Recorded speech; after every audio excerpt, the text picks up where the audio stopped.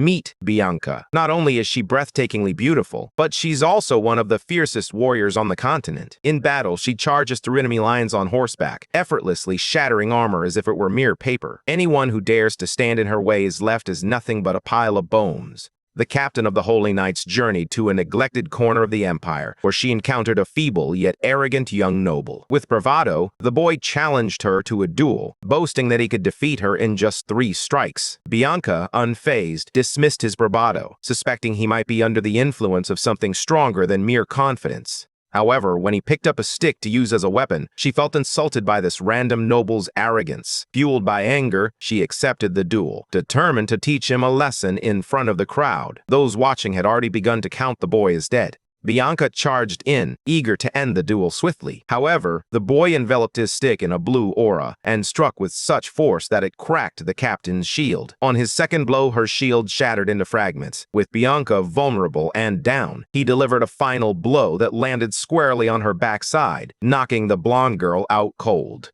Not a single soldier could comprehend what they had just witnessed. When the captain awoke, everyone braced for her fury, but to their surprise, Bianca was captivated instead. She found herself irresistibly drawn to the boy, her heart racing with unexpected desire. The boy, bewildered by her reaction, was at a loss for words. Once she departed, curiosity swept through the ranks. Everyone wanted to know who he was. This is Duke Aaron, a man with a remarkable secret. He is a Grandmaster warrior. His strength is legendary. On his very first day of basic training, he effortlessly cleaved a mountain in 2 with a single strike. The most seasoned swordsman present could only stare in disbelief, his jaw practically hitting the ground. To top it all off, this young prodigy possesses an intellect rivaling that of Einstein when it comes to war strategy. He approaches every battle like a master chess player, capable of reversing even the most desperate situations. This tale is nothing short of extraordinary, chronicling how one noble transformed a humble village into a sprawling empire. To truly appreciate this journey, we must return to the beginning, where it all started, a castle under siege by the soldiers of Emperor Zaran. The servant jolts awake in a panic, desperately calling for the Duke, but the Duke, having already accepted his fate, remains unresponsive. In that moment of despair, the servant meets his own end, confused and unaware of what has transpired. Suddenly, he finds himself awakening once more, this time in the Duke's body, 20 years in the past. After several days of contemplation, he resolved to seize this second chance and alter the course of the Duke's downfall. He took his sister Cheryl and Captain Rommel, the master swordsman, to a secure location. There, he revealed the entire truth. Emperor Zaran intended to eliminate them all. His sister was bewildered. The emperor had made a promise to their father long ago, yet it seemed he no longer cared. With their backs against the wall, the protagonist and his sister decided it was time to play their trump card. She opened a passage to a hidden realm, offering them a brief respite from the chaos. Rommel was bewildered. Cheryl had spent her entire life concealing her true identity, not just any mage, but a 7th circle archmage capable of obliterating an entire empire with a single strike. The master swordsman stood frozen in shock, grappling with the magnitude of her power. After witnessing her display of strength, Aaron felt inspired to give it a try himself. When the servant awoke in this new body, he spent several days poring over the diary and discovered that the Duke was a Grandmaster swordsman, though no one seemed to know it. In a stunning display of skill, he effortlessly split Everest in 2 with a single strike. His trainer, witnessing such unprecedented power, was left in awe, having never encountered anything like it in his lifetime. High above, a dragon soared through the skies, sensing the blessed power he had bestowed upon a human thousands of years ago. Descending to the earth, he transformed into a human himself. His mission, to seek out the humans who had inherited his gifts. Meanwhile, a boy stood by a shelf, gazing intently at Aaron's diary. A few days before he made the decision to become a duke, he opened his handwritten journal. In his mind, a figure loomed over the king's sickbed. Years ago, with the aid of a feudal lord, his uncle Zaran had usurped the throne from his frail, aging father. He recalled that shortly after his father's death, he and Cheryl were forced to flee from the royal family's ruthless purge. Their survival hinged on one condition imposed by their father: the children would never lay claim to the throne. In exchange, he compelled his brother to allow Aaron to become the Duke of Braun, a desolate land at the empire's edge, plagued by relentless monster attacks and barren soil. At that time, they were still just children, yet thanks to the dragon's blessing, both he and Cheryl wielded the power of Grand Masters. They possessed the power to restore life to this land, yet the Duke had chosen to conceal those gifts for his entire life. Clutching the diary, Aaron understood that he had done this to honor the promise he made to his father. He snapped the book shut, questioning whether any vow could hold more weight than the lives of his people. Meanwhile, back in Bronze Fortress, the boy winced in pain. Light enveloped his swollen wrist as he flexed his hand, blinking in surprise. The pain had vanished. A fair-haired girl cautioned him to be more careful so his parents wouldn't worry. She was Cecilia, the saint of the Vivian Order. The boy nodded politely, assuring her he would heed her advice. Cecilia smiled and gently patted his head, offering him praise. Suddenly, a voice echoed through the air, summoning everyone to the square. The Duke was about to address the crowd. Aaron stood atop a stone, commanding attention. One man shouted out, demanding to know what the Duke wanted, while another grumbled that it was likely just more nonsense, perhaps even new taxes. A hooded figure with a mustache chimed in, asking if anyone had noticed the Duke's recent changes. Aaron nodded, acknowledging that he had indeed heard the rumors. He had tracked down the knights who were extorting money from the people and dealt with them accordingly. Their reaction didn't surprise him. The Duke had neglected his duties for so long that trust had all but vanished. Raising a hand, Aaron addressed the crowd from the platform. He warned them that the orc numbers were swelling, and they were making a push to seize their land. If the castle were to be surrounded, supplies would dwindle, and they couldn't afford to simply wait for death to come. The crowd recoiled immediately. This had been their reality for years, and some scoffed, as if Aaron had only just woken up to the truth. With determination, he struck his chest and shouted, challenging them. Would they continue to live as victims of the greenskins, or would they stand and fight alongside him for their lives? The people stared, stunned by his words. Then, with a commanding voice, Aaron declared that he was their lord, Duke Aaron of the Brandlands, and he was issuing a new order. From this moment forward, they would no longer cower behind walls in fear of the orcs. They would become the invaders. The men exchanged surprised glances, uncertainty flickering in their eyes. But Aaron pressed on, his voice steady and resolute. How much longer will we endure this suffering while the orcs thrive? His words ignited a spark among the crowd. A grin spread across Aaron's face as he raised his fist high, vowing that they would crush the orcs and emerge victorious, rich beyond their wildest dreams. Cheers erupted, fists pumping into the air in a frenzy of excitement. Amidst the crowd stood a man draped in a white cloak, his gaze fixed on the young lord. He pondered whether this was the one destined to carry his blessing. A smile crept across the dragon's face. He hadn't intended to linger, but this boy showed great promise. In his hand, a scroll materialized. From the depths of the library, a voice grumbled about his recent order to acquire every last item just the day before. Aaron and the old bearded advisor were locked in a fierce argument. The advisor, his voice sharp with frustration, demanded to know why Aaron had yet to procure even 100 sets of armor. In response, Aaron shot back, questioning what would happen if the expedition ended in failure. The advisor retorted that it was Aaron's responsibility to ensure success. Tension crackled between them as they glared at one another, each unwilling to back down. Suddenly, a knock echoed from the dark door. Still simmering with anger, both men barked in unison, one commanding the visitor to enter, while the other insisted they leave. The door swung open, and Rommel entered, announcing that a man sent by Duke Rhinan was here to see him. This unexpected news caught both of them off guard. The visitor bowed respectfully, a scroll in hand, and offered a polite greeting. Introducing himself as Kainaz, he explained that Duke Rhinan had sent him personally. Taking the scroll, Aaron carefully repeated the man's name.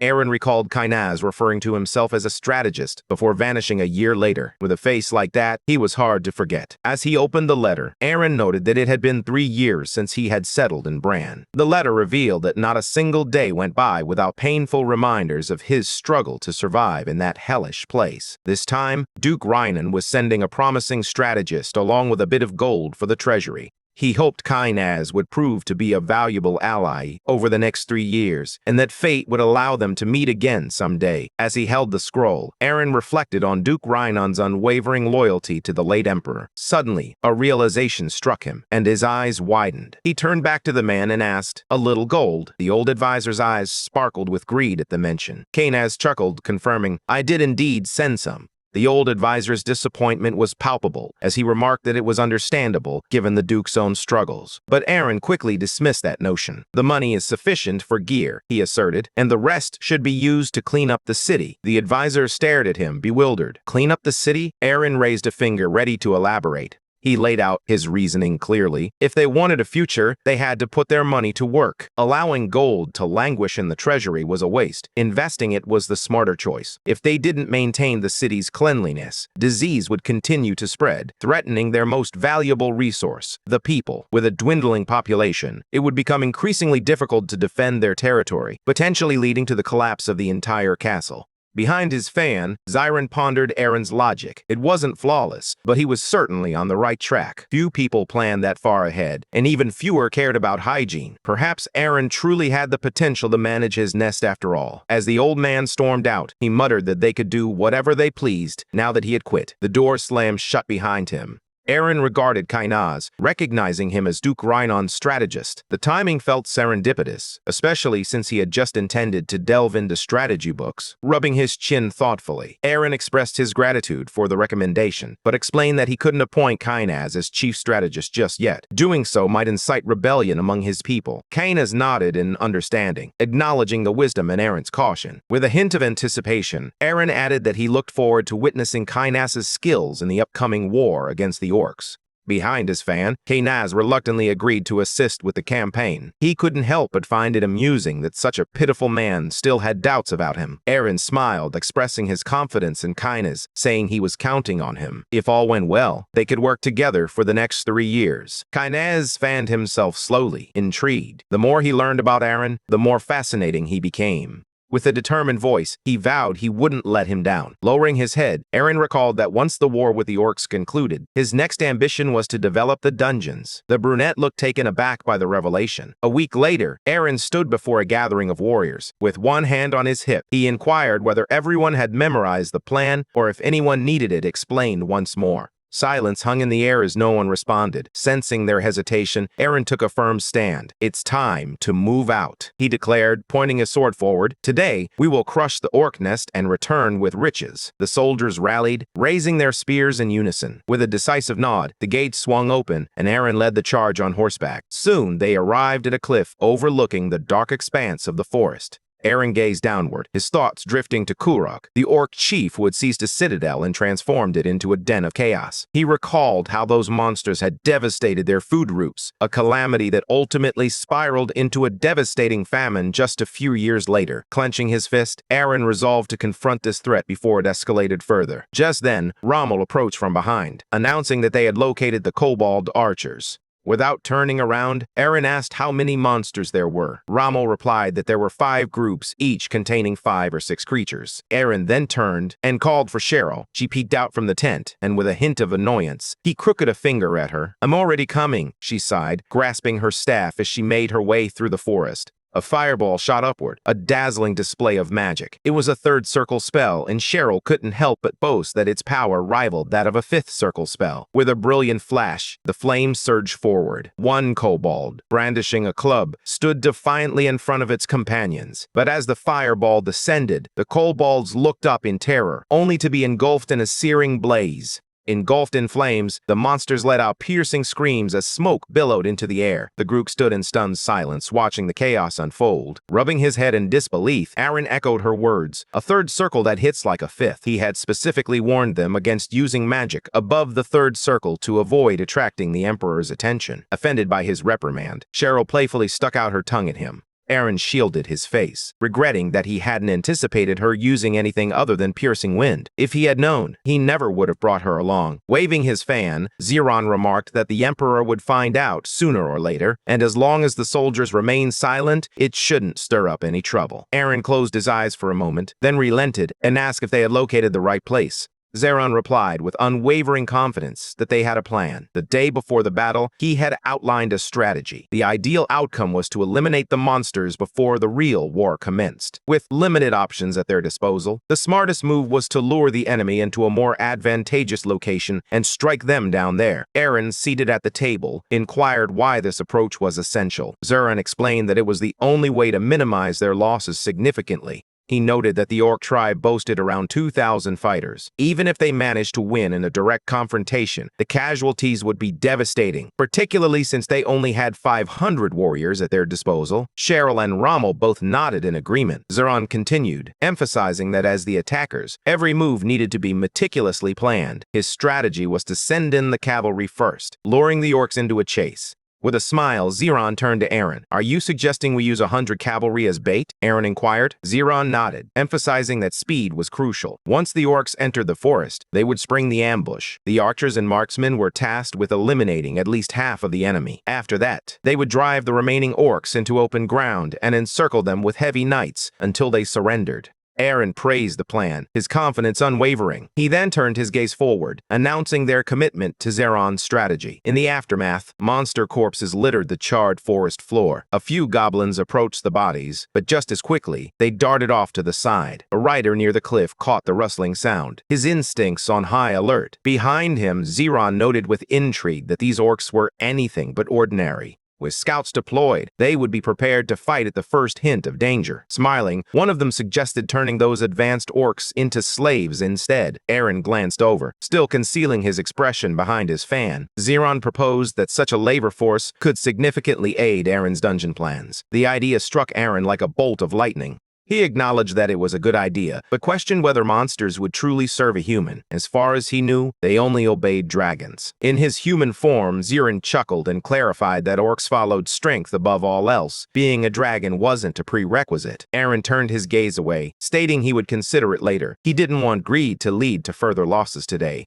Zeron gave a slight nod. Standing at the edge of the forest, Aaron turned to his troops and asked if it was time to begin. He commanded Cheryl to position 200 soldiers within the trees, while Rommel prepared the iron ring for the ambush. Finally, he instructed Zeron to remain on the hill. Zeron nodded in understanding. With a determined grip on his sword, Aaron raised it high and shouted, sending his men charging forward. Elsewhere, the orc chief lounged on his throne, savoring a piece of meat. Suddenly, one of his minions burst in, breathless with urgency, to report that humans were attacking. Kurok spat out the meat, a dark aura radiating from him. "Where are they coming from?" he demanded, his voice low and menacing. An orc with sharp fangs stepped forward, answering, "From the Black Forest." A shadow crossed Kurok's face as he sneered. "So, the insects hiding behind their stone walls have finally crawled out to die." He raised his hand, commanding them to slay every human and seize their castle. The assembled warriors erupted in a fierce roar. Kurok's eyes blazed with intensity as he commanded them to unleash the Minotaur. One of the orcs tugged on the chain, and the cage creaked open, revealing a massive bull-like creature wielding a formidable axe. It raised its nose ring and let out a thunderous roar. Kurok swung his club, rallying his subordinates with a cry for slaughter and plunder. They responded by raising their weapons high. The monstrous army began to march forth, the sun casting its golden light over the hills. A solitary bird soared across the sky, observing the chaos below. The orcs charged ahead, their fervor palpable. Above them, the bird remained a silent witness. Meanwhile, a glowing magic sphere began to coalesce between Kurok's hands, ready to unleash its power. At the edge of the cliff, Kina sent a mental message. The time had come. The army surged forward. Drawing his sword, Aaron commanded everyone to brace for the impending clash. He raised his blade high, then swung it down with a fierce shout, "Forward!" His horse bolted ahead as an orc charged toward him. The two sides closed the distance rapidly, the tension thick in the air. The knights responded to the command to attack, their battle cries echoing through the air. The orcs roared defiantly, and chaos erupted as the two forces clashed. Aaron spearheaded the charge, leading his men into the fray. As the armies collided, he quickly assessed the situation and realized it still wasn't enough. He needed to push harder. Just then, something caught his eye. A massive axe descending toward him, aimed directly at his head.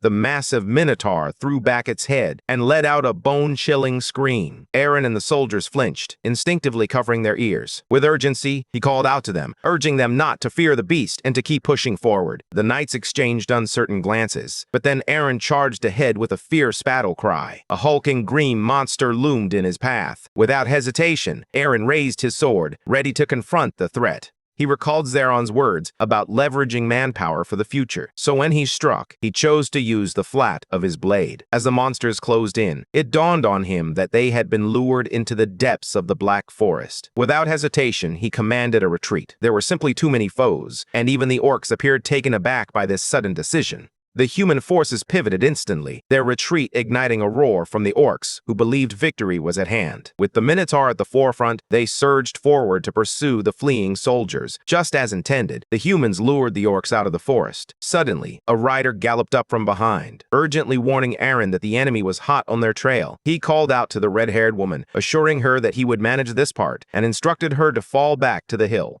He turned his horse around, determined not to let them escape. He was fully committed now. As the Minotaur raised its arm to strike, the hero made a resolute decision. None of his men would die today. The knight charged forward, confronting the beast head-on, his mind focused on a single thought. No soldier would be lost on his watch. With a swift swing of his sword, he slashed through the bull monster, sending the beast crashing to the ground. A nearby knight erupted in cheers, triumphantly placing a foot on the fallen creature. Aaron recalled the instruction to head for the hill, but at least he wouldn't have to drag this beast himself. He turned to Arthur, directing him to tie it up and toss it deeper into the bushes. The mustache man blinked in disbelief and asked if Aaron intended to keep the creature alive. Aaron replied with a firm no. He would need it later. Startled, the man quickly agreed. Just then, a knight pointed ahead, warning that the orcs were closing in. The monstrous horde surged forward, one of them shouting that the humans were right there and it was time to wipe them all out. A sudden glow illuminated their faces. They looked up to see fireballs streaking across the sky. Then, a massive explosion erupted in the field. Aaron turned toward the blast, questioning Gale's motives. Why eliminate all the orcs? Without hesitation, he called for another retreat. Zyron observed him closely, a scowl forming on his face as he ordered the pursuit to continue.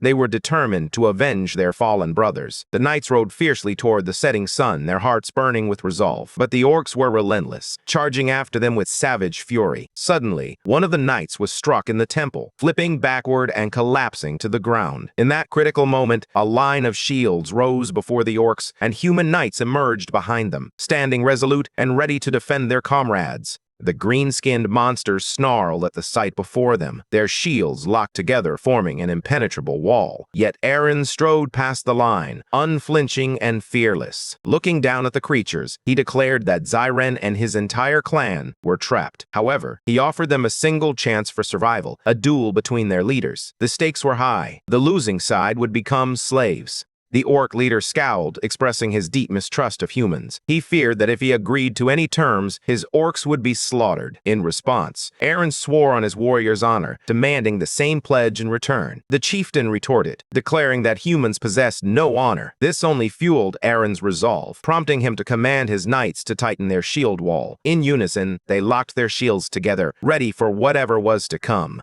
Lifting his club high, Zyron finally relented, warning Aaron not to break his word. The two stepped forward, locking eyes in a tense standoff. Without warning, the monster lunged, swinging his club with deadly intent, aiming to crush Aaron in a single blow. The weapon struck the ground with a thunderous crash. As the dust began to settle, Aaron stood there, untouched and resolute. Steam billowed from the orc's mouth in a furious snarl. Aaron deftly dodged the next swing of its massive club, his focus razor-sharp. So this was the dragon's blessing. Though he hadn't fully mastered it yet, his body instinctively reacted to the orc's relentless attacks. The monster glared at him, hurling insults and branding him a coward. That struck a nerve deep within Aaron. He drove his blade into the ground, cracked his knuckles, and declared he would teach the brute some manners. A frightened knight shouted, questioning why he had discarded his sword. Flexing his fists, Aaron reassured him, "Don't worry, I'm about to teach that orc a lesson." Zyron, tossing aside his own club, acknowledged the man's honor. "Very well," he said. "I'll fight barehanded too and crush you with my own strength."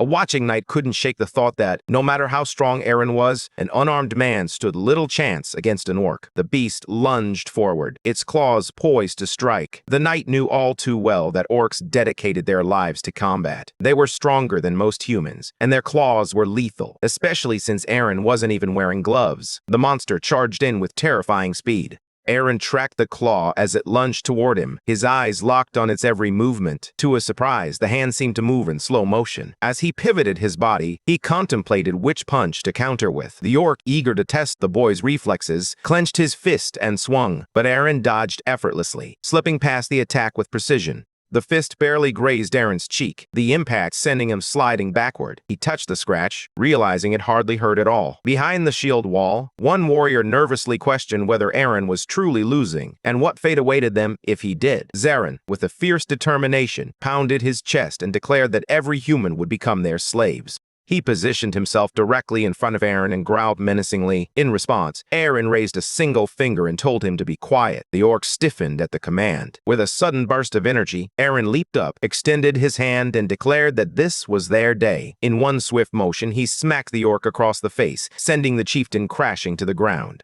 The monster shook his head in disbelief. Regaining his composure, Xeron demanded to know if Aaron was using magic and where his honor had vanished. He barely had a moment to react before Aaron charged forward, declaring that they were the ones becoming slaves. With a swift strike, Aaron delivered the final blow, proclaiming, "My slaves!" The orc leader was sent hurtling through the air, crashing toward the knights, who quickly raised their shields in defense. The barrier solidified into an impenetrable wall. The orc, unable to withstand the force, was sent hurtling back toward Aaron. With swift reflexes, Aaron seized the orc by the head, gripping it tightly. He then crushed it between his palms like a vice. The orc's eyes widened in terror as he begged for mercy, but Aaron's response was swift and merciless. He slammed the creature into the ground. The defeated chieftain lay in the dust, his head marked by the imprints of Aaron's hands. That marked the end of the orc leader's defiance. Aaron gripped the rope tethering the captured orc, standing tall above the others with the prisoner at his side. Clearing his throat, he addressed the orcs, declaring that he wouldn't kill them, at least not yet. Instead, they would now serve humans as slaves. The orcs stood frozen in disbelief as Aaron continued, informing them that they would toil the lands of Bran. In exchange for their compliance, they could hunt in the nearby forest, and if they performed their tasks well, they would be rewarded with food. However, if even one of them dared to rebel, Aaron would not hesitate to kill them all, snapping the neck of anyone who dared to oppose him. The orcs stared back in silence, their expressions unreadable. A vein throbbed on Aaron's temple as he seized Xeron by the hair, his voice rising in fury. "If you all stay quiet, I'll do the same to every last one of you."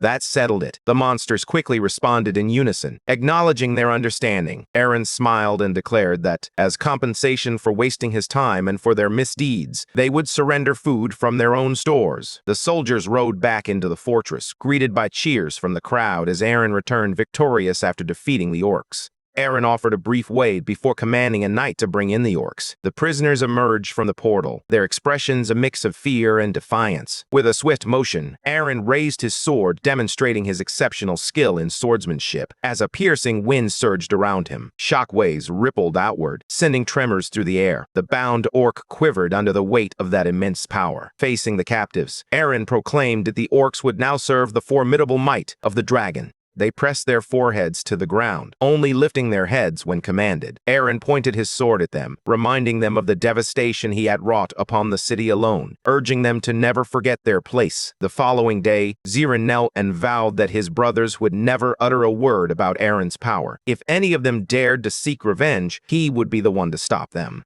Gazing down at the orcs, Gale issued a stern warning. If even one of them caused trouble, their entire race would face annihilation. Keynes approached Aaron, acknowledging his remarkable achievement in bringing the orcs to heel. "Impressive work," he remarked. With a playful grin, Aaron spread his arms wide and replied, "It seems the orcs mistake me for a dragon, which certainly makes things easier." The man chuckled behind his fan and asked once more, did Aaron truly believe that dragons forgive those who pretend to be one? Aaron dismissed the notion, insisting they had misunderstood him. "I never claimed to be a dragon," he explained. "The orcs came up with that idea on their own. I merely chose not to correct them." The dragon laughed, its voice rich with amusement. "They're simply terrified of my power." Aaron recalled the Duke from his past life, realizing that this newfound power truly rivaled that of a dragon. Keynes looked taken aback by his reaction. With a subtle glance, Aaron signaled that it was time to inform the others about the orcs. In about an hour, he planned to call another meeting. The man nodded in understanding. With his hand resting on his hip, Aaron felt a surge of confidence. With this kind of power, Duke Aaron could safeguard his land and protect his people.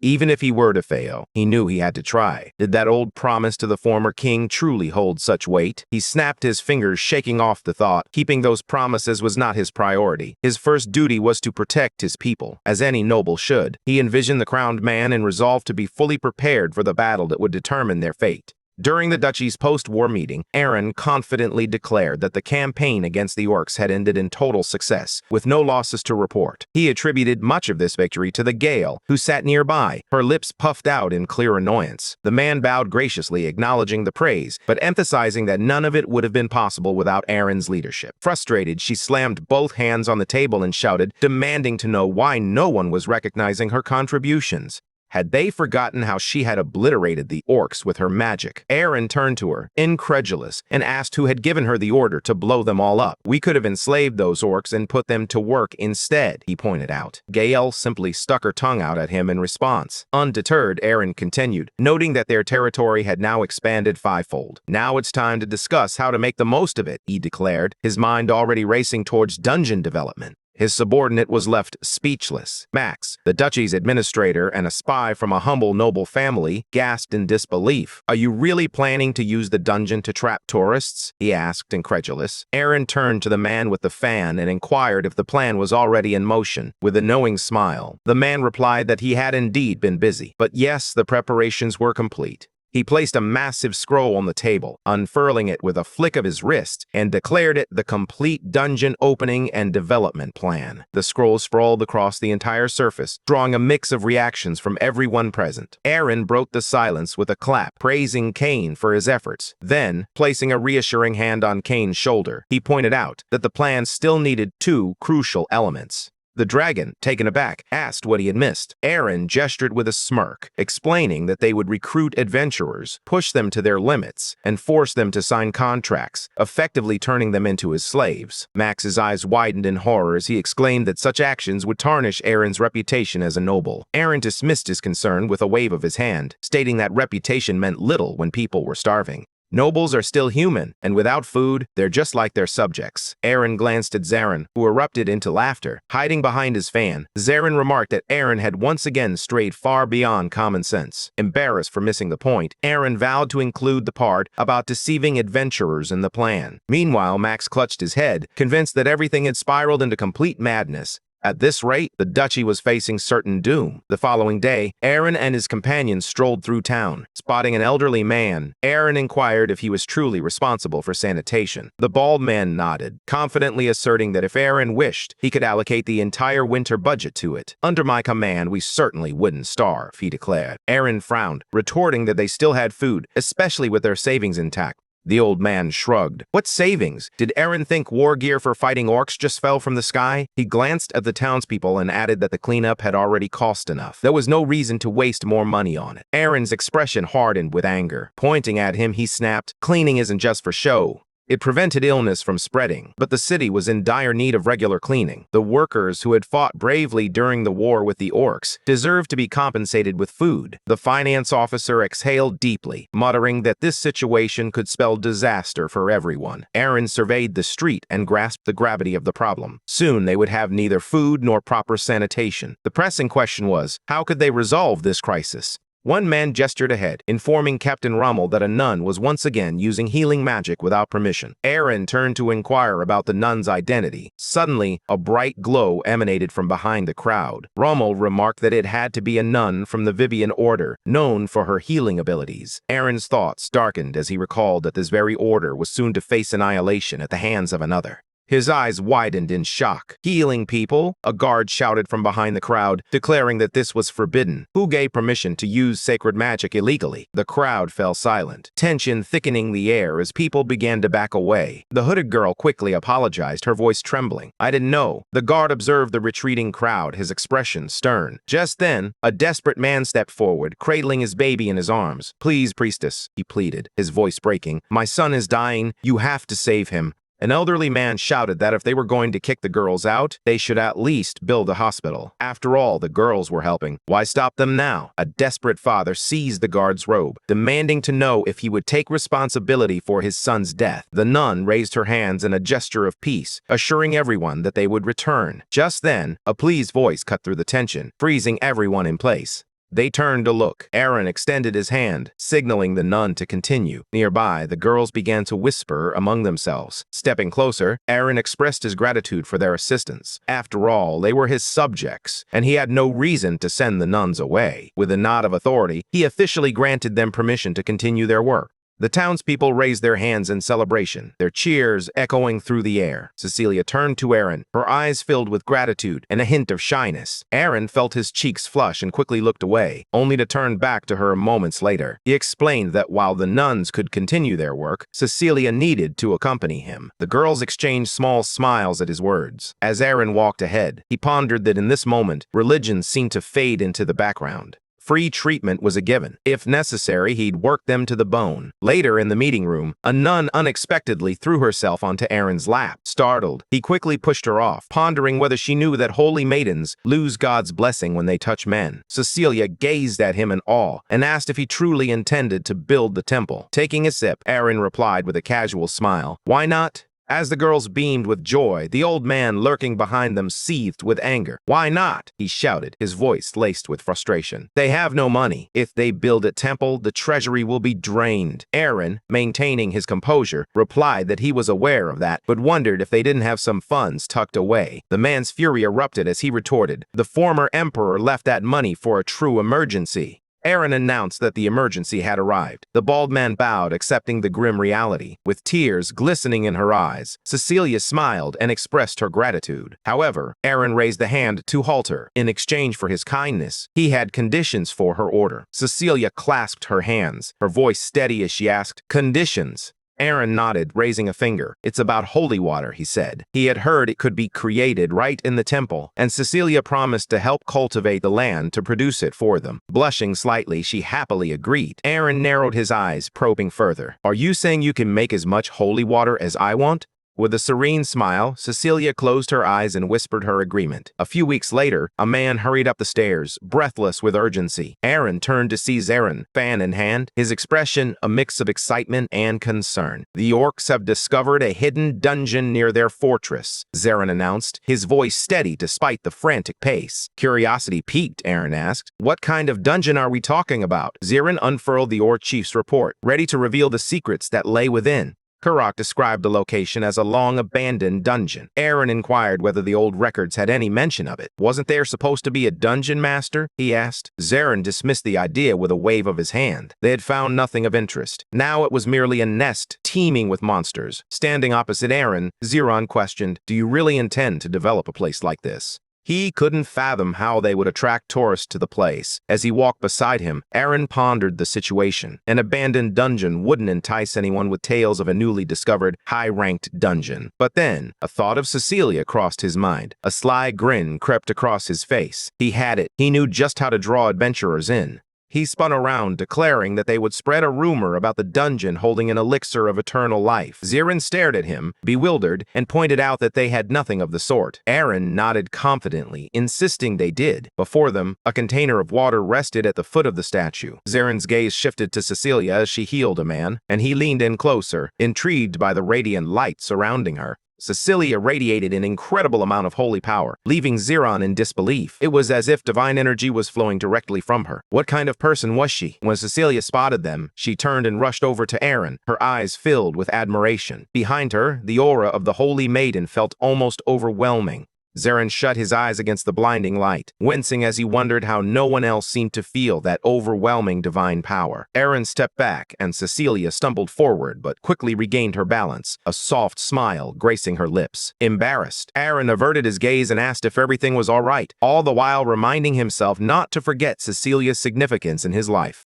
Cecilia, the holy water maker, smiled with her eyes closed, assuring Aaron that they were almost finished. He cut to the chase, asking if she could produce the holy water yet. With a sparkle in her eyes, Cecilia replied with enthusiasm, "Of course." She settled by the statue and began to pray to Vivian, asking the goddess to bestow a fragment of her power and perform a miracle. Aaron and Zarin stared in shock at the water. Zarin couldn't shake the feeling that this was no ordinary human power. Cecilia had to be a direct descendant of the goddess. Perhaps her gift had yet to fully awaken. Aaron scooped up some water and handed it to the old man, suggesting he try it first. Given his age and frailty, the effects would likely be most pronounced on him. The man accepted the drink, grumbling that plain water couldn't heal anything. Real medicine, perhaps, but not this. Yet he took a sip. His eyes widened in surprise. Once he finished, he exhaled deeply, stretched, and then, in an unexpected burst of energy, flipped through the air. Gazing at his own hands, he marveled. "I feel 5 years younger." Aaron asked if it surpassed real medicine. He turned to Cecilia with a smile, but it quickly faded when she grasped his hand. He contemplated pouring holy water into the dungeon and spinning tales of a spring of eternal life. But the truth was, this concoction worked far too well. That decided it. He needed Cecilia, his affordable holy water maker, by his side at all times.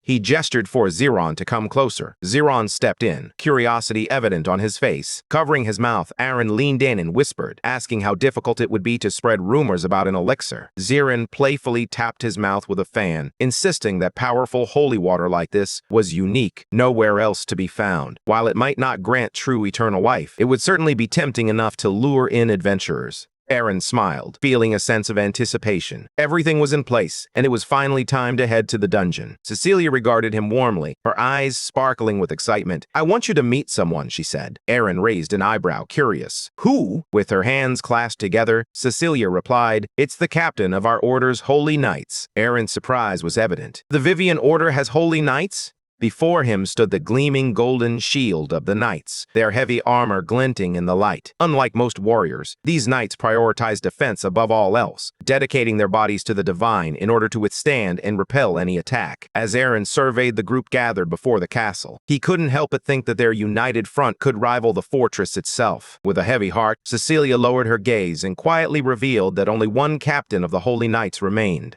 Aaron leaned in, his voice barely above a whisper as he asked if that captain was on his way. Just then, a voice called out to the red-haired boy, drawing his attention. A blond knight approached, a smug expression on his face, and warned Aaron not to crowd their saint. He scoffed, declaring that Aaron wasn't even worthy to stand beside her. Frowning, Aaron pressed for clarification. With her eyes closed, the girl replied coolly that she had come only because the Holy Maiden had chosen to build a temple in this desolate land, inhabited by weak souls and ruled by a useless duke. With a smirk, she deemed the entire place pathetic. Cecilia quickly reprimanded Lady Bianca, insisting she shouldn't speak to their lord in such a manner. Rubbing his chin thoughtfully, Aaron inquired about her claim that his people were weak. Bianca met his gaze and reiterated her stance, asserting that she would only obey someone truly stronger than herself. Aaron regarded her with mild disinterest and asked, "How many people have you obeyed so far?" Thumping her chest, Bianca proudly declared that the number was 0. No one had ever matched her strength. Aaron smiled mischievously and proposed a bet. Bianca blinked in surprise as he held up 3 fingers. "The loser takes 3 hard hits from the winner," he said, a glint of challenge in his eyes. "Then we'll see if you'll submit." Bianca frowned, labeling him weak, but Aaron simply grinned in response. The two stood poised to clash, tension crackling in the air. Arthur shook his head, remarking that there was little sense in starting a fight when the outcome seemed so clear. It was a difficult scene to witness. Nearby, someone whispered that the master had defeated the orc using sleep magic and intended to fight without his sword this time. The man behind him inquired whether this fight would leave one of them seriously injured. Arthur, feeling anxious, wondered what they could possibly do. The only response was to pray. Aaron bent down and picked up a branch. Bianca scowled, incredulous. "Are you really planning to face me with a stick?" she challenged. Aaron glanced at the branch and shrugged. "Just ignore that nasty ant." Bianca was on the verge of triumph, but her expression tightened with determination. Raising her shield high, she invoked the power of the goddess Vivian, ready to crush her foe. Her hair whipped around her as she focused. Meanwhile, Aaron yawned, mocking her for taking her time. "Are you really scared of a stick?" he taunted. Fueled by frustration, Bianca charged forward, snapping at him to be quiet.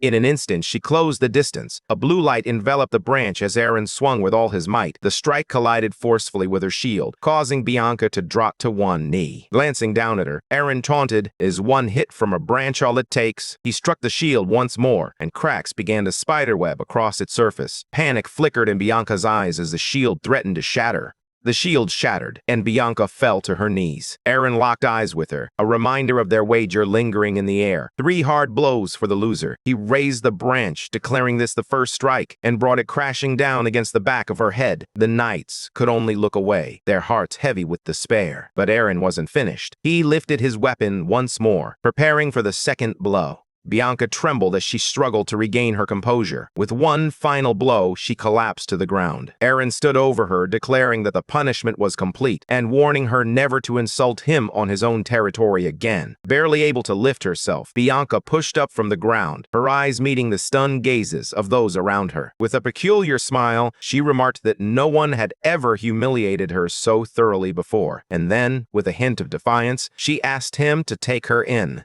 Cecilia swiftly covered Bianca's mouth, interrupting her. Aaron recoiled in surprise. Still holding Bianca's lips shut, Cecilia explained that the captain of the Holy Knights had become too engrossed in her favorite novels and urged him not to misinterpret the situation. Puzzled, Aaron inquired about the type of novel she had been reading. Then, turning to Rommel, he instructed him to gather the warriors for the upcoming dungeon raid. Aaron stood before the assembled troops, with Kanaz waiting just behind him. As the report began, Kanaz listened intently. After dispatching soldiers to guard the borders, they were left with only 100 fighters, far from sufficient. The man delivering the report gestured toward Aaron as he outlined the dire situation. With just 5,000 residents in Branland, the law permitted them to conscript only 1 man out of every 10. Without a larger population, their ability to raise a formidable army was severely limited. Even if more people joined them, they still lacked enough food to sustain everyone. Aaron rubbed his chin thoughtfully and remarked that before bringing in new faces, they needed to improve life in their current situation. The dragon beside him nodded, promising to do his best to remedy their dire circumstances. Aaron glanced at him and nodded in agreement. He recalled the faces of the people in the streets and realized that, if his instincts were correct, a wave of refugees would soon flood the lands of Count Grey and Count Aemon. The dark-haired man regarded him with curiosity, clearly questioning his intentions. His eyes widened in surprise as Aaron raised a hand and boldly announced their plan. They were heading into the dungeon to clear it out and claim the treasure within. Swords gleamed as they shot into the air, signaling the warriors' departure for the dungeon. They halted a short distance from the orc camp. Kurak bowed deeply, acknowledging his overlord. Dismounting his horse, Aaron inquired about the situation. The chieftain averted his gaze, his expression tense. "There's been a problem," he replied. Aaron raised an eyebrow, curiosity piqued.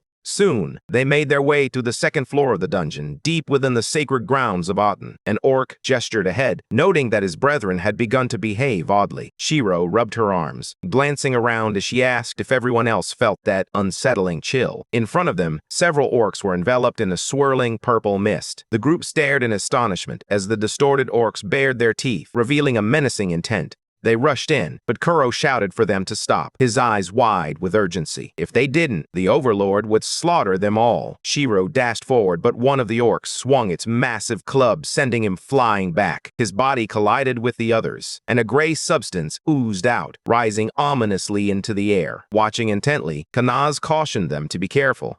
These were ghosts, cloaked in a swirling purple haze. One shot forward, and Kurak swung his club to smash it. The spirit darted straight for Aaron, who thrust out his sword to intercept it. Aaron examined the blade, feeling the weight of the moment. More and more ghosts began to circle the group, their eerie forms closing in. Clutching her staff, Shiro muttered, "These things are pure nightmare fuel." A fireball ignited at the tip of her staff, illuminating the dim room. Ghostly figures floated near the ceiling, then suddenly dove toward her. Aaron swung his sword, slashing at the spectral foes, while Shiro unleashed a torrent of flames. A fierce beam of fire erupted from the orb atop her staff, incinerating the apparitions. The charred remnants of the ghosts plummeted to the floor, leaving only silence in their wake. Shiro turned at the sound of her name. Glancing back, she saw Rommel grappling with a ghost, desperately calling for help. They couldn't inflict any harm on these apparitions. Crouched behind a stone, Kanaz suddenly recalled a crucial detail he had neglected to mention. Only magic could harm ghosts. The man frowned, irritation flashing across his face as he snapped at Kanaz. "You could have mentioned that a bit sooner."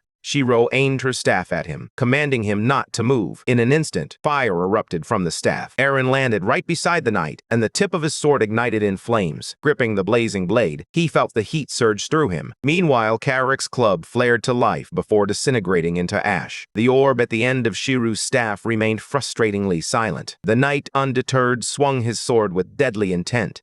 Flames engulfed the dungeon, and ghosts fell around them like leaves in a storm. They swirled together, drawn toward the light, their anguished screams echoing in the air. The group instinctively covered their ears as the spirits fused into a colossal monster, a dark mass that almost seemed to grin as it charged toward the entrance. Suddenly, a flaming blade sliced through the air, narrowly missing it. Aaron sheathed his sword and asked, "Is that all?" As he ran his hand along the books on the shelf, Kanaz suggested that the ghosts were likely guarding something. Shiro picked up a book and held it out for his brother to see. Aaron glanced at the title, Legacy of the Ancients. It sparked a memory of old prayers, reminding him of a temple that had once stood there during the days of the Demon Empire. As she delved into the book on training spiritual power, her eyes widened in surprise. Her brother glanced over and asked what she had discovered. Holding the book tightly, Shiro explained that unlike mages, who draw from external sources, monks harness a different force altogether, spiritual power. Aaron, intrigued, admitted he had never heard of it before. He studied the diagrams and broke it down simply. A mage is born with a fixed mana vessel, he clarified, but spiritual power originates from a vessel that can grow and evolve. He handed the book to Kanaz and inquired if he had ever encountered anything like it. Kanaz opened the pages, his eyes lighting up with fascination. If Shiro was correct, even an ordinary person could potentially learn magic through spiritual training. Aaron clapped his hands, excitement bubbling over as he asked if that meant their soldiers could learn magic as well. Kanaz frowned, cautioning that even if it were possible, it wasn't something they should attempt just yet.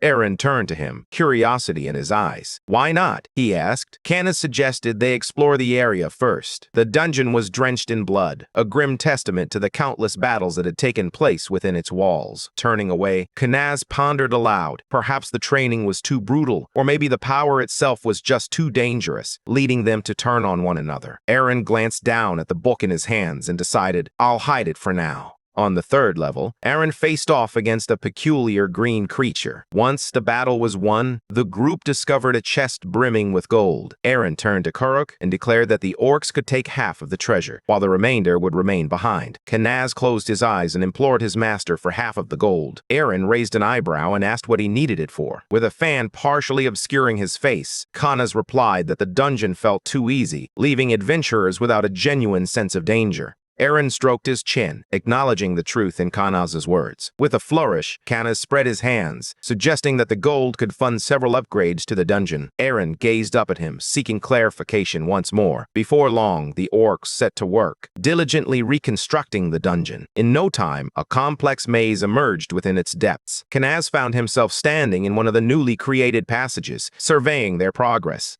With a smile, he announced that the maze was ready. A brilliant light flared around Kanaz as he proclaimed himself an ancient dragon ruling over the dead. Pointing his fan ahead, he commanded them to rise. A whirlwind swept through the maze, lifting bones from the ground. They came together, forming skeletons, while ghosts began to materialize through the shadowy passages. They floated upward, surrounded by the twisting paths of the maze. Kanaz noted that it still needed a few more torches. Nearby, a small spring bubbled with clear water. He scooped some into a flask and began to chant in an unfamiliar language. To his amazement, the water inside the flask began to glow. With a careful hand, he poured it back into the spring and gently tapped the surface with his little finger. After tasting the dish, Kanaz declared it delicious, perfectly suited for the place, and even claimed it could extend one's life by about a year. The dragon smiled, adding that all they needed now were some greedy customers. Meanwhile, the dungeon had transformed into a dark, winding maze. A crowd began to gather at the castle gate. A guard turned and commanded the gate to be lowered. With a creak, the gates opened wide.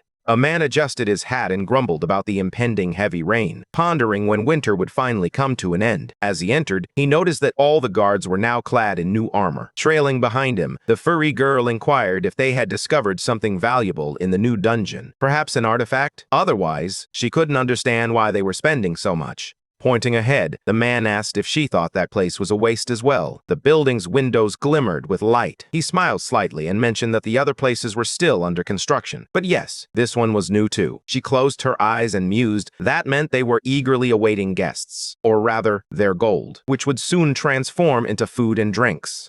The man in the hat smiled and said that if that was the price of admission, he'd gladly pay it. As the bell above the door chimed, a man appeared behind the counter. The visitor tipped his hat and joked, asking how many people he had to rob to build such a tavern, especially with an inn upstairs as well. The owner chuckled and replied that he had robbed no one. It was all built on credit. He then asked if they had heard about the new dungeon, cautioning that crowds would soon flood in, so they should act quickly while they still had the chance. Gerald chuckled, surprised to see him so animated. As he surveyed the room, the man slid a cuckoo coin across the table and inquired about what he knew regarding the dungeon. With his arms crossed, he replied that he had heard whispers of a spring said to grant eternal life. Gerald leaned in closer, straining to catch the conversation. When he learned they might be the first adventurers to explore that place, it took him by surprise. With a playful flick, he tossed a coin to his friend, declaring that he never disappoints. "Go grab some food," he urged. "We're about to make this tavern rich." The next morning, Aaron was deep in training, blue flames swirling around him like a protective aura. Before him lay an open book, its pages filled with secrets about spiritual power.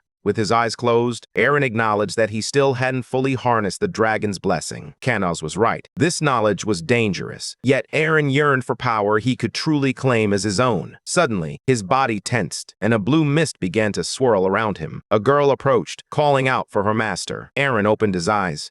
Cecilia stared at him, clearly taken aback. Snapping back to reality, Aaron jerked away and asked what was wrong. Did she need something? Holding a plate of sandwiches, Cecilia explained that she wanted to share a little of how she felt. Embarrassed, Aaron accepted the plate. Just then, he turned his head, drawn by a sound nearby. A knight rushed toward them, prompting the girl to announce that she would go investigate. She dashed off toward the gate. Aaron let out a soft, fond sigh as he watched her. The knight struck his chest and declared that the adventurers had arrived. With excitement, Aaron inquired about the number of slaves they had rescued. The following day, riders set out for the dungeon. A wooden sign read, "8 in spring." As a party of adventurers approached the gate, a red-haired girl squinted at the sign and asked if the entry fee was truly 10 gold. After handing over the coins, a knight presented her with a scroll, cautioning her not to lose it. It was her pass to enter. Just then, the knight halted Gerald, insisting that no one could enter without proof of payment. He raised an eyebrow and inquired about the recent payment. The knight replied that it was 10 gold pieces for each person. The crowd erupted in outrage, decrying it as robbery, claiming that such an amount could sustain a family for 3 months. A voice rang out, accusing them of running a scam, but the guard silenced the dissent with a raised spear and began to announce that he spoke on behalf of Duke Aaron of Brandlands,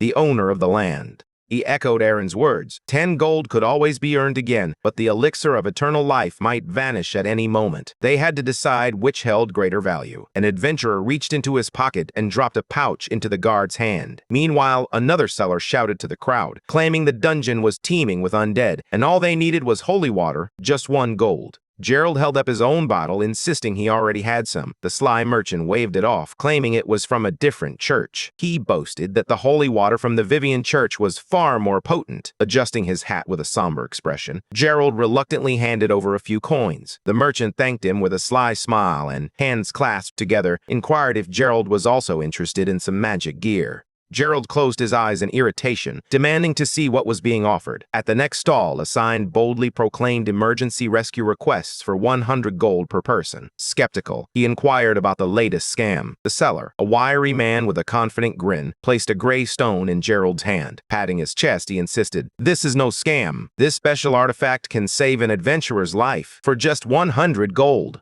Gerald examined the situation and inquired about the consequences of not making the request. With his arms crossed, the man replied that they wouldn't face any charges. Gerald glanced toward the entrance, contemplating the possibility that if the spring of eternal life truly existed, they could recover far more than they had invested. With that thought in mind, the adventurers ventured into the dungeon. A row of shimmering magic orbs lay on a table, and Aaron and Cain gazed at one of them with unrestrained greed. Karik turned at the sound of his name. Aaron placed a reassuring hand on his shoulder and explained that holy water would weaken the ghosts for about an hour, urging him to head down and stir things up. On the dungeon's second floor, a girl unleashed a flurry of ice arrows, splashing water that froze the ghosts in their tracks. Suddenly, dark shadows surged down the hall, and the man in the hat remarked that things would be much more difficult without that holy water. They paused at the stairs, and he asked if they had reached the top floor. Suddenly, dark shadows surged around them. He raised the flask of holy water, shouting for the monster to take it. With all his strength, he hurled the flask, shattering it against the creature's head. But before he could celebrate, a shadowy figure lunged at him, sending him tumbling down the stairs. A spectral orc advanced menacingly toward the group. Gerald shouted that these were mutant ghosts and urged everyone to draw their weapons. Suddenly, more phantoms with green legs surged through the labyrinth. Panic-stricken, one man cried out that there were too many and that they needed to flee. Without hesitation, the group dashed down the stairs, but a green hand reached out, grasping at their clothes. Carrick flashed a grin and tore the object away. Gerald continued his frantic descent down the stairs, glancing back, praying they had escaped. Anna raised her staff, summoning a brilliant light that illuminated the dark tunnel. The man in the hat muttered that this maze seemed tailor-made for a minotaur. Then, turning to the injured man, he asked, "What happened to Athos?" The other man simply shook his head. With a steely gaze, Gerald insisted they should leave him behind and head to the spring themselves. He would be better off that way. Just then, a group carrying a torch moved through the dungeon, casting eerie shadows on the walls. Suddenly, the man in the hat sensed something was amiss. He spun around, fear gripping him, and shouted for everyone to be cautious. Arrows rained down upon them, clanging against their shields as the fighters braced for impact. Suddenly, wild orcs charged forward, their war cries echoing with a fervor that sent chills down their spines. In a panic, Gerald shouted for everyone to run. The boys, gripped by terror, stumbled backward. Arrows whizzed past, and one by one they fell to the ground. The man in the hat quickly pulled them to their feet, his voice urgent. "If you fall behind, you won't survive." The group hurried deeper into the labyrinthine corridors. Shaken, he struggled to determine their next move. Arrows thudded into the walls ahead, sending splinters flying. Gerald shouted for everyone to veer right. More arrows whizzed past them, and he urged Anna to hold off their pursuers. With determination, the sorceress raised her staff and unleashed Ice World. An orc swung its axe against the barrier with relentless fury. Terrified, Gerald pleaded with her to hold him off just a little longer. Suddenly, a brilliant light erupted in front of the girl as she maintained her Ice World spell. An imposing ice wall materialized before her just in time. Skeletons raised their bows, and in an instant, an arrow struck the swordsman's leg, followed closely by another that hit his partner. Both men collapsed to the ground. Anna desperately unleashed a relentless stream of light. The skeleton archers froze in place, their skulls shattering under the brilliance. The hero pressed onward, determination etched on his face. Suddenly, a swordsman shouted in alarm, "Something's happening to the wall." Just then, a torrent of water erupted, sweeping him away in an instant. The deluge surged through the corridors, threatening to engulf them all. Gerald plunged into the water, his cries of fear echoing as the waves crashed around him. On the shore, Anna lay motionless, while the others desperately pleaded for her to awaken. Suddenly, the man in the hat gestured ahead, urging them to look. The sorceress gasped in astonishment as a brilliant glow illuminated the scene before them.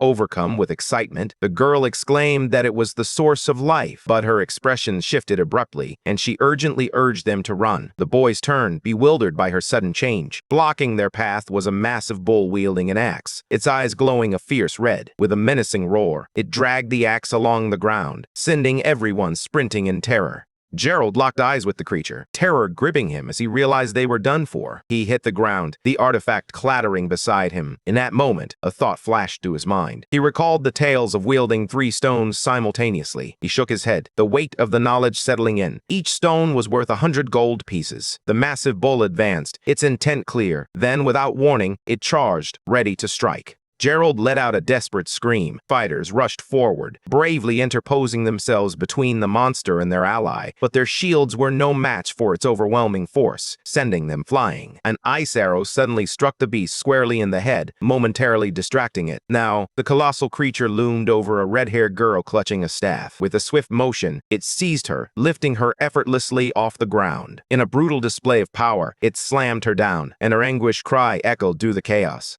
Shaken, Gerald picked up a stone and shouted, demanding to know where the rescue was. The giant swung its weapon once more, and the man in the hat instinctively covered his face in terror. Just then, several knights charged in, intercepting the strike with their swords. The furious beast, feeling the impact, dropped its axe and fled in panic. Arthur extended a hand, asking if everyone was all right.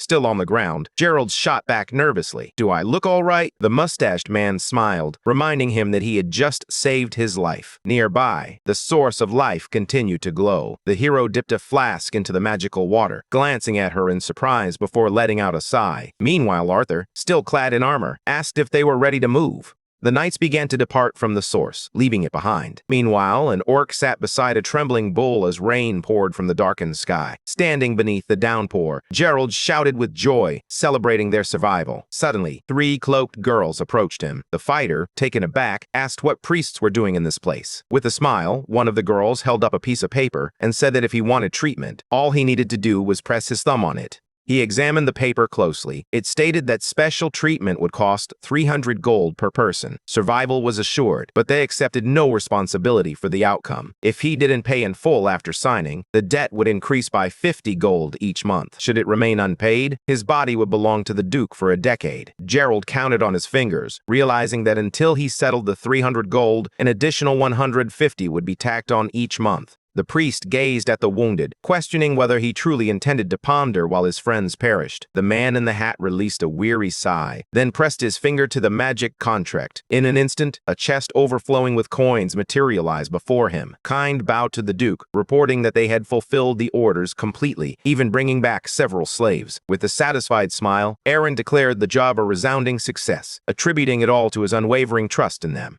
The old man stood before the chest overflowing with coins, questioning whether this was truly reality or just a dream. Aaron raised his hand, declaring it was time to tackle the second dungeon. Voices around him echoed in agreement. Workers continued their labor, and whispers spread that Aaron used the profits to aid those in his realm. What remained was invested in creating an adventurous city, and after a prosperous winter, they proudly founded Ayton. Aaron stood atop a wooden tower in the heart of the new city, surveying the landscape below. He had believed the city was complete, yet the absence of human residents weighed heavily on his mind. Grimly, he acknowledged the stark reality. For now, only orcs could call this place home. Just then, a white bird fluttered down in front of him, dropping a scroll at his feet. With a sense of urgency, he picked it up and unfurled the letter. Its contents hinted at a potential conflict over ownership, an issue that could ignite a fierce dispute. Aaron smiles, a realization dawning on him. The solution is straightforward. If they lack enough men, they will simply recruit more. Rommel, visibly uneasy, questions whether this truly means war. Aaron nods in response. A gold mine has been discovered on the border, and he refuses to allow anyone to seize land that rightfully belongs to him. The aide interjects, nervously pointing out that those lands exist only on paper.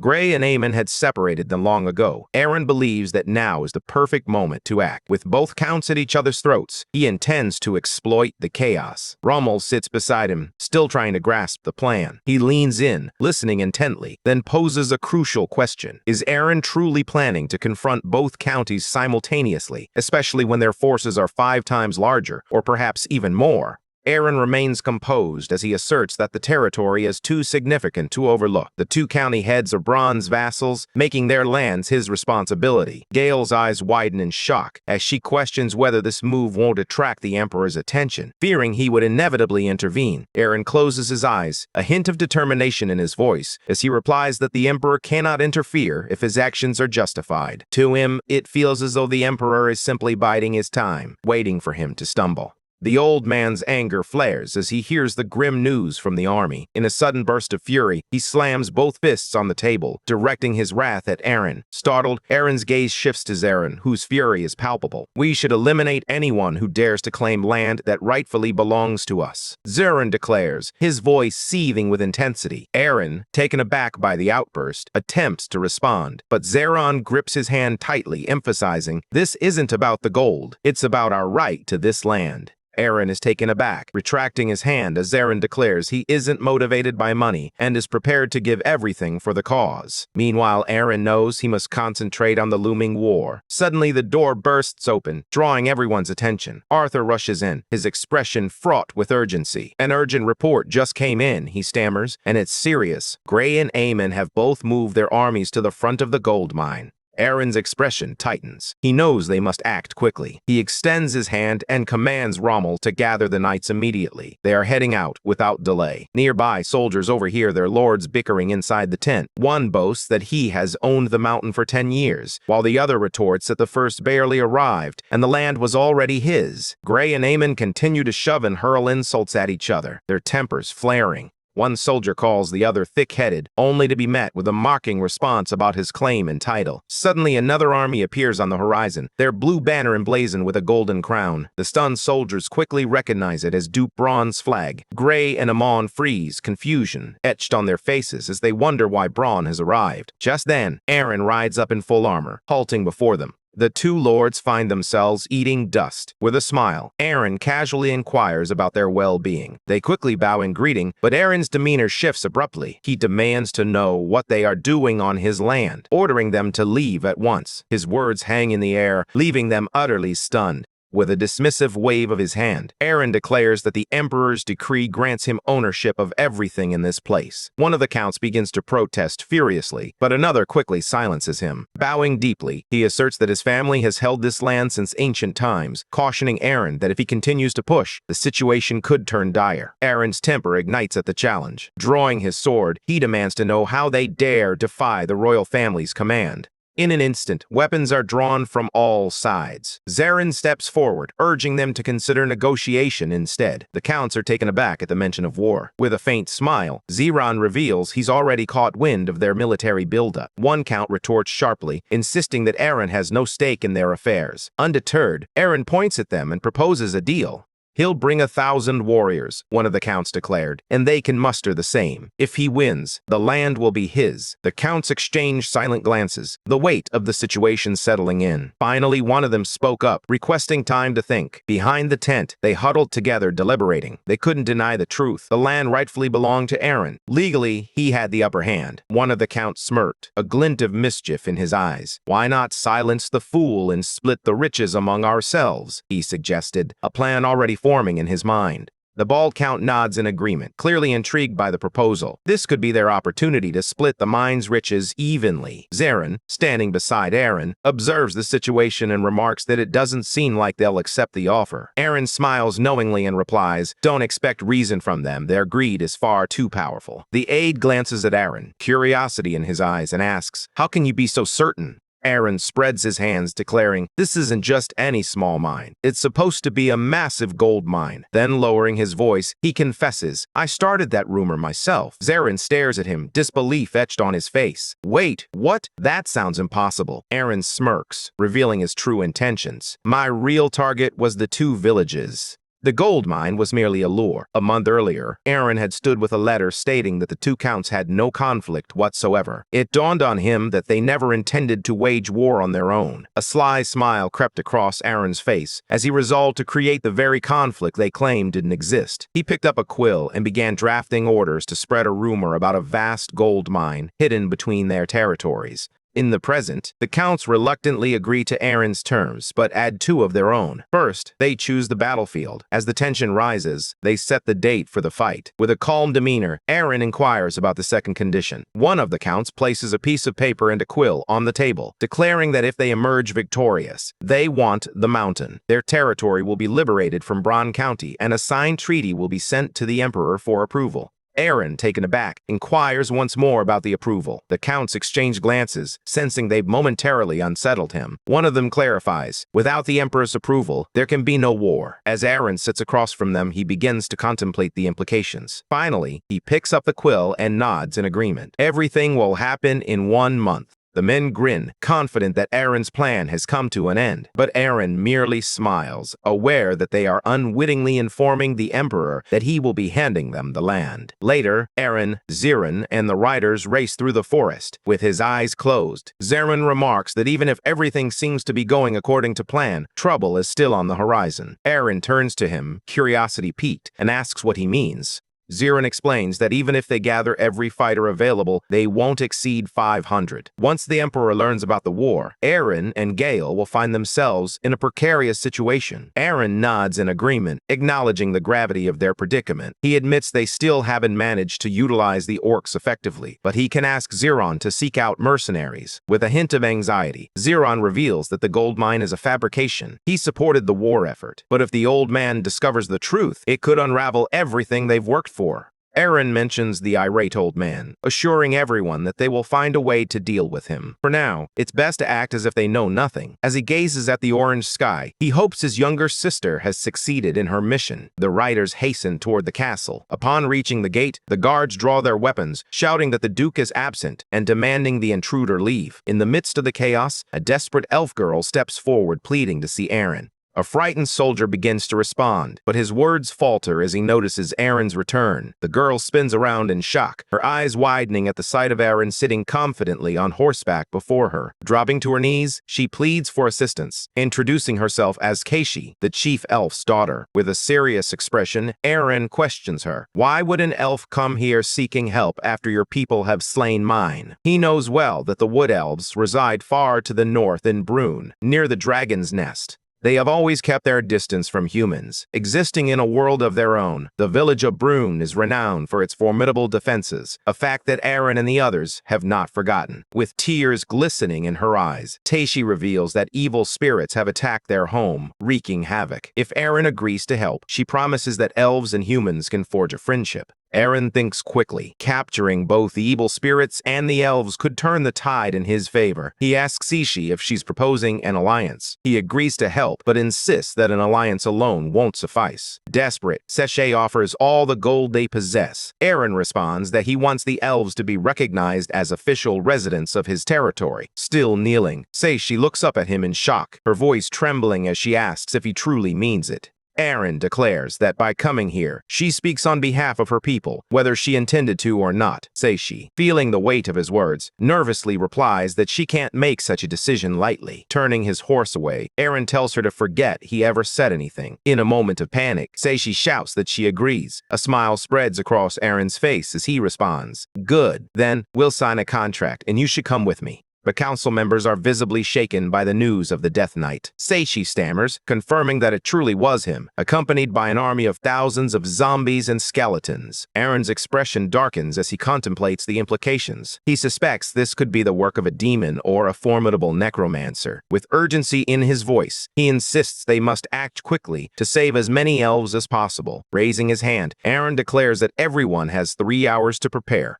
Rommel is tasked with gathering the knights, while Gale will manage the priests. Bianca must prepare the holy warriors, and Zerum will accompany Aaron to confront the orcs. With a steely gaze, Aaron declares that there's no time to waste. They must save Braun's future people. Meanwhile, in the north, a relentless tide of skeletons surges toward the elven village, emerging from the shadows of the dark forest. A towering fence blocks their path. An elven mage raises her staff, channeling her magic as vines and roots ensnare the attacker's legs. Yet, the red-eyed skeletons relentlessly push forward. Another elf, wielding a green staff, calls out urgently that it's time to unleash their power. The mages lift their staffs high, ready to strike. A massive magical net soars through the air, descending upon the horde of skeletons. It ensnares them, rendering them immobile. The skeletal warriors writhe in a futile attempt to escape, but one by one they crumble to the ground. Suddenly, a fearsome death knight with blazing claws bursts onto the scene. He seizes a cluster of skeletons, lifting them high above his head, his eyes glowing a menacing red.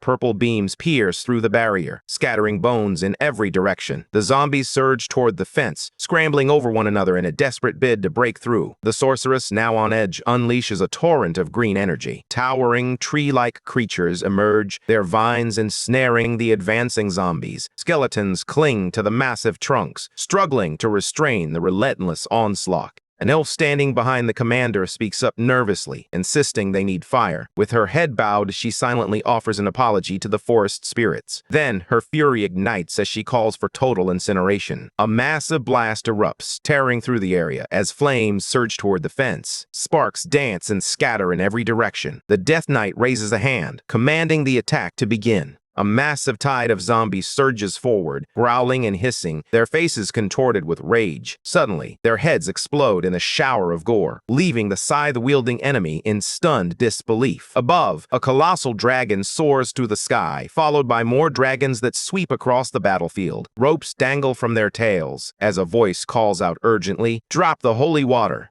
The mechanical dragons unleash their torrent, drenching the undead in a searing spray. Their anguished screams fill the air. Gripping his sword tightly, the protagonist issues the command to advance. Their target, the Elven village. Unity is crucial. Under the Duke's leadership, the army surges forward, colliding with the horde of undead. The knights engage fiercely, swords clashing against their foes in a desperate battle. The red-eyed villain spins around, conjuring a pulsating purple orb above him. With a sinister command, he calls forth the dead, and the zombies rise once more, their lifeless eyes fixed on the living. In an instant, they surge toward the riders. Form a shield wall, Bianca cries, urgency lacing her voice. The soldiers quickly lock their shields together, creating a formidable barrier. As she begins to glow with divine energy, she fervently prays to the goddess, seeking the strength to vanquish their foes.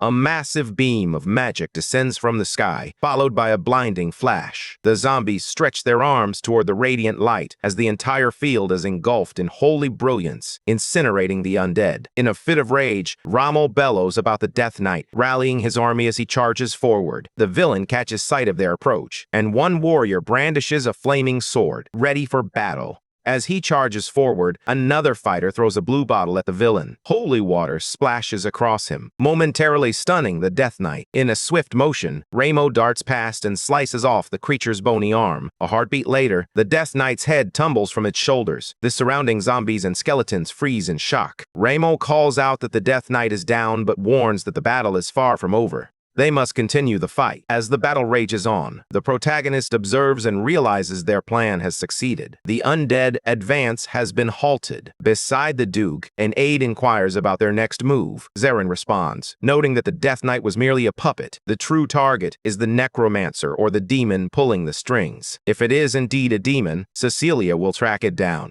Aaron turns to Cecilia and asks if she understands what needs to be done. She gently strokes her horse, a confident smile on her face, as she replies that she's already taken care of it. Caught off guard, he nods, realizing she's ahead of him. She points into the distance, indicating their target. A purple glow emanates from the mountain, casting an eerie light. The horned villain snarls, his voice dripping with disdain as he calls them cursed insects.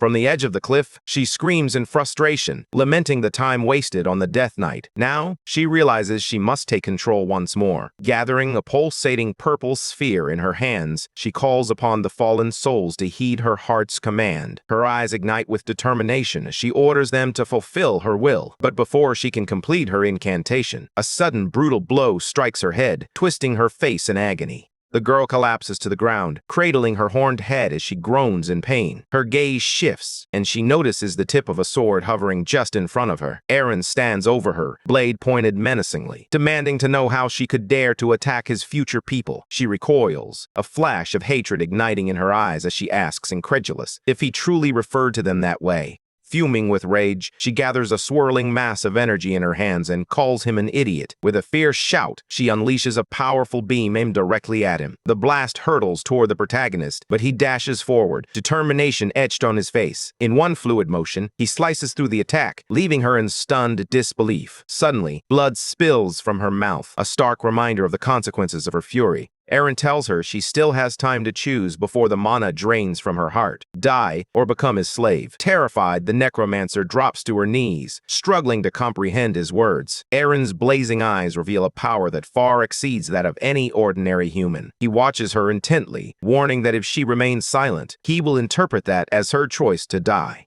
Kneeling before him, the horned girl softly utters his name. Aaron introduces himself with calm confidence. As she brushes the tip of his sword with her claw, a mark materializes. The succubus, Elena, pledges her loyalty to him, and a radiant seal glows on the blade. In the distance, the elves shout in triumph, announcing that the enemy is retreating. The undead army is already fleeing into the horizon. The soldiers raise their spears in triumph, cheering as they celebrate the defeat of the evil spirits. Zyron and the girls ride in on horseback, the dust swirling around them. He glances back, curiosity etched on his face. "Where's the master?" he asks, just as a sound catches his attention. The protagonist rides up, the succubus gracefully perched behind him, a proud smile on his face as he commends everyone for their hard work. The aide bows respectfully, his expression serious as he inquires about the demon. With a grave expression, the protagonist admits he arrived too late. She had already escaped, and it would be a while before she returned. Cecilia, noticing the girl behind him, inquires about her identity. Dismounting from his horse, Aaron explains that he picked her up along the way. She once served a demon. The sorceress shudders, declaring that even if the girl isn't a demon, her aura is steeped in malevolence. Cecilia asserts that they must purify her. Alarmed, the succubus begins to gather energy in her hands. Aaron quickly steps in front of his subordinate, declaring that it won't happen. Taken aback, Cecilia asks why. With a frown, Aaron replies that he'll explain later, but for now, they must hold off. He recalls the vow of submission she made, weighing heavily on his mind. A mark had been seared onto the weapon as he withdrew it from her. The succubus cried out in agony. Startled, the horned girl listened intently as she received the command to drive the evil spirits away. Standing before her, the Duke heard her question, asking if she truly didn't need to destroy her own army. With a calm demeanor, he replied, "Yes, I'll use them as I see fit." Cecilia closes her eyes and nods, conveying her understanding. With a slightly awkward smile, the protagonist expresses his gratitude, admitting he already has too much on his mind. Just then, a group of elves approaches them, their faces filled with relief. They thank him, acknowledging that they wouldn't have survived even a single day without his assistance. He responds calmly, stating that he merely fulfilled the terms of the contract. The elven commander places a hand over her heart, assuring him that they will honor their commitment as well. The Duke, taken aback, asks if she truly means what she just said. The warrior nods solemnly, affirming that elves always honor their word. With a smile, the protagonist pulls out a document, declaring that this makes their transition to his subjects quite simple. As the elves read the paper, their expressions turned to shock, their bodies going rigid. Meanwhile, Keishi kneels before her mother, remorseful, and apologizes, acknowledging how things have unfolded.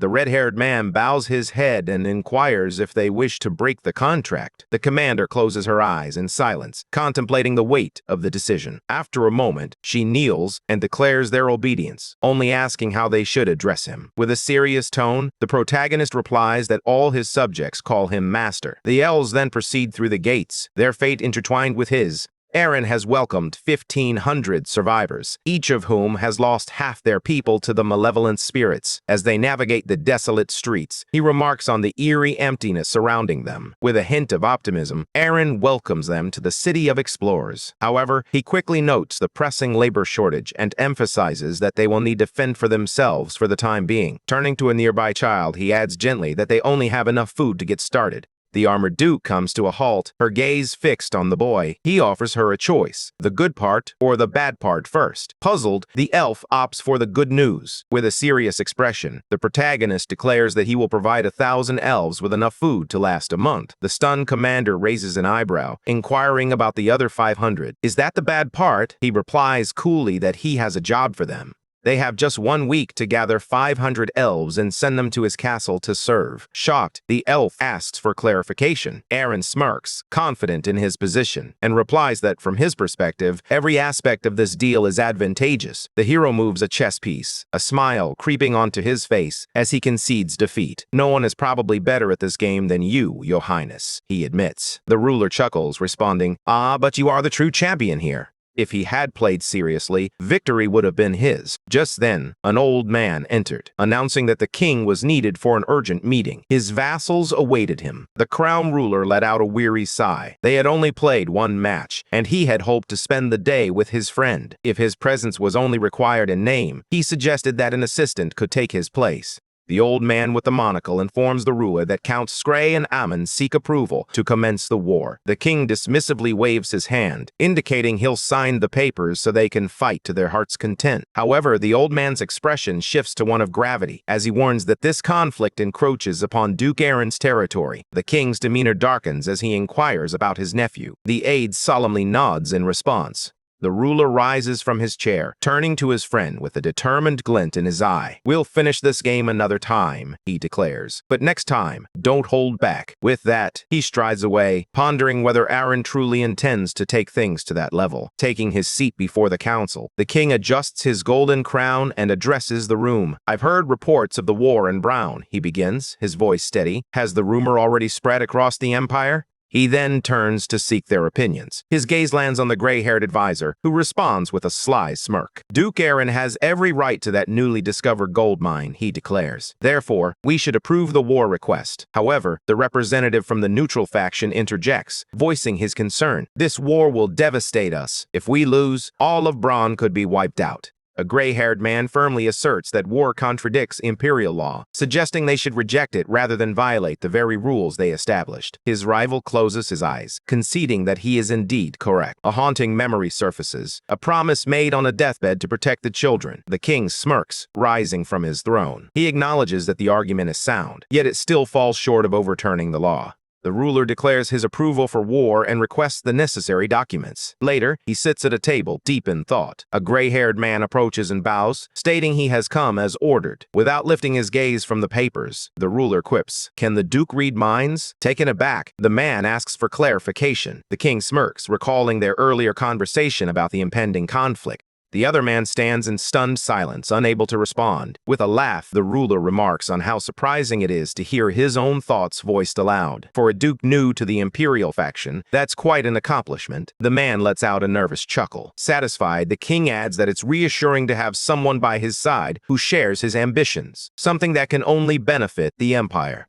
The gray-haired man replies that the ruler is giving him too much credit. He merely spoke in accordance with the law. At the table, the ruler inquires about the outcome of the war and whether the counts will emerge victorious. The aide responds immediately, confident in his answer. Of course they will. It's 1,000 soldiers against 2,000. However, the king falls silent, a troubled expression crossing his face as he admits, "I have a bad feeling about this." Aaron strode confidently into the war, his self-assurance palpable. The aide, maintaining a calm demeanor, remarked that rumors suggested Aaron owed Gray a debt, and his vassal intended to help him repay it in the most effective manner. He continued, explaining that 30 mercenary mages would ensure everything appeared legitimate, keeping the royal family at arm's length. The ruler met his gaze, a knowing smile forming as he replied, "You truly do read my mind. That's precisely the plan." He bursts into laughter, a dark smile spreading across his face as he assures them there will be plenty of mages. Meanwhile, in the Empire's capital, the doors swing open. A maid bows and informs her that they are calling for her once again, urging her to come at once. Dressed in elegant shoes, adorned with bracelets and pendants, Cheryl steps out, her arms laden with shopping bags.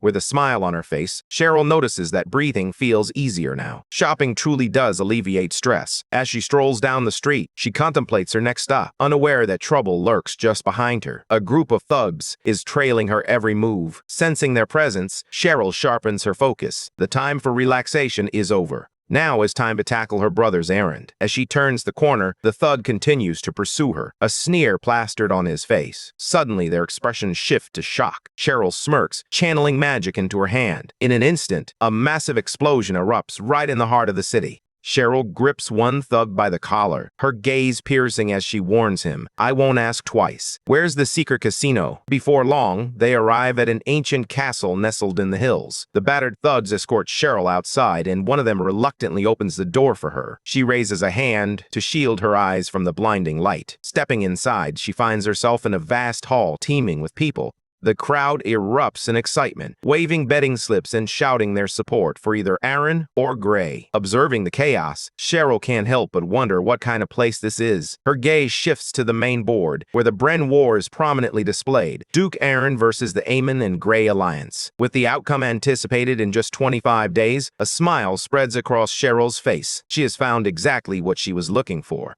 A red-haired dwarf removes his hat and introduces the Empire Monetization Group, claiming they're here to help everyone strike it rich. He begins by thanking the guests for attending the betting palace today. However, the crowd quickly interrupts him, shouting for him to stop talking and start taking bets. The host shoots them a cold glare. With a wave of his hand, he signals to two thugs, who promptly drag out the man who shouted, despite his desperate pleas for mercy. The red-haired host shouts that the man wasn't thrown out for the insult, but for wasting their precious time. Time that is worth its weight in gold. The crowd erupts in cheers for Lumpy. Grateful, Lumpy acknowledges them before shifting focus to the main event, the war that has shaken the Empire to its core. Now, everyone can place their bets on the outcome. In an instant, voices rise as people eagerly shout their wagers on the alliance. Their bucket fills with slips, and then someone calls out a staggering 3 million bet on Aaron. The room falls silent as everyone turns to see it's Cheryl. Whispers ripple through the crowd. Did she really just wager 3 million on the Duke? Cheryl raises the betting slip high above her head and strides forward, leaving Lumpy in a state of shock. He stammers, "That much money has to be paid right away." Standing across from her, Lumpy smiles and asks how she intends to deposit 3 million. Cheryl shrugs, replying, "Isn't this a casino? If you take bets, you should take money too." Then, with a hint of frustration, she questions why he's making this so difficult. She pulls out a sheet of paper and hands him a letter. As Lumpy reads it, his expression shifts to one of shock. He's stunned to see the name of a prominent trading group. With a bright smile, Cheryl reveals that it's a check for 3 million gold from one of the Empire's most renowned trading groups. As she steps through a portal, she's taken aback to find Aaron waiting for her. His expression is serious as he tells her he couldn't just sit idly by, so he came to ask how everything went. Cheryl assures him that she followed his instructions to the letter, then curiously inquires how he managed to convince Kane, especially considering they had mortgaged nearly all their land. Aaron reassures Cheryl that Kane is still in the dark about things because he's been preoccupied, but she shouldn't let that trouble her. Still taken aback, Cheryl smiles and presses for more information. With a playful wink, Aaron quips, "It's easier to ask for forgiveness than permission." Meanwhile, Kane erupts in anger, slamming his hands on the table. "The mine doesn't even exist!" he bellows, his voice filled with fury. "How much did you get from mortgaging the land?" With his arms crossed and an air of calm, Zarin replies, 3 million. Kane falls to his knees, his voice breaking as he laments that his son has destroyed everything he hoped to leave behind. The weight of disbelief hangs heavy in the air. Aaron, however, remains composed, assuring his father that he already has a plan in motion. "Just calm down," he urges. Kane shoots back incredulous. What plan could possibly save us now? With their meager patch of land barely sustaining them, Aaron can only let out a resigned sigh. He rises from the table and gestures for them to follow him, eager to explain everything clearly. The old assistant stares at him, bewildered. Outside, lightning illuminates the mountains, casting an eerie glow. The old man stands there, releasing a long, weary sigh. Zarin, clad in armor and wielding a sword, confesses that he too had his doubts. Shocked, the old assistant urges him to take it all. Aaron furrows his brow, confused by Kane's enthusiasm. With a burst of joy, Kane seizes Aaron's hand, declaring that he will give everything he has. He even offers to reach out to Moria to mortgage the remaining land. Standing beside her brother, Cheryl's expression reveals her discontent. A few days later, the guards at the gate allow them entry. A carriage rolls in, its wheels creaking as it makes its way inside. An important guest steps forward, a pipe in hand. Grim, once a noble and now the head of the Moria Trade Association, questions whether it will truly all become his. His family amassed great wealth over generations through land deals and trade. However, about 30 years ago, Aaron's father enacted a ban on land sales, and those who opposed that law ultimately contributed to the duchy's downfall. Grim refused to back down. Determined to restore his family's power, he established an illegal lending business in the capital, primarily catering to small business owners. His fortune flourished through intimidation and brutality, pushing the boundaries of what was acceptable. Now Grim stands atop a vantage point, surveying the land he seeks to dominate. The owner of the Moria Group leans in once more, inquiring if all of it will soon be his. A man beside him clarifies that the ban on land sales prevents direct purchases of prime property. However, if Aaron goes bankrupt, they can seize it to settle his debts. Grim smirks, relishing the irony. The former emperor, his family's greatest foe, will ultimately strip his own son of everything, leaving him to perish in the streets. Perfect revenge. He closes his eyes, nods, and declares that the time has finally come. With a cruel grin, Grim vows to teach that fool who underestimates the power of money why he's known as Bloody Coin. They kneel before Aaron, who spreads his arms with a smile and asks how the trip north went. Did everything go smoothly? Grim smiles, declaring that as long as there are people willing to borrow from him, he'll journey to the ends of the earth. But then his expression shifts, hardening into something more menacing. He adds that the same applies to those who refuse to repay him. Tension crackles in the air between them. Aaron studies Grim intently, sensing that this man is more determined than ever to see him fail. Grim forces a smile, envisioning the moment when Aaron's joy will transform into despair as he loses everything he owns. The advisor, seated nearby, chimes in, suggesting they likely already know the reason for their summons. Grim nods in agreement with Kane, revealing that Aaron intends to borrow $3 million from the Moria Group for a high-stakes casino wager. He hands over a document stating it's the contract he has prepared. Aaron and Kane read the document in silence. After a moment, Aaron takes the paper and declares that they've already dealt with those issues, so it's irrelevant now. Grim, taken aback, asks why they summoned him if that was the case. With his arms crossed, Aaron states that he's seeking an even larger loan, around $2 million more. Grim's expression darkens as he responds, "If this money is meant for mercenaries, I must refuse. Merchants like me can't openly involve ourselves in noble conflicts. It would jeopardize our other clients." Aaron closes his eyes, resolute as he declares that he has no intention of hiring mercenaries. His own army will be the only force he relies on. Across the table, Grim raises an eyebrow and asks, "Then what's the money for?" With a sidelong glance, Aaron responds, "It's nothing major, just an investment. Once I win the war, I'll have more than enough resources, so I want to start developing the land now." Grim nods, understanding dawning on him. Even if Aaron were to lose, the land would still belong to him, so there's really no risk at all. He watches as Aaron puts on a cheerful facade, baffled by why this fool refuses to acknowledge his impending defeat. Frustrated, Grim finally relents. If Aaron signs the clause about investing in his land, he'll provide the funds. Aaron's face lights up, eager to sign anything necessary right away. Suddenly, the old man slams his hand on the table, shouting that this cannot be allowed. Both Aaron and Grim turn to him in shock. Kane, his frustration palpable, declares that losing the war means losing everything. As both treasurer and head butler, he adamantly refuses to approve the contract. In a rush, Aaron interjects, urging him to hold on. They must win this war first. Observing their heated exchange, Grim seizes the opportunity to plunge them into debt. Suddenly, an idea strikes him. He raises a finger and proposes an interest-free loan. Aaron and Kane whirl around in disbelief, urging him to repeat what he just said. With a sly smile, Grim offers to lend them the money, interest-free. It's a gesture meant to lighten their load, though he privately revels in the fact that he also placed a bet on their victory. The two friends stand there, utterly speechless. Later, as Grim makes his way to his carriage, his assistant can't help but ask, "Did you really bet on Aaron?" The assistant turns back, incredulous, and asks Grim if he's lost his mind, pointing out that his story was clearly a fabrication meant to win their trust. With a sly grin, Grim retorts that his mind is sharper than most, and that he knows how to wield it effectively. It's no surprise he's climbed so high. He adds with a smile that they likely see him as an ally now. The two share a laugh, their camaraderie palpable. Meanwhile, Aaron stands beside Kane, gazing out the window, lost in thought. Stunned, Aaron turns to the old man, asking how he managed such a feat. With a smile, he remarks that it was a flawless act, an interest-free loan for good. It couldn't have gone better. The assistant, still bewildered, interjects that this isn't just a game, it's the culmination of years of experience. Unfazed, Ramo waves his hand, commanding the soldiers to open fire. 20 days before the land war, the elves knocked their arrows, their targets lined up before them. Aaron, wide-eyed with disbelief, questioned how the situation had deteriorated so drastically. Just then, a rider galloped past, shouting a dire warning. Enemy cavalry would overwhelm them before they could even release a single shot. Frustrated, Aaron shot back, demanding to know if the old man had at least seen to their feeding. Zarin retorts, affirming that he indeed did. He then shifts his focus to the real issue at hand, their lack of range. Pointing to the elves, he explains that their bows have a maximum reach of about 100 meters, while actual battles typically begin at around 200 meters. Aaron ponders this for a moment before realizing the battlefield is wide open, rendering an ambush ineffective. If they don't find a solution soon, they could be facing serious trouble.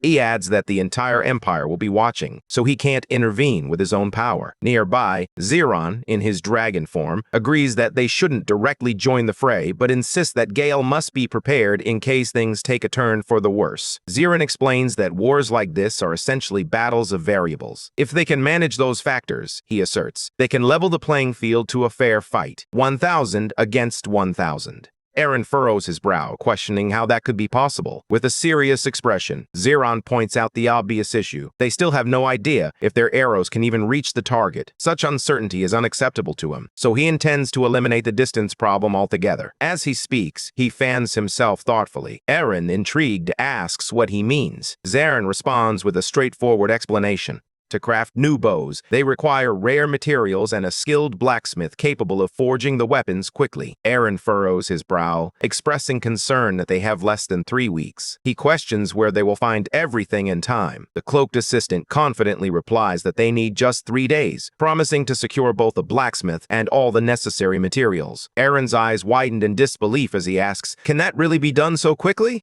Theron nods behind his fan, a playful glint in his eye. "The blacksmith will be quite unusual," he says. "In fact, not human at all." Aaron stares at him bewildered. With a grin, Zeron reveals the smith will be a dwarf. In an instant, Zeron takes off into the sky, soaring over a towering mountain. Moments later, he lands gracefully in the northern lands of Bran, right at the entrance of the Dragon's Nest. A group of anxious individuals approaches, voicing their frustration over the long wait. One man steps forward, presenting a diamond and claiming it's the item Zeron requested. Zeron inspects it, tapping the gem with a claw, and questions why the man's craftsmanship is so lacking. Fear grips the assistant as he pleads for mercy, but Zeron dismissively flicks the diamond away. It shatters upon striking the mountain, scattering shards like fallen stars. Zeron declares he's had enough of the charade. He commands the others to stop hiding and reveal themselves. Scanning the group, he calls out to Keshi. Hesitantly, she steps forward, fear evident in her eyes. "Climb on," he instructs, urgency in his voice. "We have a lot to do." Keshi stands there, wide-eyed and bewildered, completely unsure of what's about to unfold. 10 minutes later, Zeron soars swiftly over Bran, heading toward the Minotaur Labyrinth. As he approaches, he begins his descent. Lifting his head high, he unleashes a torrent of fire, engulfing the Minotaurs in searing flames. Once the chaos subsides, he ascends back into the sky, declaring that his material is ready. Meanwhile, Aaron stands in the city alongside Keshi, awaiting the next move. Their cart is piled high with Minotaur horns, and Aaron stares at it in astonishment. Holding one of the horns, he turns to Zeron and asks where he found them. Zeron, peeking shyly from behind his fan, replies that they're actually water buffalo horns, ideal for upgrading weapons. "They despise water," he adds with a smirk, "but they're fantastic for long-range shots." Aaron gazes at the horns in wonder, hardly able to believe that such materials even exist. Zeron coolly mentions that he acquired the horns at a bargain from a merchant, eager to part with them. Aaron studies the horns, intrigued by how effortlessly Zeron makes it all seem. His gaze shifts upward, and he spots Keshi perched on the cart. "Get down and greet Aaron properly," Zeron instructs her. Moments later, she leaps off the cart and lands gracefully on the ground. Crossing her arms, Keshi glares at Aaron, demanding to know if he's ready to serve her. Zeron and the others stand in stunned silence. Undeterred, she continues, questioning if Aaron even knows who he's speaking to. Frustrated, Zeron rushes over and grabs Keshi, clearly exasperated. Moments later, he drags her away. When they return, Zeron is smiling, holding a disheveled Keshi by the shoulders, and informs Aaron she's not human and has no manners. Aaron lowers his head, dismissing formalities as he focuses on what truly matters, Keshi's abilities. He crouches down to meet her gaze, and Ramo and Zeron exchange surprised glances at his boldness. With a hand over his heart, Aaron declares, "I am your due." Keshi stares at him, momentarily stunned by his words. With just 2 weeks remaining before the war, she steels herself and begins issuing orders to her helpers. She now possesses everything required to forge the new weapons. With meticulous care, she inspects each piece. Suddenly, Keshi erupts, berating her assistants for their mistakes. Their annoyance is palpable. Fatigue from her constant criticism hangs in the air. Tensions rise, and before long, chaos ensues as the situation escalates into a full-blown argument. Aaron, sensing the impending disaster, shouts for everyone to stop. Later, a bruised Keshi and her assistants finally reconcile and return to their work. Finished bows begin to accumulate on the table, quickly forming a towering mound. Aaron smiles, offering his praise for their efforts. Exhausted but triumphant, Keshi and her team celebrate their achievement. They completed everything 3 days ahead of the war. Meanwhile, in another territory, Zeron addresses the gathered crowd, emphasizing that the entire empire will be watching their every move. Neither Aaron nor Gale can tap into their powers. Even with their enhanced bows, facing an army twice their size head-on is a daunting challenge. Zeron ponders this quietly, his fist resting near his mouth. Suddenly, he plants his foot firmly on the ground and flips into the air. As he soars upward, thoughts of the earth below flood his mind. He glances to the side, as if a forgotten memory has just resurfaced. Power surges through Zeron as he ascends higher into the sky. A satisfied smile spreads across his face, his thoughts consumed by the dirt below. He opens the door and calls out to Keshi, urging her to get up. Keshi, sitting on the bed, looks utterly exhausted. She slowly slides down, pleading for mercy. Zeron strides toward her, annoyance etched on his face. With a swift motion, he splashes water over her, leaving no room for escape. Keshi gazes up weakly, pleading with Zeron not to take her life. "I can't hear anything," she whispers, desperation lacing her voice. Zeron, his tone sharp, responds, "I won't kill you, but you still have to face the battlefield." As the day before the war arrives, the army stands fully prepared, soldiers lined up in formation, a sea of determination. At the command table, Amin grimaces, revealing, "I had to increase our resources by another 10 to ensure our victory." With a sly grin, someone asks Amun how much he wagered. He reveals 500,000, adding that he would have bet more if he had the funds, but he didn't want to ask Moria for help. The other man laughs, calling him a slippery character, and declares that soon, merchants like Amun will be bowing at their feet once the gold mine is theirs. Amun raises his mug in agreement, while the other man lowers his head, pondering where this fool is truly headed. Amin turns away, a look of confusion on his face. Meanwhile, Zeron strides down the road, his army in tow. The others gasp in horror as they realize the tower has already been encircled. An enemy force stands ready by the building, their presence a chilling reminder of the impending threat. They jeer at Eren, ridiculing him for arriving with what they dismiss as worthless junk. A horse gallops down the road, drawing the attention of countless soldiers. A messenger on horseback shouts that the Emperor demands a swift resolution, urging both sides to send their representatives forward. Amun and his ally ride out, while Eren, observing intently, nudges his horse forward as well. The two factions halt just a few meters apart. Amon approaches Eren, a smirk on his face. "You look terrible," he quips, "but I suppose bringing back junk deserves a round of applause." Eren smiles and graciously accepts the compliment, teasing that he still looks better than their round faces. Amon, however, clenches his fists in frustration. The messenger begins to read the terms of the wager. If Eren wins, the two counts will lose their lands, and he will gain control of the gold mine situated between their territories. Conversely, if the counts emerge victorious, their lands will be severed from the duchy, and the mine will belong to them. Once he finishes, the messenger looks around and asks if anyone has any objections. Eren smiles at the counts, and Aemon, along with his ally, returns the gesture. The messenger claps his hands, signaling everyone to take their positions. The battle is about to commence. The horses part ways, creating a tense atmosphere. Just as Eren turns his head, ready to speak, Aemon looks at him puzzled. With urgency, Eren raises a hand and warns the others to protect their heads. They touch the tops of their heads, confusion etched on their faces. In the center, the judge begins to read the signal. Moments later, a bomb descends onto the battlefield. Amon observes the chaos and mutters that Eren must have finally lost his mind. With a sly grin, he offers a warrior 5,000 gold if he can end the battle before his tea gets cold. The knight chuckles, assuring him there will be plenty of time. The commander barks orders for his men to discard their shields and end this quickly. With a resounding clatter, the shields hit the ground, and the soldiers charge forward, their battle cries echoing in the air. Unrestrained, they surge ahead. Meanwhile, Ramo observes the enemy and senses the moment has come. He calls out to the archers, urging them to switch weapons. New bows lie ready at their feet, waiting for action. The archers grip their bows firmly, quickly lining up and taking aim at the advancing enemy. Ramo opens his mouth, issuing the command to fire. In an instant, a flurry of arrows is unleashed. The charging soldiers glance up, their eyes widening in horror as a massive wave of arrows descends from the sky. Panic sets in as they turn and shout for a retreat. They've stumbled right into a trap.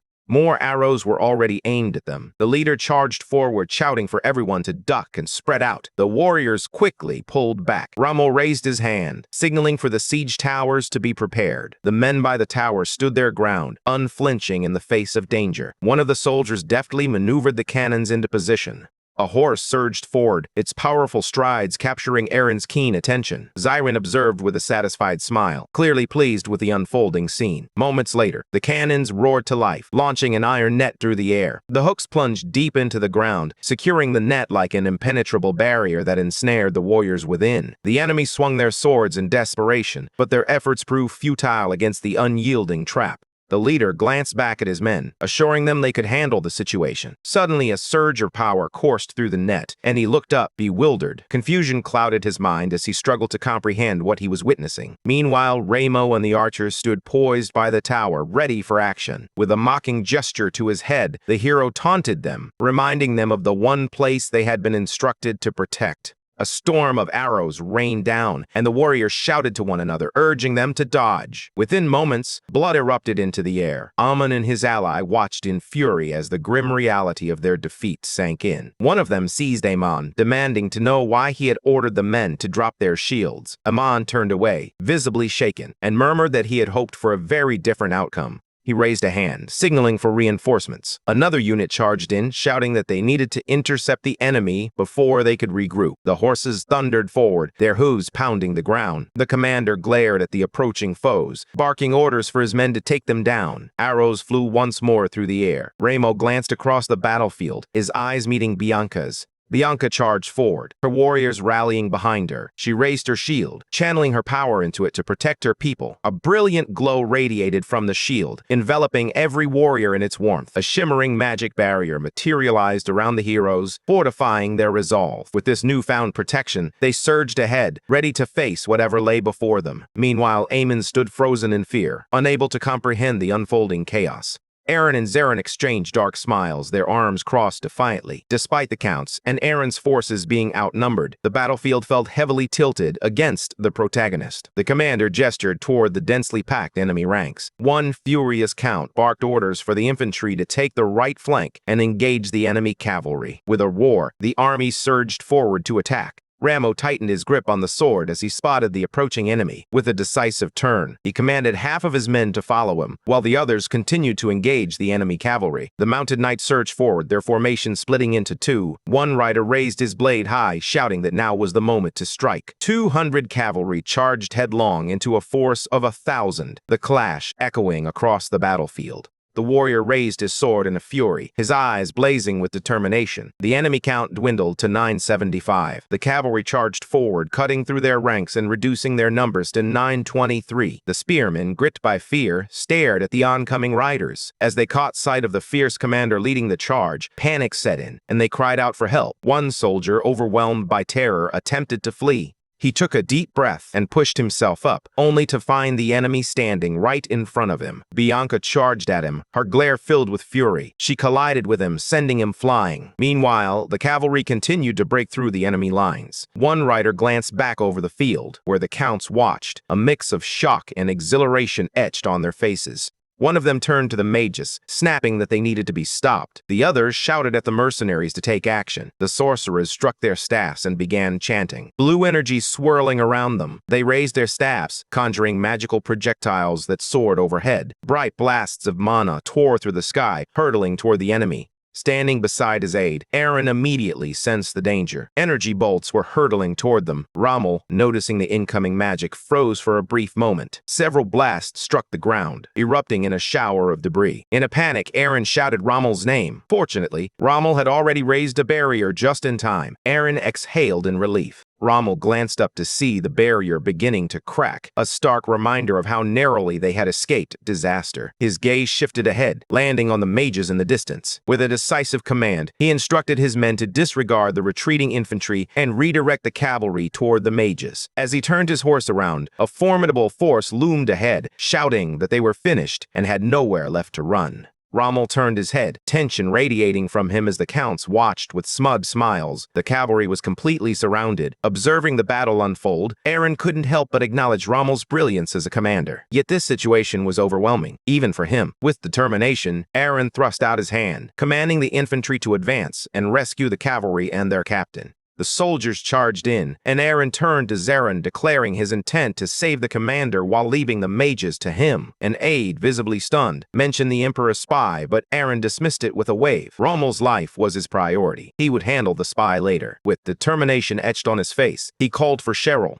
Zeren watched as the figure disappeared into the depths of the forest. With a fan in hand, the dragon called out to the archers, instructing them to prepare the catapults. Soldiers strained against the ropes, maneuvering the massive machines into position. One by one, dozens of catapults lined the field, ready for action. With a decisive flick of his hand, Zeron commanded them to fire. Rocks hurtled toward the enemy, crashing into their ranks with devastating force. The relentless bombardment reduced their numbers to 197. Enraged, the Count commanded his forces to obliterate the boulders. Beams of energy shot across the sky, striking the flying rocks with explosive impact. With arms spread wide, the Count taunted them, declaring that such tricks could never rival true magic. He pointed toward the catapults and inquired if the mages could destroy them as well. The cloaked wizard replied that they needed more time. With a smirk, the Count twitched his fingers, declaring they were betting big now. Behind his fan, Zeron mused that they already had twice the strength, yet still employed mages. It seemed human greed surpassed even that of goblins. As he scanned the battlefield, he felt a growing unease. This situation was far more complex than he had anticipated. What was Aaron planning? Aaron stood before his assistant, who bowed deeply to his master. Zeron felt an overwhelming surge of mana emanating from him, leaving him shaken. He could hardly comprehend that a human could possess such power. His gaze remained fixed ahead, but in his frightened eyes, Aaron's figure flickered like a mirage. Blue flames danced around Aaron, and Zeron couldn't help but wonder if this was the work of Cheryl's illusion magic. At first glance, he was hard to spot, but then Aaron noticed a figure running in the distance. Dressed simply, he gripped a knife tightly, while his assistant murmured that the man never ceased to surprise him. Near the army, Aaron assumed the spy was likely long gone, yet caution still felt prudent. As he navigated through the soldiers, he couldn't shake the feeling of uncertainty. Where had the man gone? Then, he noticed a helmet lying on the ground. He picked it up and donned it, reminding himself that he was on his way to Rommel. He just had to endure a little longer. Zeron's expression hardened as he commanded the soldiers to prepare the catapults once more. They rushed to load them with stones. Suddenly, a catapult near the dragon was shattered into pieces. He shielded himself with his fan, startled to realize that the enemy was attempting to destroy their weapons. The warrior in white shouted an angry command, instructing his troops to attack from maximum range. As the stones soared through the air, he finally understood the warning about protecting their heads. Closing his eyes, he willed the stones to soar, and they soared through the air, altering their trajectory. A mage with a staff watched in disbelief as the magic guided the boulders. The Count's heart raced as he saw the massive stones curving back toward them. Panic set in, and he screamed for the mages to intervene. In response, the mages raised their staffs, channeling their power to halt the impending disaster. Magic beams streaked toward the projectiles. Zeron, his eyes gleaming with determination, cast a defensive spell. The beams struck the stones, yet one boulder continued its relentless descent, untouched. Panic erupted among the sorcerers as they shouted warnings. Rocks were still falling, and everyone needed to take cover. The enemy mages were sent sprawling, their ranks shattered by the crushing impacts. The Count stared in shock, struggling to comprehend the sudden turn of events. One injured man raised his hand, urgently warning them to look up. Alarmed, they turned just in time to see more rocks hurtling toward them. Panic erupted as they shouted that the attacks had resumed, and it appeared Aaron had a mage fighting alongside him. They quickly covered their faces as explosions erupted all around. Furious, the Count realized Aaron had concealed a powerful trump card. Now they had no choice but to commit everything to the battle. He barked at the archers to stop holding back and focus their aim on the battlefield, where the fighting had grown fierce and chaotic. The army surged forward. The blonde commander, seething with rage, gestured toward the enemy and commanded the mages to obliterate the catapults defending the main camp. A frightened sorcerer hesitated, explaining that they couldn't accomplish it quickly. It would take time. The furious Count snapped back, insisting that if they wanted the reward, they needed to stop talking and start acting.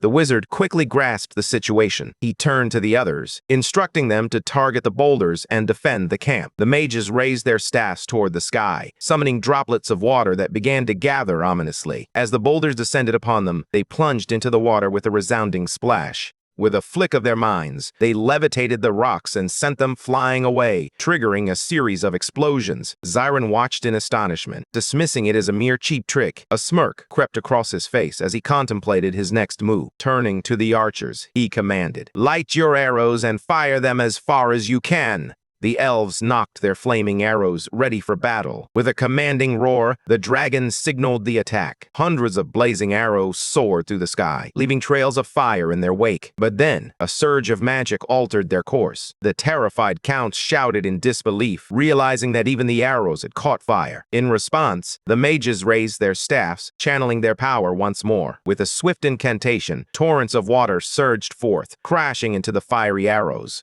The Count stood in stunned silence as the cloaked sorcerer looked up, bewildered. Xiron, one eye ablaze with power, activated gravity shift. The flaming arrows arched through the air, homing in on their targets. The shaken wizard barely had time to react before the arrows struck, engulfing them in flames. Their desperate screams for help echoed within the inferno. The Counts watched helplessly as their wizards were utterly consumed by the blaze. Aaron, concealed beneath his helmet, grinned as he taunted the so-called strongest mages, reveling in their utter defeat. As he held his helmet, he contemplated whether he should join the fray and take down a few enemies himself. Suddenly, a shadow loomed over him. It was Xiron, radiating a brilliant light. Rommel's men stood encircled, swords drawn and poised for battle. Gritting his teeth, Xiron warned that reinforcements were on their way. He turned, scanning for his own men, only to be met with a sudden shock. A spear tip hurtled toward him. Rommel noticed it too late. He barely managed to dodge, but the enemy still managed to slice his face. Determined to hold on until help arrived, the commander retaliated with a fierce strike, cutting down anyone who dared to come near.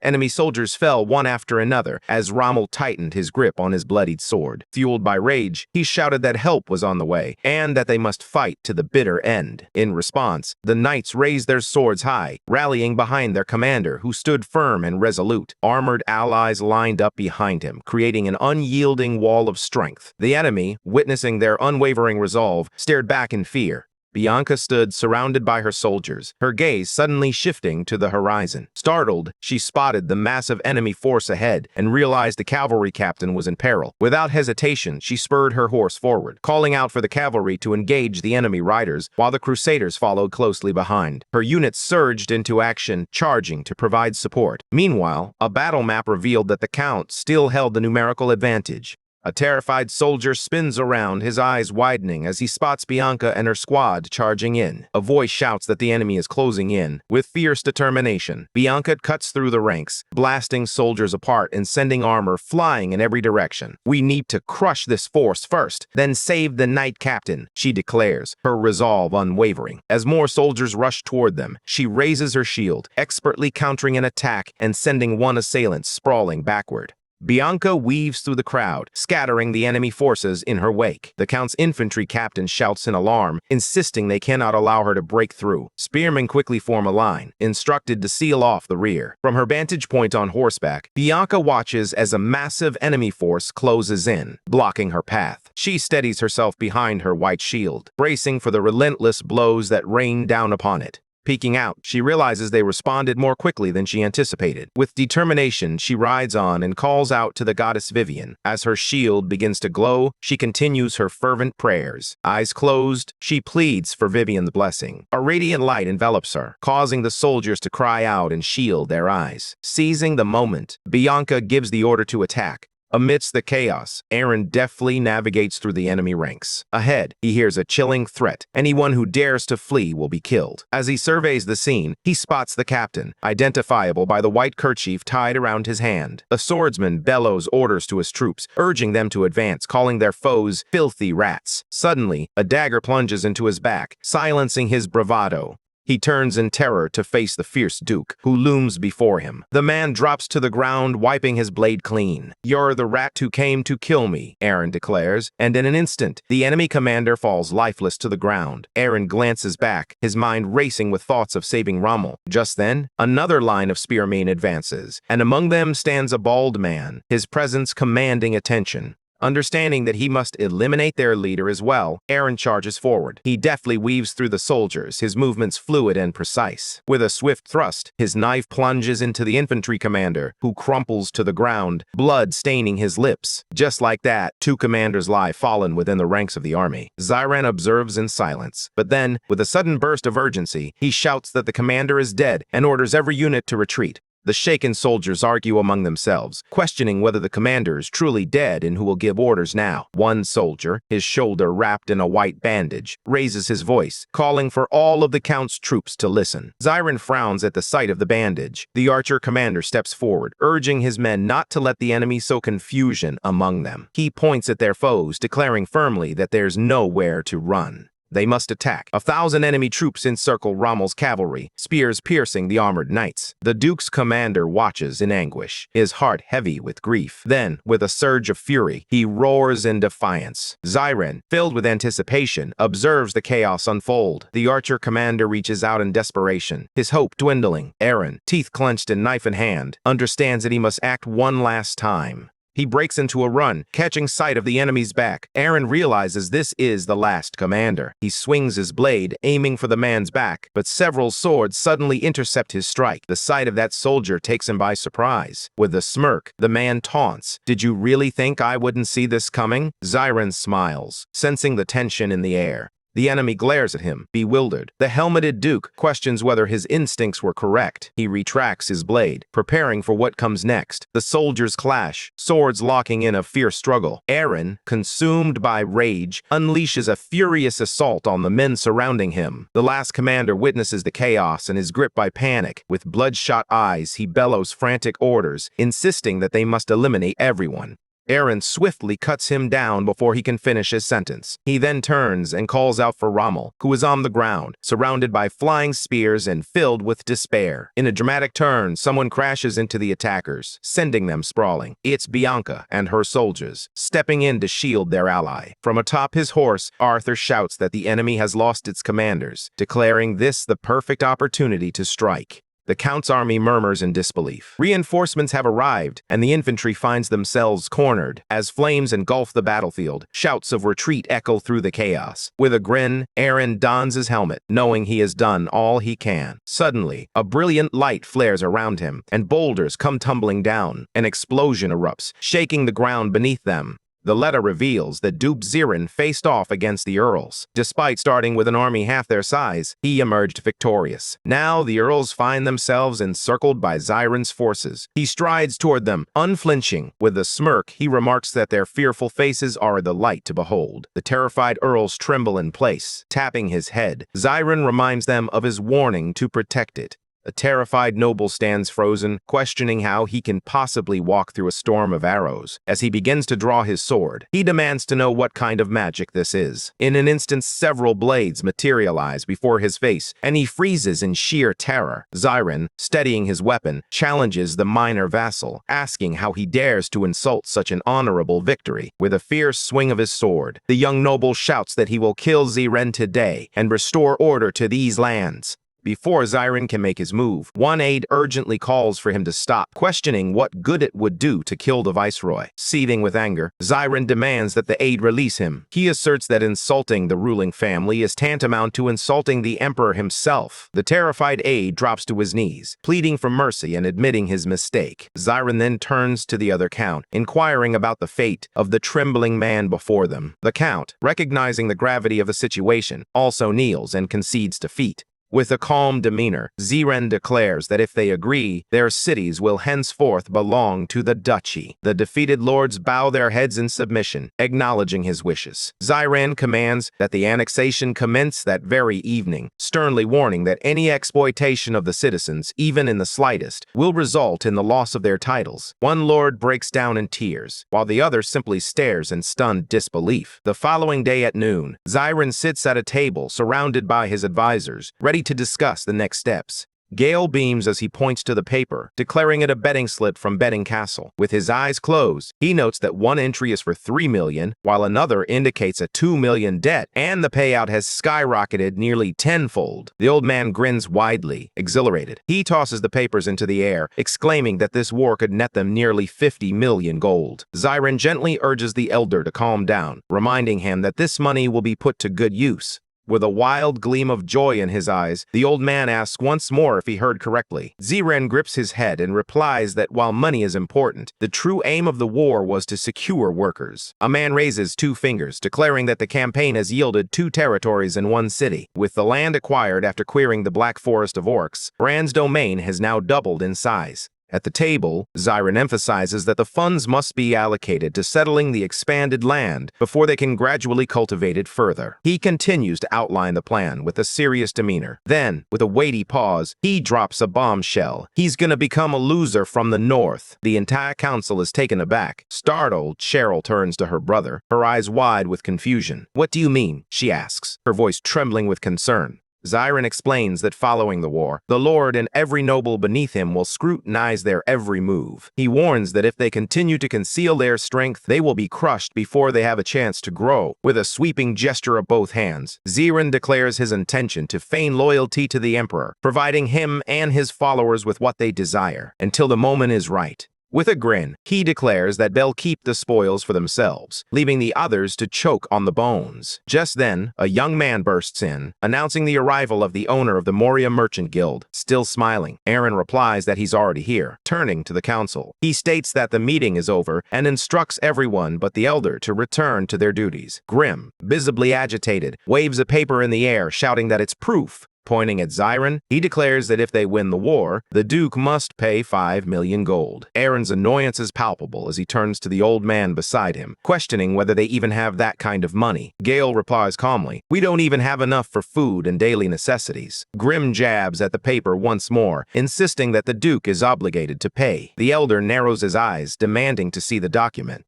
Grim taps the paper, insisting that the proof is right in front of them. The merchant flips it over, feigning confusion as he asks where exactly that proof lies. From across the table, Gale interjects, pointing out that repayment is interest-free and can be delayed indefinitely. Grim's eyes widen in horror at the implications. The elder, visibly enraged, slams his hand on the table and demands to know how Grim could dare present such a document, claiming its wording constitutes fraud against his lord.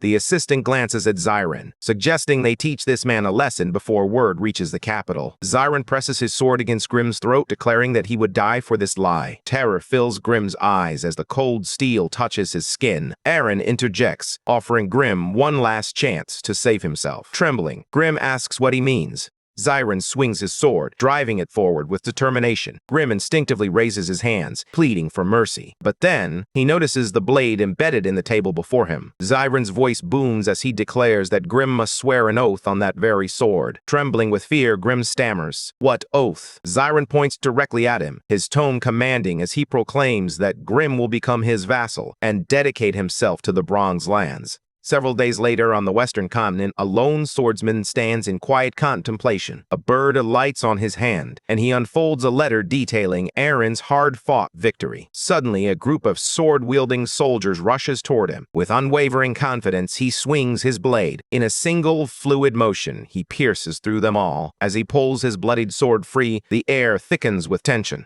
3 bodies lie before him as Crown Prince Philip gazes ahead. He picks up a wooden handle, then lets it drop onto the stone floor. Standing over the gate in a castle filled with corpses, he declares that it's time to return to the Empire. A smirk crosses his face as he adds, "Things are getting interesting. Very interesting." Later, the prince sits across from Zyron. The Emperor's voice dripped with cold disdain as he remarked that Philip had returned upon hearing of Aaron's victory, rather than finishing his battle for the Western continent. He moved a chess piece with deliberate precision, then abruptly knocked over a black pawn, sending it skittering toward the prince. With a flash of anger, the Emperor demanded to know if Aaron truly held such sway over his son. Philip responded with a disarmingly sweet smile. Holding the black pawn, he inquires about its meaning. Suddenly, a surge of purple energy erupts from his hand. He crushes the pieces, letting them cascade to the floor. With a sly smile, he admits he's only slightly intrigued. The prince reflects on a throne he intends to claim one day. Meanwhile, Aaron sits at his desk, meticulously sorting through a stack of documents. Gale stands beside Aaron, marveling at how effortlessly he now manages paperwork. Like a seasoned butler, Aaron reflects on his past, admitting that it's been a while since he tackled such tasks. And he certainly wasn't this swift before. Suddenly, the door bursts open, and a frantic voice calls for his lord. Irritated, Aaron snaps, demanding the intruder to knock first. Trembling, Rama rushes in to report that protests have erupted in the lands of Gray and Ammon.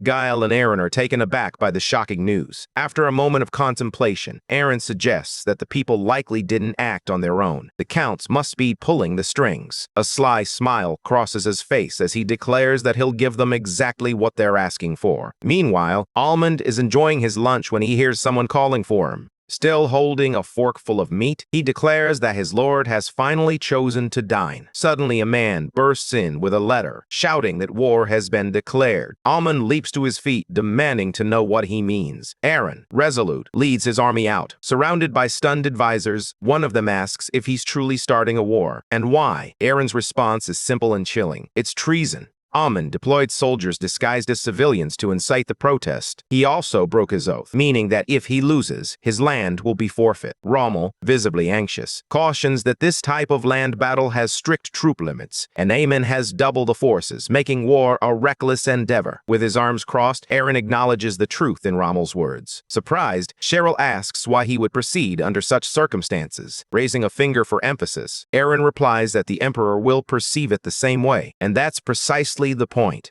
Everyone in the room is left speechless, the shock palpable in the air. Stunned, Cheryl finally breaks the silence, asking if Aaron has already received the Emperor's approval to annex the land. With a sly grin, Aaron replies that the Emperor approved immediately, believing that victory in a single battle had gone to his head. The room falls silent once more as no one dares to speak. Canis gazes at him in awe, expressing his deep admiration for his lord's remarkable foresight. He quickly assures the strategist that he'll devise a plan immediately, but Aaron halts him, insisting that won't be necessary. The strategist, taken aback, asks him to repeat that. With a calm demeanor, Aaron explains that the strategist will have more than enough to manage with the newly acquired territories. A smile crosses Aaron's face as he reveals his intention to conduct the battle under the cover of night, when the Emperor will be none the wiser. He adds that the assistant can consider this an unexpected reprieve. In the dead of night, Aaron's force rides out, the sound of hooves echoing in the stillness. From his mount, Aaron calls out, "Are we ready to move?" With a swift motion, he spurs his horse forward and shouts for the rest to charge. As they approach Amon's castle, tension hangs in the air. Amon, peering from the battlements, initially assumes they're preparing for a siege. But as he scans the ranks, he realizes they carry no siege equipment, only the remnants of the Duke's troops. A smirk creeps across Amon's face, a mix of confidence and curiosity. Certainly they can't breach the walls without siege weapons. If he can just hold out a little longer, victory will be his. Below the ramparts, Aaron hears the crowd shouting accusations, claiming he declared war on an innocent count out of greed. Suddenly, another voice pierces the night, branding Amon a traitor and a criminal. In response, Aaron retorts that he possesses proof of Amon using his soldiers to incite rebellion. Yet, he still offers one final chance for redemption. "Open the gates and surrender." Amon's voice echoed with urgency, but a wave of panic washed over him as he wondered how Aaron had discovered his plans. Despite his unease, he remained silent, convinced that victory was still within his grasp. Amon scoffed, taunting, "If you're so confident, why not try breaking through the gate?" A smile crept onto Aaron's face at the challenge, his resolve hardening. "You'll all pay for my pride," he declared, turning to call for Cheryl, ready to face whatever came next. She snaps back, questioning why he's yelling when she's right beside him. A brilliant sphere of energy forms above Cheryl, and with determination, she unleashes a barrage of fire toward the castle. The blasts race toward the walls as she concentrates, summoning a rain of fire. Fireballs crash down toward the gate, but suddenly, the barrier reflects each strike back with fierce intensity. Amon laughs, arms outstretched, taunting them as he asks if they truly believe they could shatter a shield crafted by ivory tower sorcerers. Furious, Cheryl silently curses the bald fool. With determination, she swings her staff and drives it forcefully into the ground. Water tentacles erupt, surging toward the castle, crashing violently against the barrier. The force ripples across the wall before fading into droplets. Amon glances down, bursts into laughter, and mocks her magic. With a fierce glare, Cheryl summons mudworms. Suddenly, massive worms erupt from the ground, and Amon freezes at the sight. They crash into the castle gate, sending shockwaves through the structure. In a panic, Amon screams that the walls are crumbling, and he needs to get down, fast. He notices cracks spreading beneath his feet and leaps to the other side. Gazing at the shattered wall, he questions what is happening. Amon raises his sword as a voice cries out that the wall has collapsed. With determination, he points his blade forward and commands the charge, instructing his men to capture Count Amon. The cavalry surges into the crumbling castle, ready for battle.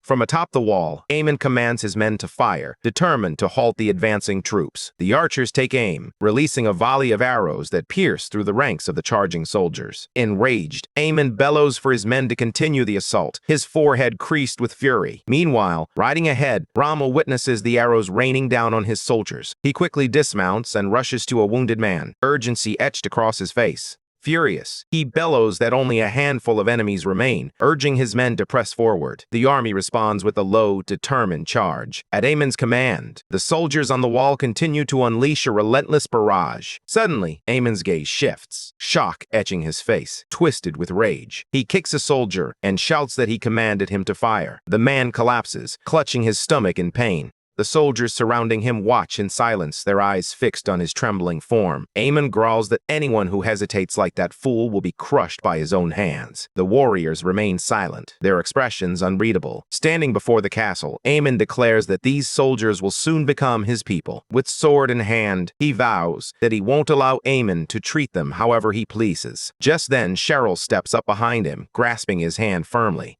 With an air of importance, she reminds him that she only promised a rain of fire, and now he owes her 100,000 for the mudworm. Amon's eyes widen in surprise, and she adds that her actions were driven by anger. Just then, an arrow whizzes toward them. Aaron, sensing the danger, swiftly turns and snatches the arrow from the air with one hand.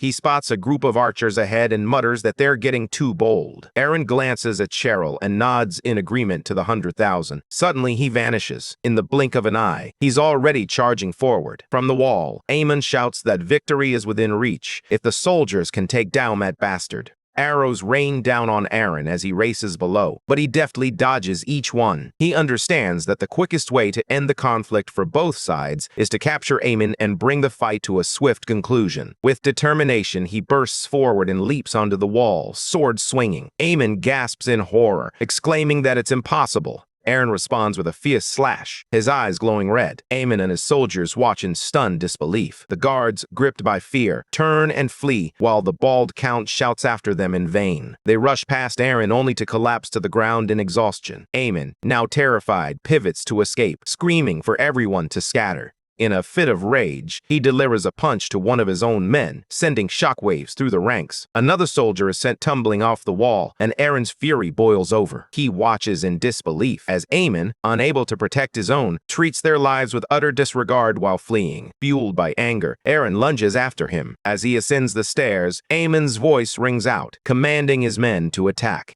In a moment of fear, Amon realizes that had he known Aaron possessed such strength, he would have chosen a different course of action. His eyes widen as he sees Aaron charging directly at him. With a fierce glare, Aaron points his sword and demands Amon's surrender, promising that his family and soldiers will be spared if he complies. Behind Amon, his army stands poised, waiting for their leader's decision. Trembling, Amon asks what will happen. Aaron replies calmly, "You'll die." Fear washes over Amon, leaving him momentarily speechless. He stumbles backward, colliding with one of his soldiers. The army stands in stunned silence, the tension thick in the air. Then, with a swift motion, the count raises his sword and commands them to attack. Suddenly, a spear hurtles forward, piercing through Amon's hand. Blood spills as he crashes to the ground. His own soldiers tower over him, demanding his surrender. Lying there, Amon hurls curses at them. From the bottom of the stairs, Aaron hears his desperate pleas for mercy. In a moment of sheer terror, Amon swears loyalty, promising to serve as a faithful vassal. But before he can finish, Aaron swiftly beheads him. Amon's lifeless hands fall to his knees. Confronting the lifeless body, Aaron declares he has no need for a vassal who neglects his own men. He raises his sword high and proclaims that Amon is dead, signaling their victory in battle. As he speaks, a notice tied to Amon's corpse is unveiled. Suddenly, mudworms erupt from the ground, and through the swirling smoke, the announcement echoes that Aaron has triumphed. Later, Aaron convenes with Gray, who informs him that all of Amon's lands, save for a small fortress, have now been claimed by Braun. In a desperate bid for survival, the other count surrendered, agreeing to relinquish half his territory. A map reveals that Aaron has successfully restored the Duchy of Braun and is already strategizing to claim nearby lands, positioning himself as the North's rising underdog. The map highlights castles and distant regions, hinting at his ambitious plans. Meanwhile, the furious overlord clenches a letter in his hand, incredulous as he questions whether Aaron has truly triumphed once more.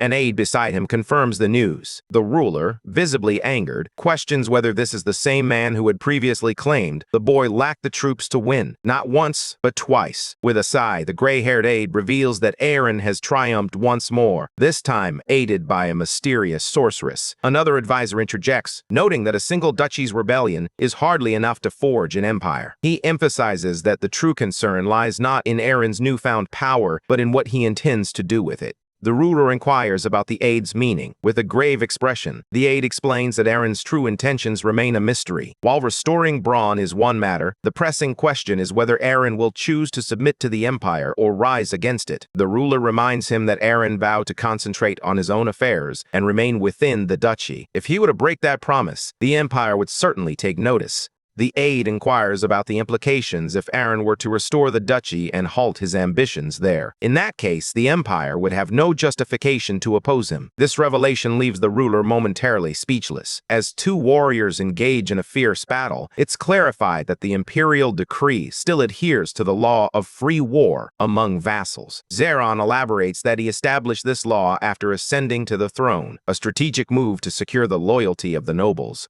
The king bows his head, contemplating the weight of the decision. After receiving permission, he turns away, lost in thought. Philip, seated nearby with a faint smile, declares his intention to discover the protagonist's true desires. Simultaneously, he plans to assess the situation in Braun. The ruler remains silent, his mind still swirling with contemplation. Nervously biting his nails, he instructs them to visit the duchy, using the pretext of congratulating their recent victory. The prince bows, eager to comply, and promises to start preparing immediately. As he reflects on their training sessions, anticipation builds within him to see just how much the boy has transformed. Meanwhile, a crowd gathers around a notice board drawn by a letter pinned to it. Gasps of disbelief ripple through the onlookers as they read the shocking news. Taxes have been slashed to just 13 habad. The rumors had proven true. The victory had indeed brought a fortune. Nearby, the crowd erupted into chants of the Duke's name, their faces alight with joy. The protagonist smiled, declaring it music to his ears, but he knew he had to wrap things up quickly. Behind him, Kanaz remarked that the plan to establish legitimacy was unfolding successfully. The boy shrugged, acknowledging that this was the best way to stabilize such a vast territory, even if it meant the treasury might take a hit later on.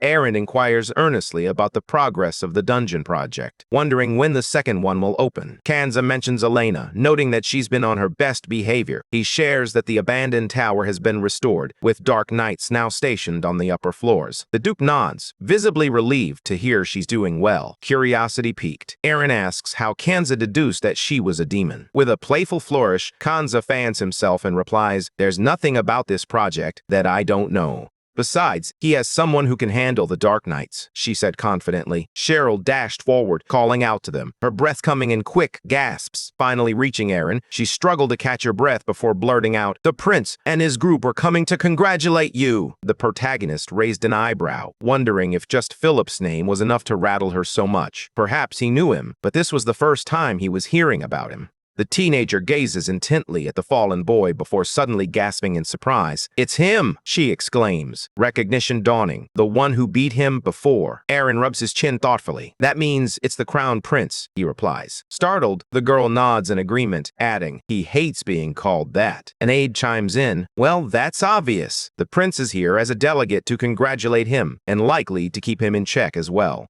The protagonist understands that one misstep could lead to his downfall before he even has a chance to gain true power. He surveys the surroundings, contemplating how to make the prince underestimate them, and decides to act quickly. Just then, he notices some workers pushing a cart, and an idea sparks in his mind. With a confident laugh, Aaron turns to face them, ready to set his plan in motion. 2 days later, the prince and his entourage ride out on horseback. As they approach the castle, he remarks with a hint of surprise, "Those walls are impressively high." One soldier remarks that the rumors surrounding Bronze suggest the land has endured relentless monster raids for years, making a strong defense their wisest choice. Philip smiles, noting that for someone who has won everything through a gamble, he certainly spends money like a cautious ruler. At the gate, a warrior raises a red flag, signaling the arrival of the Crown Prince, the pride of the Empire, before the lord of the castle. The gates swing open, revealing the Duke and his sister kneeling in reverence as they welcome the prince, expressing their honor at his long journey. The prince lifts his head, confusion etched on his face. Right before him stands Philip, and the two exchange icy glares. Aaron frowns, taken aback that he hadn't even noticed Philip dismount his horse. The man is an enigma, so inscrutable that Aaron finds it hard to blame him for his demeanor.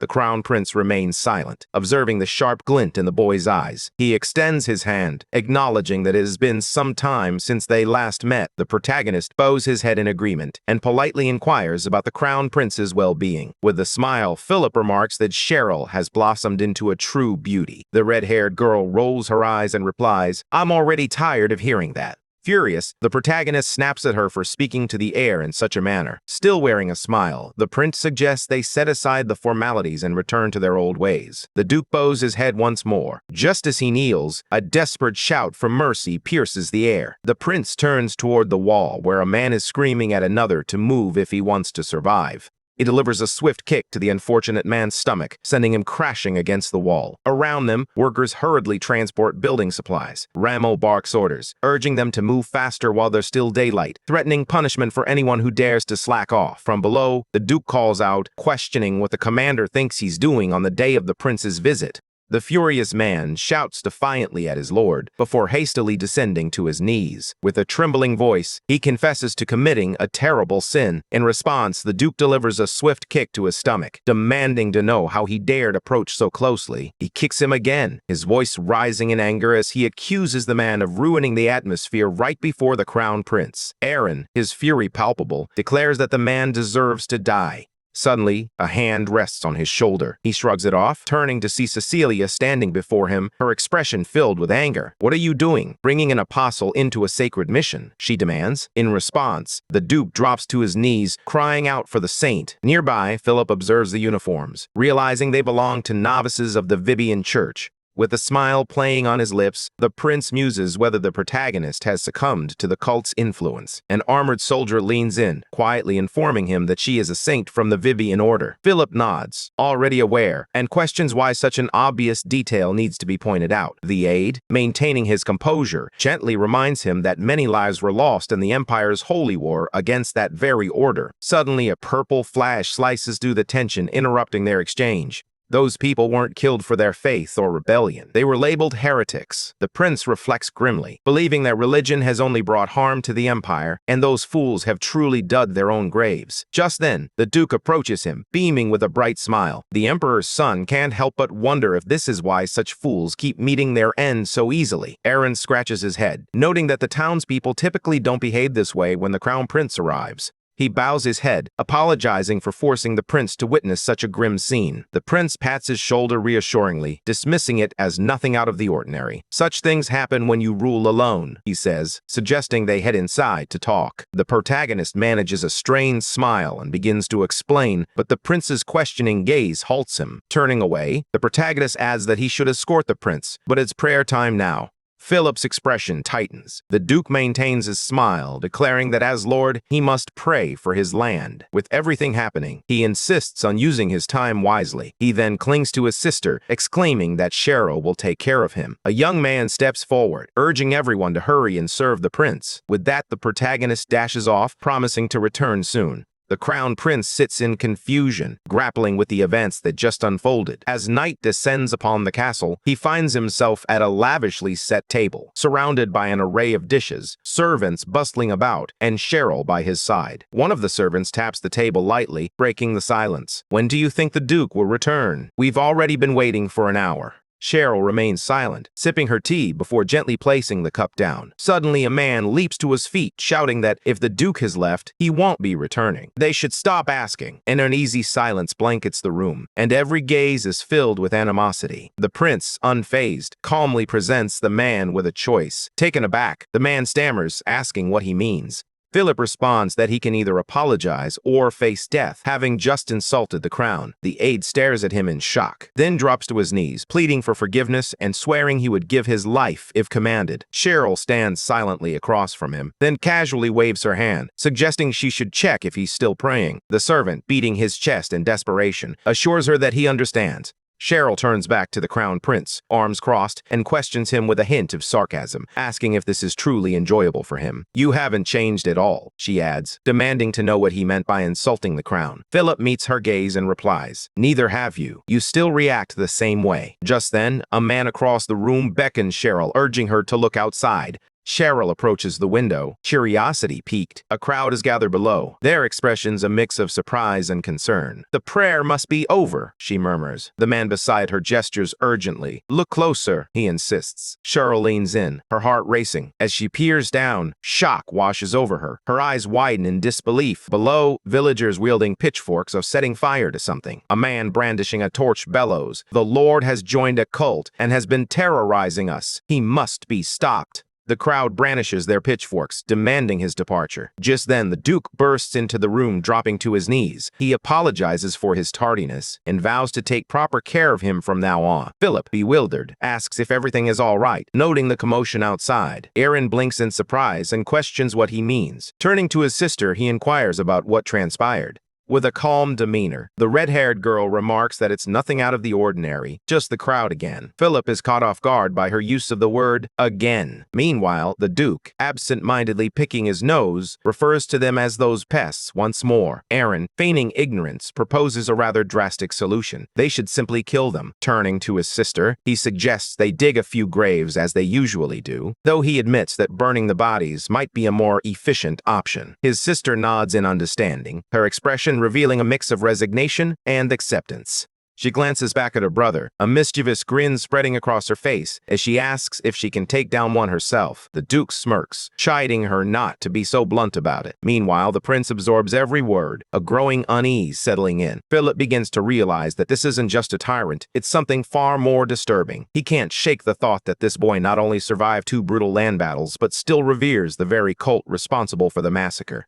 As Philip gazes at the Duke, he can't help but think that the man has completely lost his mind. They stand in the center of the room when another anguished cry pierces the air. The rebels must be eliminated. An aide approaches the prince, leaning in to whisper that Aaron truly intends to eradicate everyone present. The crown prince remains silent for a moment, absorbing the weight of the words. Then, with a sudden resolve, he rises and declares that he is leaving. The Duke, taken aback, asks if Philip is serious. He had only just arrived. Didn't he enjoy the visit? Philip brushes past him, casually remarking that he had a wonderful time. However, it's clear the protagonist is far too preoccupied to spare him even a moment, so he decides to leave without an escort. The protagonist raises a hand, tempting to halt him, but the Emperor strides away with unwavering confidence, the call behind him fading into silence. The prince smirks as he strides away, convinced that someone on the brink of self-destruction could never pose a true threat to the Empire. The protagonist silently observes him depart, a storm of thoughts swirling within. Aaron wears a sly smile, satisfied that his plan has come to fruition. The ground is strewn with bodies, and blood stains the earth. Rommel approaches, sword drawn and ready for whatever comes next.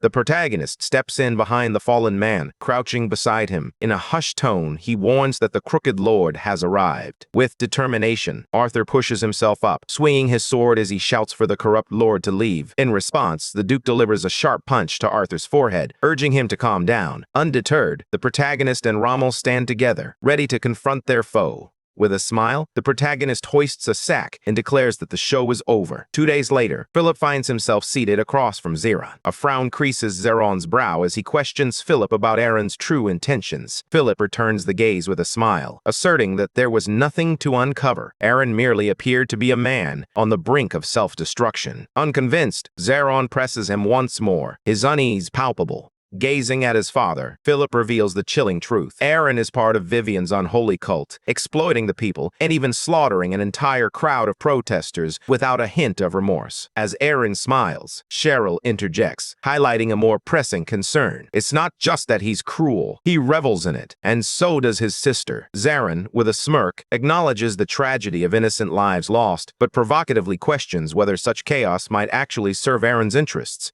Philip's expression shifts to one of seriousness. Zeron's demeanor darkens as he reveals that he has devised a brilliant plan. With sword in hand, the protagonist stands before a training dummy, lost in thought. Memories of Philip flood his mind, reminding him that beneath that calm smile lay immense power. As the sword begins to glow, a surge of energy courses through him, filling him with both awe and trepidation. He contemplates how far he has come and, with determination, swings the sword, reminding himself that mastering its energy is his first priority. He slams the dummy with all his strength, the blade crashing into it with a resounding thud. As he continues his training, a thought crosses his mind. What if he added the dragon's blessing? In an instant, a turquoise flash erupts from the blade, tearing through the dummy and ripping apart several bags behind it. Staring at the black mark left in its wake, he can't help but wonder if this is still not enough. He gazes at the flickering flames in his hand, recognizing it as the dragon's blessing, an incredible power he has yet to master. With the sword gripped firmly in his other hand, he contemplates the weight of the strength he now possesses. His thoughts narrow to a singular ambition, overthrowing the Emperor. Aaron steps forward, breaking the silence. There's much to be done, especially if we want to keep the growth of our territory under wraps. A week later, several squads of soldiers assemble in the castle yard, ready for what lies ahead.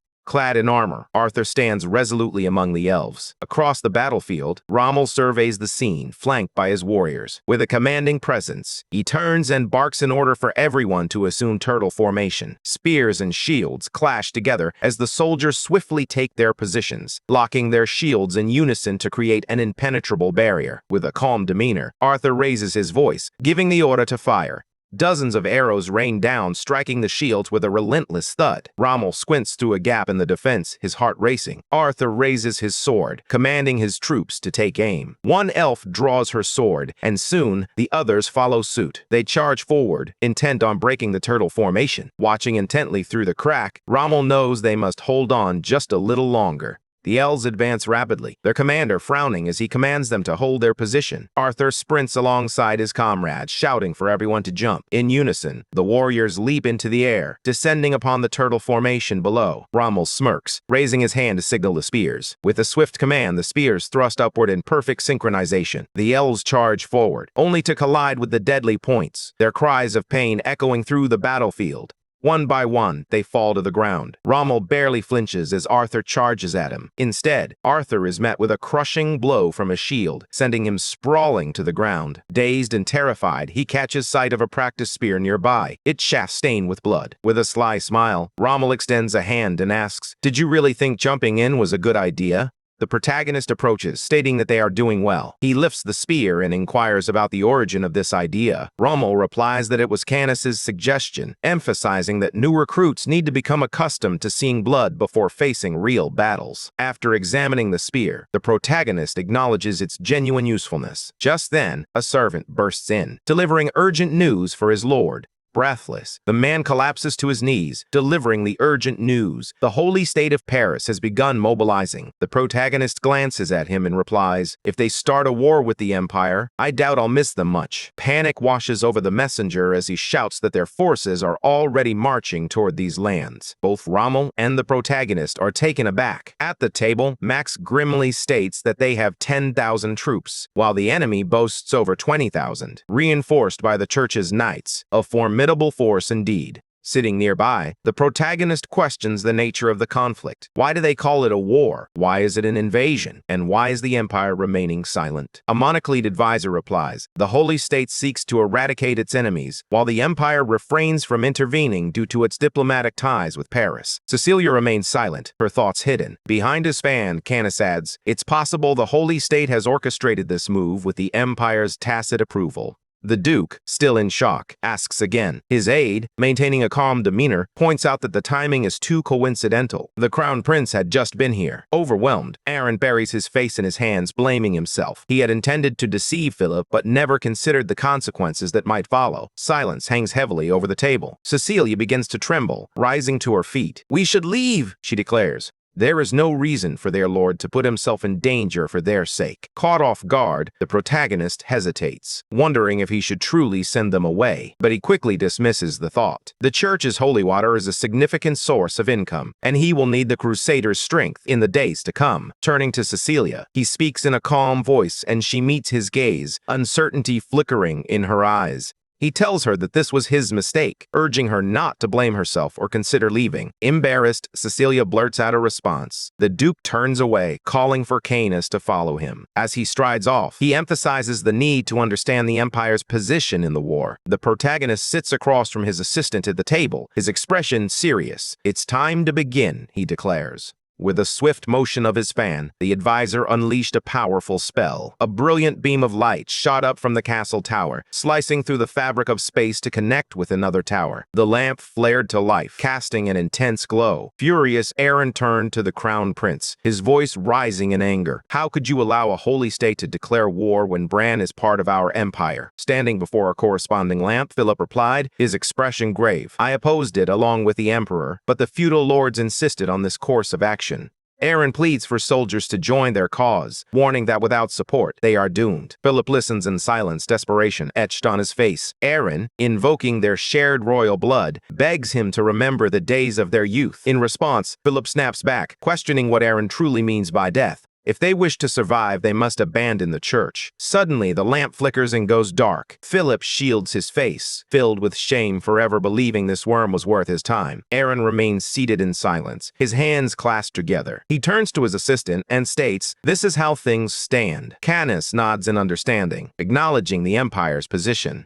They're pretending this has nothing to do with them. Head bowed, the protagonist reveals that the Empire intends to use the Holy State to eliminate him. Aaron's eyes widen with fury as he declares they've chosen the wrong man. Those fools have no idea he knows the Pope's Achilles heel. Standing across from him, Canis presses for clarity once more. With a confident smirk, the protagonist reassures him, "Don't worry. This is his emergency trump card, so there's no need to panic." He turns to Canis and asks if he can hire an artist. It's time to respond to their call. In the holy state of Pyrrhus, within the regal capital, a grand castle looms. A warrior stands, holding a sheet of paper that features a drawing of Aaron playfully sticking out his tongue in front of a cross pierced by a sword. Archbishop Abel grimaces, labeling him insane. To use a declaration of war as a taunt is utterly outrageous. Another priest suggests that the young man has lost his mind, influenced by heresy, and is no longer capable of making sound decisions. Abel's voice rises in urgency, as he declares that this land must be purged, even without the Empire's command. They are all completely mad, he insists. This cannot wait. His Holiness must be informed immediately, so that the advance through Bran can continue.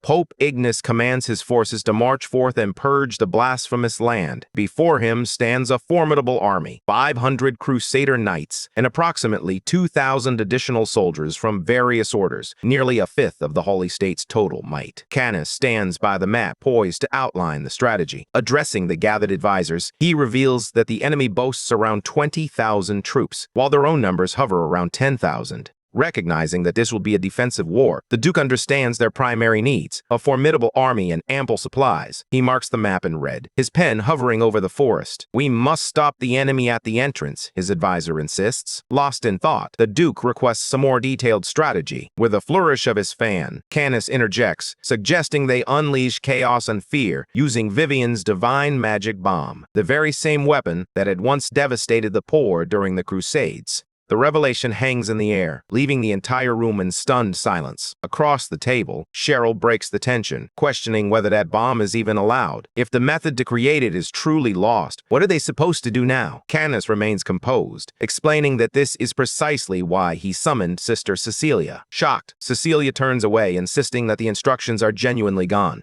Canis replies firmly that he doesn't require the bomb itself. He merely wishes to demonstrate the divine power of Vivian's church. He then asks if she can assist him. Cecilia, now visibly frustrated, retorts that he has misunderstood its purpose. With a hint of sadness, she explains that the divine magic bomb only neutralizes the power of the porcine church. It cannot harm anyone. The protagonist, puzzled, wonders aloud why anyone would want to use such a device if it isn't lethal. With a smile, Canis reassures him not to worry. He's about to make things deadly. The stunned Sync can only stare in silence. The dragon hands over a piece of paper, explaining that it wasn't really his idea. It was Miss Cheryl's. Cheryl reads the document in shock, then looks up, bewildered, and asks, "What is this?" 5 days later, an elf perches on a branch in the shadowy depths of the Black Forest. Suddenly, he notices something alarming. A massive army is advancing toward the forest. Without hesitation, he leaps down to report to the Duke. The Duke, impressed, acknowledges their swift journey, noting they've completed a trip that typically takes a week. Standing nearby, Canis adds that their early arrival suggests they pushed themselves hard, and they must be utterly exhausted.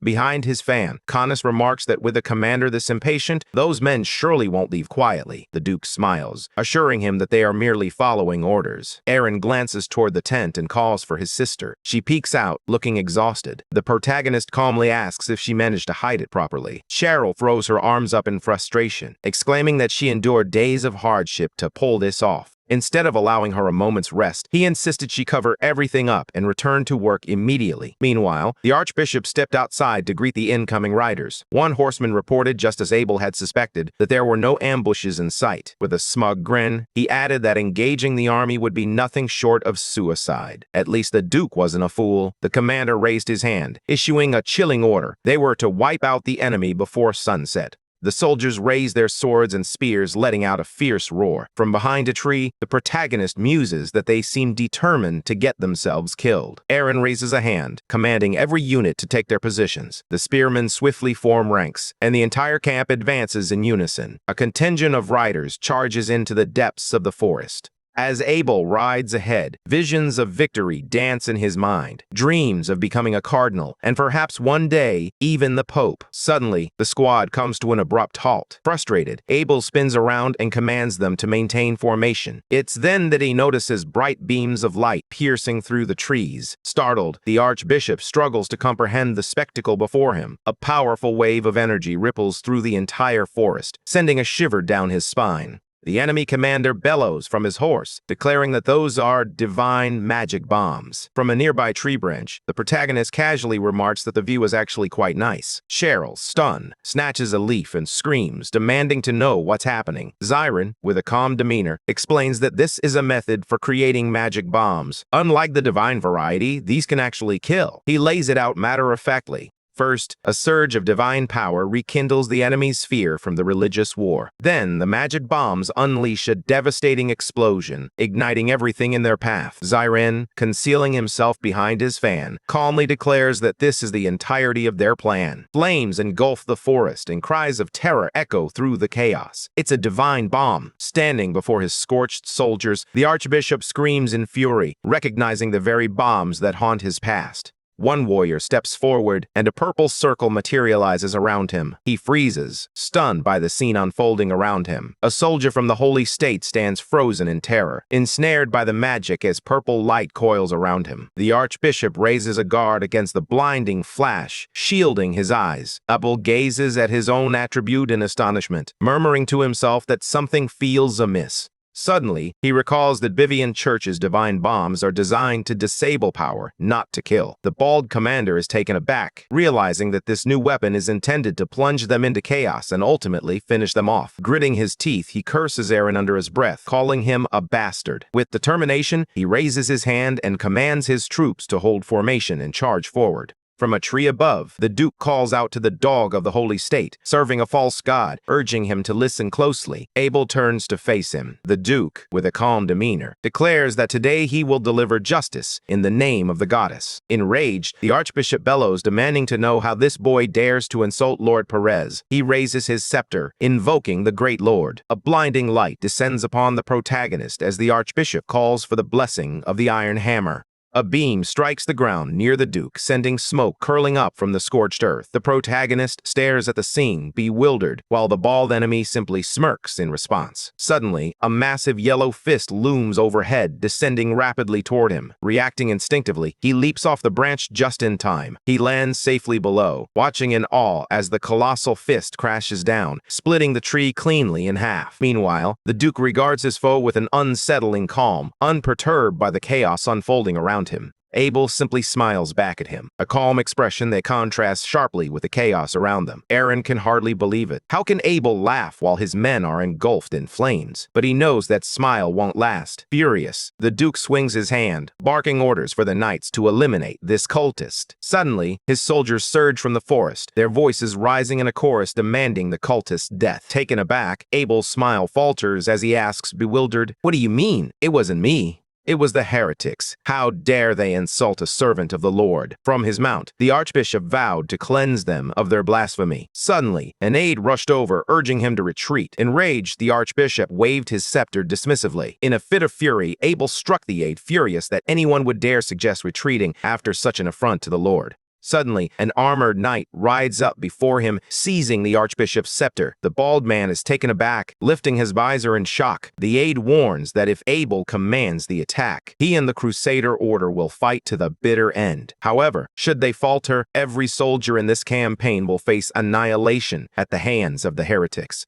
Bowing his head, he pleads for permission to retreat. The commander scowls, curses, and erupts in fury before finally issuing the order. They need a shield first, as they're relying on divine power. A horn blares, signaling the retreat, and the army begins to flee. Ramo, still mounted, shouts for them to halt, but Aaron swiftly intervenes, commanding him to hold his ground. Ramo hesitates, taken aback. "Wasn't there an order to attack?" he asks, confusion etched on his face. Aaron closes his eyes, his voice steady as he replies, "I only gave that order to make it easier for us to pursue them. If we charge in recklessly, we risk triggering the mines." Standing resolute before the army, Aaron declares that he will confront the enemy alone, while the knights encircle the forest to seal off every escape route. As the soldiers begin to move, the protagonist casts a quiet glance at Ramo, a pang of guilt washing over him. Most of the mines have already detonated, and he can only hope they won't face further disaster. He looks ahead, realizing there's one thing he desperately wants to keep from the soldiers' eyes. Suddenly, Aaron breaks into a run, darting through the burning woods. As he races past charred bodies, one corpse lies directly in his path. He quickly averts his gaze, acknowledging that Aaron's strategy has unfolded flawlessly.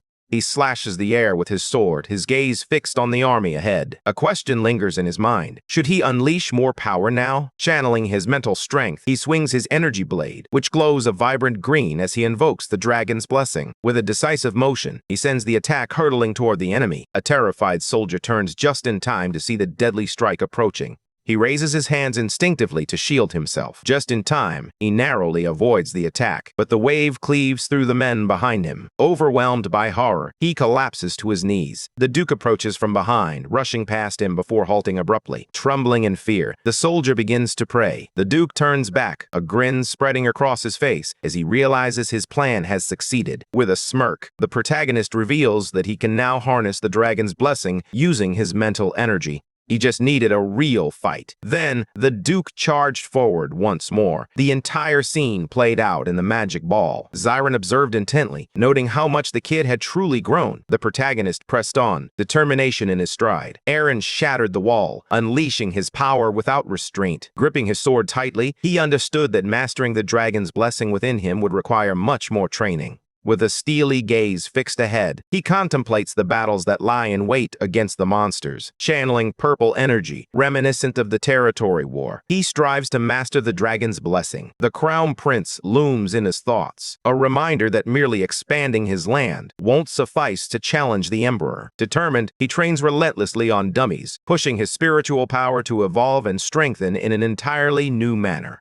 With a smirk, the boy realizes that today, even if just a little, he swings his sword in anger, unleashing a wave of energy. It cuts to his enemies, and for the first time, he witnesses the fruits of his labor. A smile spreads across his face as he glances at his hand, almost forgetting the power he wields. The blade glimmers in his grip. With a casual swing, he remarks, "This is excellent." A powerful green wave erupts, tearing through the ranks of soldiers. With a smirk, he declares that this is precisely what he envisioned. At last, he witnesses the fruits of his training. Panic-stricken, the soldiers flee the forest as flames engulf their surroundings. The Archbishop grits his teeth, cursing the Duke under his breath. Suddenly, a fireball hurtles toward them. An explosion erupts behind him, and he realizes it must have been another mine. A panicked soldier points frantically at the sky. Abel looks up in shock, his heart racing as he sees more fireballs hurtling toward them. Overwhelmed with fear, the Archbishop grips his ice hammer tightly. Suddenly, several yellow fists materialize in the sky, ready to intercept the relentless barrage of fire raining down.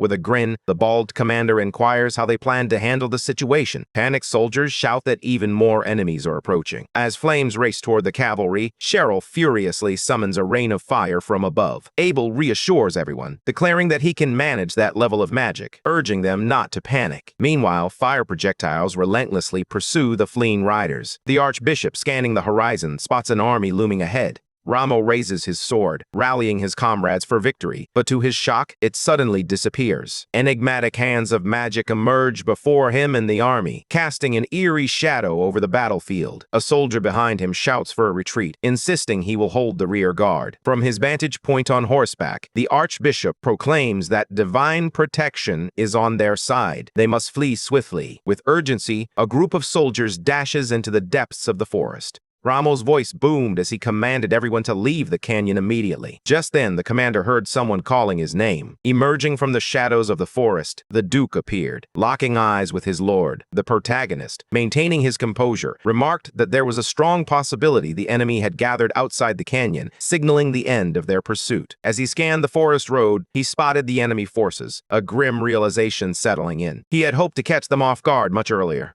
This is the true extent of Perez's power. Gazing at the magical hands, he reflects that one holy night should have been sufficient to halt their advance. Yet, a divine barrier stands firm. Cheryl's magic cannot penetrate it, and even swords are repelled. As he opens his eyes in astonishment, he draws his sword and unleashes a wave of magic. On the other side of the barrier, the Archbishop senses the sword's energy. A brilliant blue beam strikes the magical hands, but the barrier merely emits a cloud of smoke. Abel exclaims that this unbreakable wall is a testament to Lord Perez's power. With sword in hand, the protagonist steps aside, pondering the implications of a blade's energy failing to penetrate the barrier. He studies the shield before him, deep in thought. He swings again, this time striking with the blade itself, only to discover that even solid metal can be deflected. His armor clatters to the ground. Annoyed, the enemy demands to know what he's trying to accomplish. With determination, the protagonist sets his jaw and throws a punch, slamming his bare fist into the shield. In an instant, the barrier vanishes.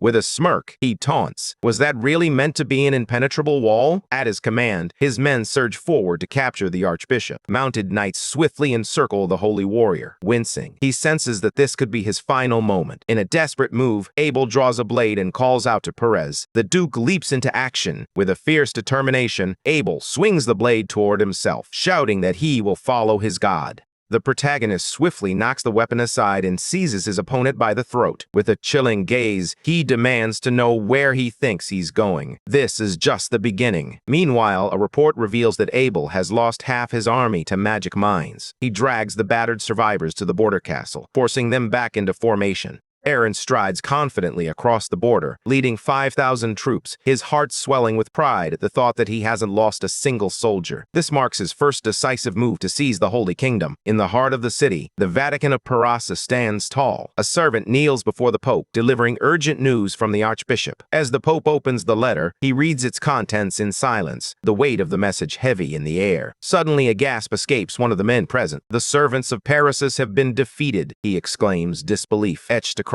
his face. A stunned priest remarks that Duke Aaron wielded a weapon unlike anything they had ever encountered. The Pope swiftly corrects him, clarifying that it wasn't the divine magic bombs from the Vivian Church. A servant, eyes closed in quiet agreement, nods sadly. The leader, still smiling, questions what there is to fear. Rising from his throne, the Pope maintains his grin and commands the dispatch of an additional 50,000 soldiers. He reveals that only a divine magic bomb can breach their god's defenses. Fort Blanche, one of the Holy Kingdom's 2 border castles, stands guard against Brand territory. In times of peace, it serves as a route for missionaries. However, in wartime, the fort transforms into a strategic outpost, paving the way for an invasion to the east. The Pope has vowed to obliterate Aaron's forces at the outpost, dispatching 50,000 support troops to continue the relentless purge of Brand territory. The battle had claimed the commander of the Holy Army, leaving Abel holed up inside Fort Blanche, solely focused on his own survival. To him, the Pope's order to regroup felt like a divine intervention. A smirk crept across Abel's face as he stood before the statue. There, he vowed vengeance for the fallen commander and for his own sake. "Lord Paris has commanded me to judge the boy responsible for the leader's death," he declared, his voice laced with determination.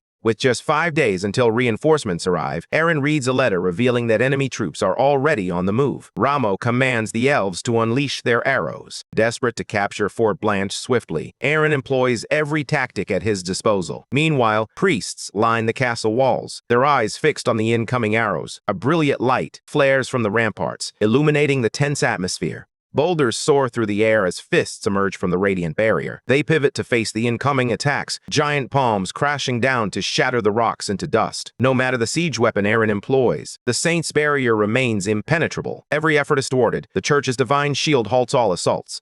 From his vantage point on horseback, Aaron surveys the scene before him. He quickly realizes that conventional tactics won't suffice. Even his sword aura fails to penetrate the defenses. Beside him, Zyron comments, "This is exactly what you'd expect from a follower of the god of protection, the hands of Pyrasis." Aaron nods in acknowledgement, his frustration mounting as the arrows are effortlessly deflected, and the boulders that manage to break through are ultimately halted in their tracks. He inquires whether a divine magic bomb could be effective if they could obtain one from Cecilia. Zyron replies that she doesn't know how to create them, meaning there's no chance of acquiring one before the enemy reinforcements arrive. Aaron then shifts his focus to Cheryl. Zyron informs him that Cheryl is still busy recovering the magic mines and will need another 2 or 3 days. Aaron's expression darkens as he mutters, "That's not good. If we can't use bombs or Cheryl's magic, is there any other way through?" Zyron turns away, his expression heavy. "Our only choice is to wait for Cheryl," he replies, a hint of desperation in his voice. "We can only hope her magic is powerful enough to destroy Pyrrhus' hands." With only 4 days left until the Holy Kingdom's reinforcements arrive, the tension mounts. Meanwhile, on a nearby hill, Aaron reflects on their predicament, admitting to himself that he has no choice but to rely on Cheryl.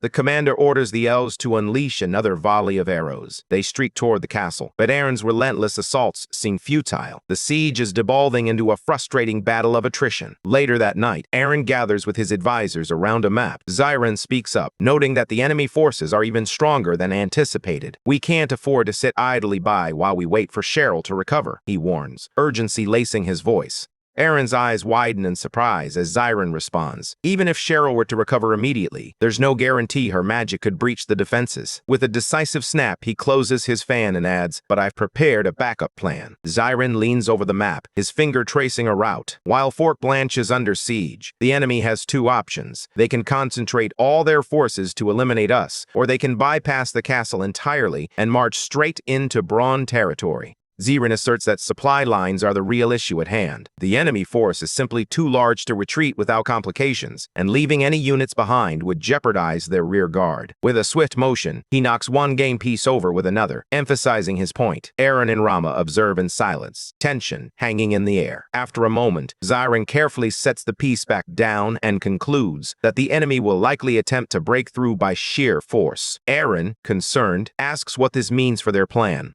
Zyron responds that if Fort Blanche cannot be captured in time, they must swiftly retreat into the forest and prepare to defend Braun Castle. Aaron freezes, his mind racing with the memories of a brutal battle. If the main castle becomes the target, he realizes all his efforts will have been in vain. The thought strikes him, if the damage is too severe, Braun may never recover. How can he hope to overthrow the Emperor if he can't even protect his own people? Aaron stares at his trembling hands, questioning whether he truly has the strength to safeguard them. His thoughts spiral into darkness. How is he any different from Duke Aaron? In a surge of frustration, he slams his hand on the table, startling the advisors around him. Gritting his teeth, he realizes that a few victories have made him complacent. He's a butler, after all, and he knows how to maintain composure. There's no need to rush. Zyron observes the furious ruler in silence before speaking in a measured tone. He reminds Aaron that a siege does not equate to defeat. With both Aaron and Cheryl present, they still have the power to thwart the enemy. Aaron lowers his head, remaining silent. Zyron continues, emphasizing that while the land may suffer and some sacrifices may be necessary, they can still endure this campaign.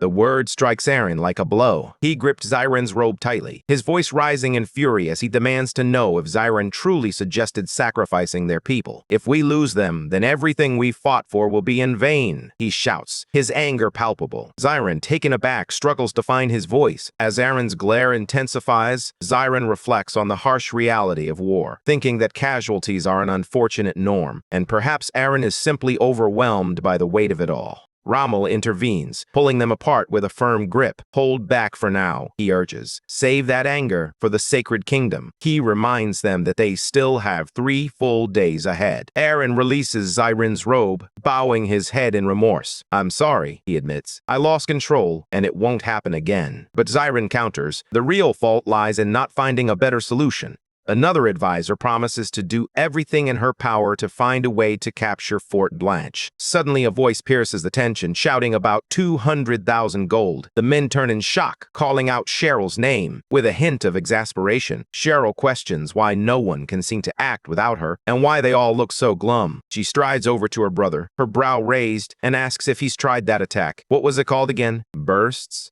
Aaron shakes his head, insisting that even his sword aura won't penetrate the barrier. Cheryl lets out a frustrated sigh, remarking that he's either too weak or too soft. With a determined gaze, she confronts him, stating that if he truly wants to protect his people, he should never have initiated this war. The choice has already been made. He must do everything in his power to secure victory. Aaron feels the weight of her words, shaken by the realization that he hasn't pushed himself to his limits.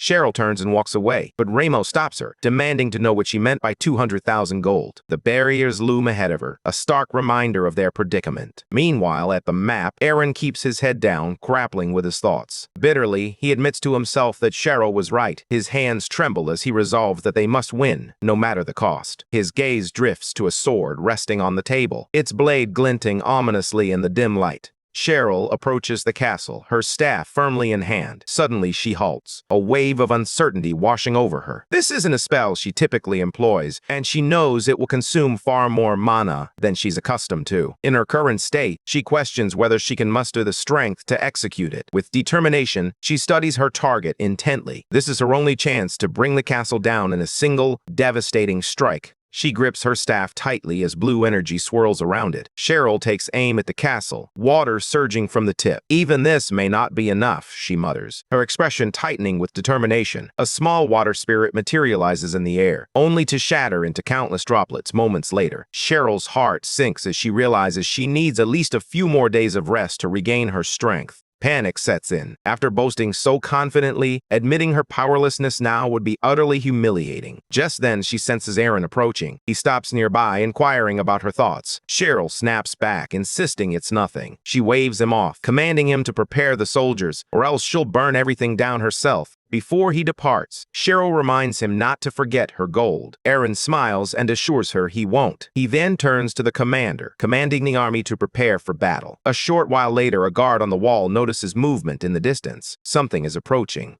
He spots a girl's silhouette moving toward the walls. The soldier shouts to Abel, alerting him that someone has appeared on the battlefield. Abel, still on the ground and deep in prayer, doesn't even glance up. "I'm praying," he replies calmly. "So stop panicking and give me a proper report." The guard notes that the unknown figure is roughly 30 paces away, judging by their attire. They clearly don't belong to the Holy Land. Abel rises from his knees, calling upon Lord Parasa. As he does, the priests surrounding him begin to glow with divine energy. Palms of light manifest around them. Meanwhile, Cheryl taps into her elemental power, though she doubts she has enough strength left to make a difference. Furious, Cheryl declares that she'll handle it herself. With a dramatic flourish, she spreads her arms wide and channels her magic. Thrusting both hands forward, she conjures a massive tidal wave that crashes into the giant magical hands. One terrified guard shouts in panic that it's magic. Meanwhile, Abel remains composed, confident that no force in the world can rival his god. The water crashes against the glowing palms, sending ripples through the air. The priests remain steadfast along the wall, unwavering in their positions. Then Abel rises, lifting his scepter high. Below, Cheryl snaps, her frustration evident as she declares she's not finished yet. From his vantage point, Abel watches as she summons mudworms from the earth. With a ferocious burst, several savage worms erupt from the ground, charging directly toward the holy barrier. Dark, monstrous shapes loom before Abel, a chill of fear creeping into his heart. He glances nervously at his god as the worms coil, poised to strike. Suddenly, the monsters lunge, crashing into the barrier with a force that sends the priests sprawling to the ground. The impact reverberates through the air, and as the worms begin to tear through the barrier, Abel can only stare in stunned disbelief. "What?" he blurts out, his voice barely a whisper. "Is this really magic?" He grits his teeth, stubbornly insisting that magic pales in comparison to his god's power. With the scepter held high, he offers his praise, then raises it even higher, pleading for his god to send down the iron hammer. He gazes upward, but nothing descends. Eyes squeezed shut, he cries out once more for it to come. Finally, a slender beam of light pierces the sky. The archbishop smiles, a sinister glint in his eyes, as he unleashes his power upon the mudworms. They explode into a shower of gore. Cheryl stares in shock, her heart racing, as the bald priest calls for another strike. A heavy blow slams into the ground, sending tremors through the earth. Abel watches from the wall, his expression unyielding. Meanwhile, Cheryl can do nothing but watch helplessly as giant fists rain down, obliterating her worms one by one. Stunned, she realizes her attack is futile. Aaron sprints across the battlefield, darting right past Cheryl, who stares ahead in shock. With determination, he draws his sword and charges forward. A vibrant green light ignites at the blade's tip. Focused on breaking through, he swings, unleashing a sharp, piercing wind that cuts through the air. The blast hurtles directly toward the holy hands. Abel notices the attack immediately, his heart racing as he recognizes the sword energy. The green wave surges forward, relentless in its approach. He instinctively raises a hand to stop it, but the force tears through his efforts, reaching its target and severing several fingers from one of the magical hands. In that moment, Abel feels a surge of gratitude for their narrow escape. The strike had just missed them. Behind the barrier, he hears Aaron unleash another blast of piercing wind. The powerful attack crashes into the palms, and Aaron commands everyone to move forward. The force of the strike tears through the barrier, sending a chill of fear through Abel. Smoke begins to rise from the sacred hands, a haunting reminder of the danger they face. A clear scar remains etched upon them. Aaron gazes ahead, resolute in his determination to fight once more. His hands tremble around the hilt of his sword as he swings again, unleashing a fierce roar that echoes, declaring that this battle is far from over. A powerful wave surges forth, the vibrant green strike racing toward the barrier. Just as it seems poised to make contact, it suddenly veers upward, leaving Aaron watching in horror. He collapses to the ground, cursing in frustration. Safe behind the barrier, Abel contemplates how a mere human could ever believe he could challenge the hands of God pairs. Zyron observes Aaron and Cheryl from the shadows, reflecting on how the blessing he bestowed upon humanity still falls short against divine protection. With a heavy heart, he turns away, never anticipating that events would escalate to this point. Now, the strategist realizes he must venture into a forbidden realm to aid his master.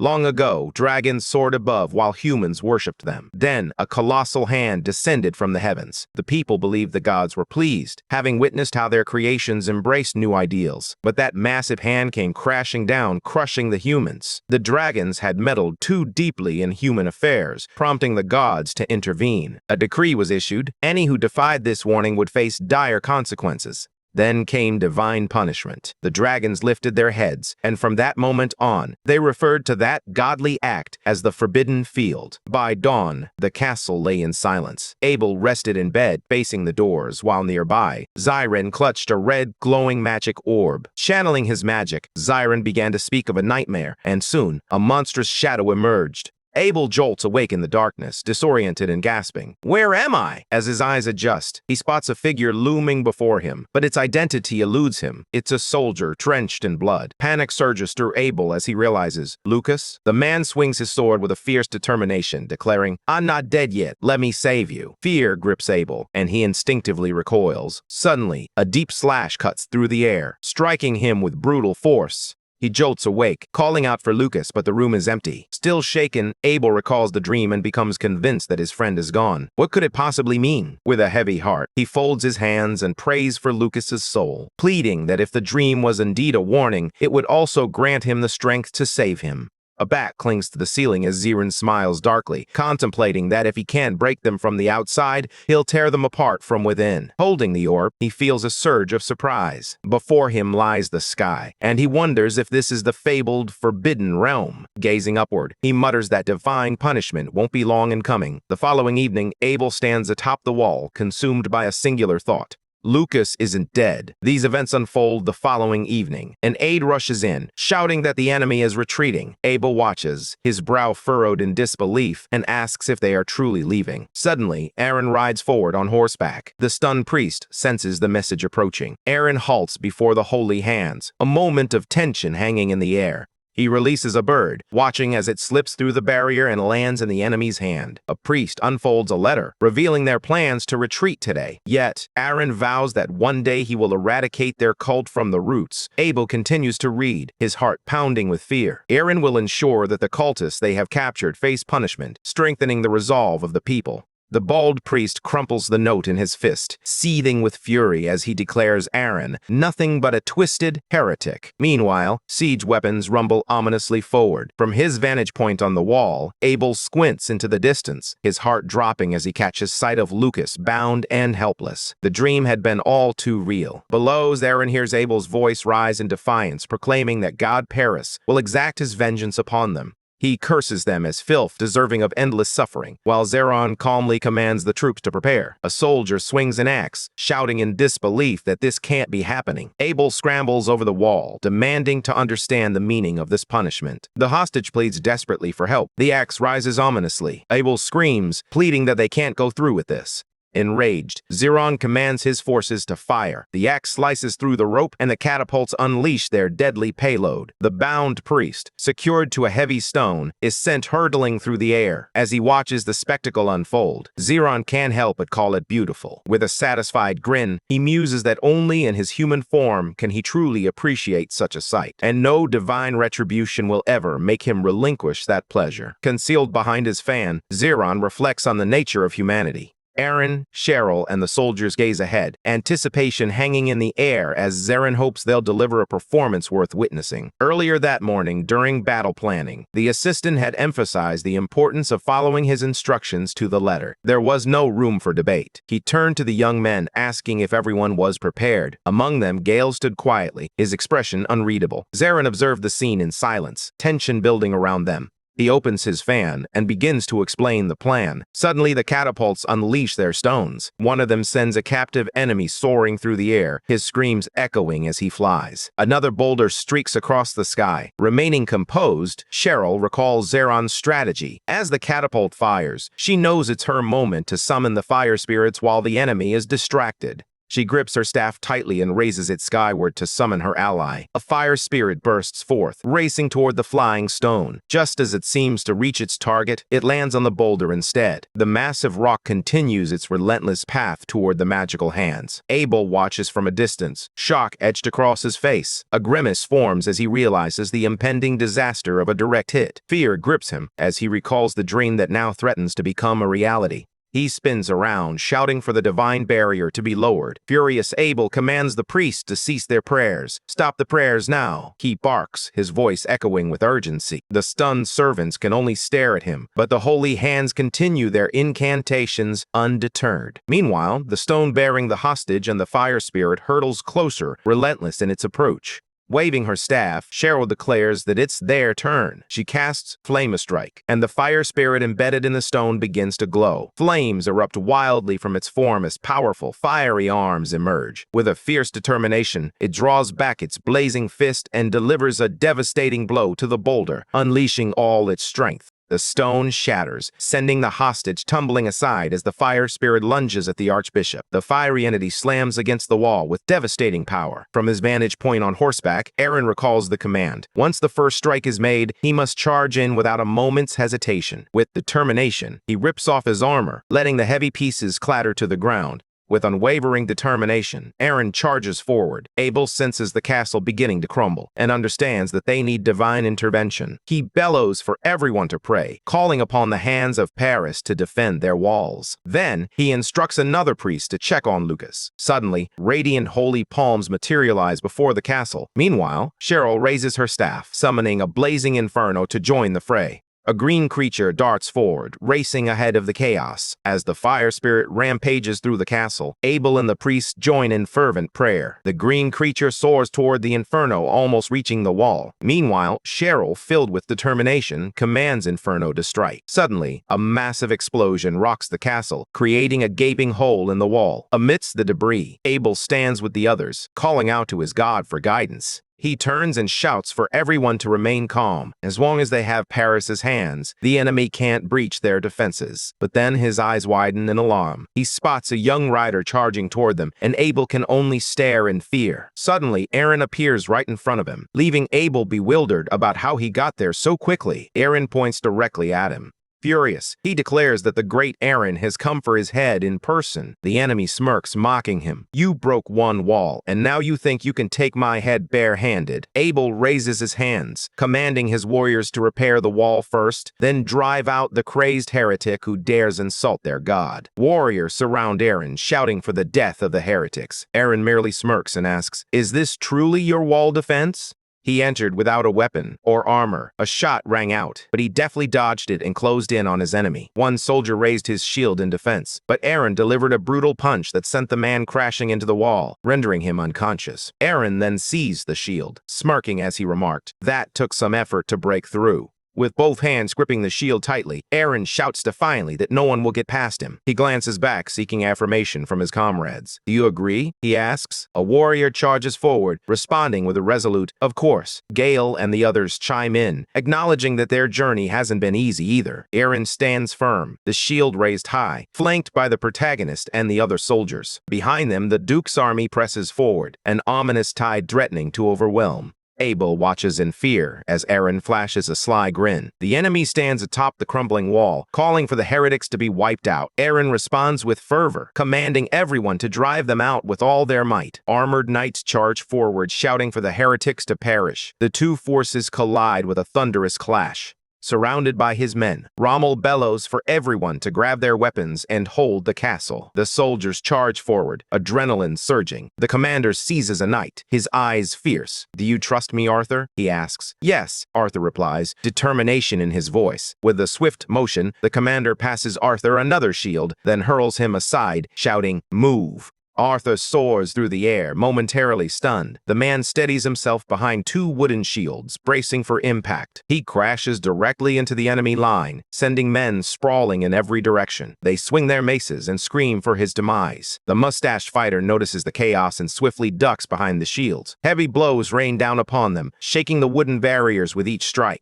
In a state of panic, he shouts that Rommel had urged him to trust him. The enemy prepares for another strike, and with a thunderous blow, the wooden shields shatter, sending splinters flying in all directions. The soldier, gripped by fear, spots a weapon hurtling toward him. Just then, a warrior leaps in, bravely shielding his ally from the impending danger. The mace shatters the stick into splinters. Arthur stares in shock as another attack rushes toward him. He throws up his hands, exclaiming, "I'm not even married yet." Just then, a stick with a tied end hurtles into the fray, striking the enemy's helmet and sending him staggering back. Arthur turns in shock as he spots a girl, Bianca, still clad in her dress, fighting with remarkable skill. The love-struck man with the mustache blurts out that she just saved his life. Suddenly, Rommel rushes up behind him, shouting, "Get down!" Without hesitation, he tackles Arthur, and they both hit the ground just as a massive explosion erupts nearby. They glance back and notice a trail of smoke rising in the distance. Atop the wall, a man stands poised with a glowing weapon. Abel watches intently. Suddenly, he hears a voice calling out to him from below. It's Aaron, glaring up with determination. Armed only with a stick, Aaron assesses the jump. Difficult, but worth the risk. Just then, he senses a threat approaching from behind.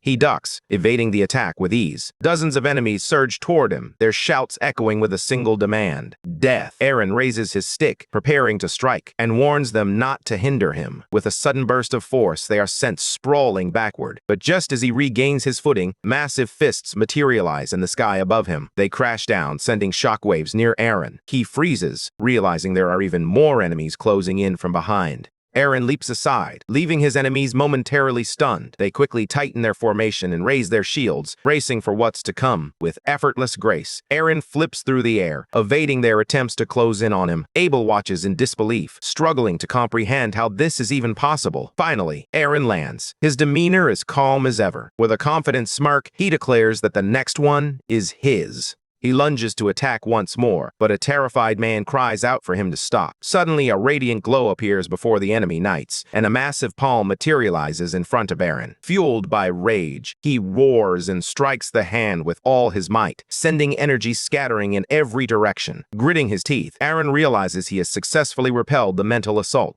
The archbishop merely smirks. Aaron swings the broken spear shaft once more, fury radiating from him as mana swirls around his form. But then, with a sharp crack, the stick snaps in two. Abel brandishes his scepter, and Aaron instinctively leaps back. Suddenly, an explosion erupts before him. The enemy smears, taunting that while Aaron may have breached their defenses, he will soon lose his head for his audacity. As the battle rages by the wall, the villain vows that Aaron and his men will pay dearly. Aaron glares back, his expression darkening as he realizes he should have pressed the attack while they still had the momentum. Nearby, a commander urges urgency, insisting they must capture Blanche's castle before reinforcements arrive. They need to establish a defense and eliminate the enemy leader swiftly to force a surrender. Aaron realizes that the situation won't be as straightforward as he hoped. His gaze shifts forward, and he's taken aback to see an aide standing below. The Duke commands him to throw it. Suddenly, a mace is hurled up the wall, the warning echoing just moments later. Aaron seizes the handle, now armed and ready. With a fierce determination, he charges forward, launching himself high into the air. As he descends, he swings the mace with all his might, unleashing a surge of power.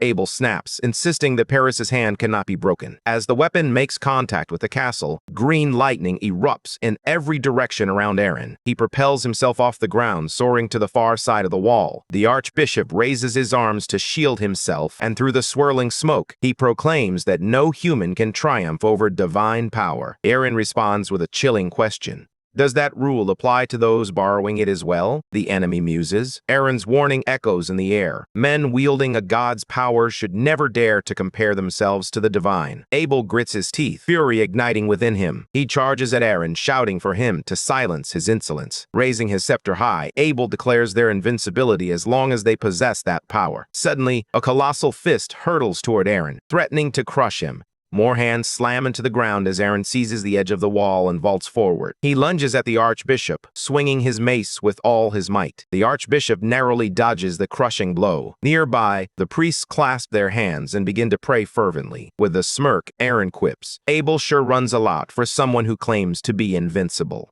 Several magical fists materialize before him, surging forward to strike. Aaron deftly maneuvers around them, evading their relentless assault. Just as he dodges another blow, one fist connects, slamming hard into his stomach. Abel's smile widens, convinced he's finally landed a solid hit. But then his expression shifts to shock as he realizes Aaron is holding back the force of the blow. He realizes that if his own energy can't cut through Paris's arm, then the same limitation applies to him. With determination, Aaron slices through the remaining force, confident he can withstand it as long as the attack remains small enough. As he looks ahead, a sudden brightness catches his eye, a radiant light emanating from his chest. In that moment, a man in white robes raises his scepter and fires. Furious, the villain demands the heretic's demise. A colossal fist hurtles toward Aaron, and fear floods his eyes. In that fleeting moment, realization dawns. Another magical hand holds him in place, leaving him no room to evade the incoming blow. Below, Rommel observes the battle intently. Aaron tightens his grip on his weapon, which begins to glow a vibrant green as he braces himself to block the impending strike.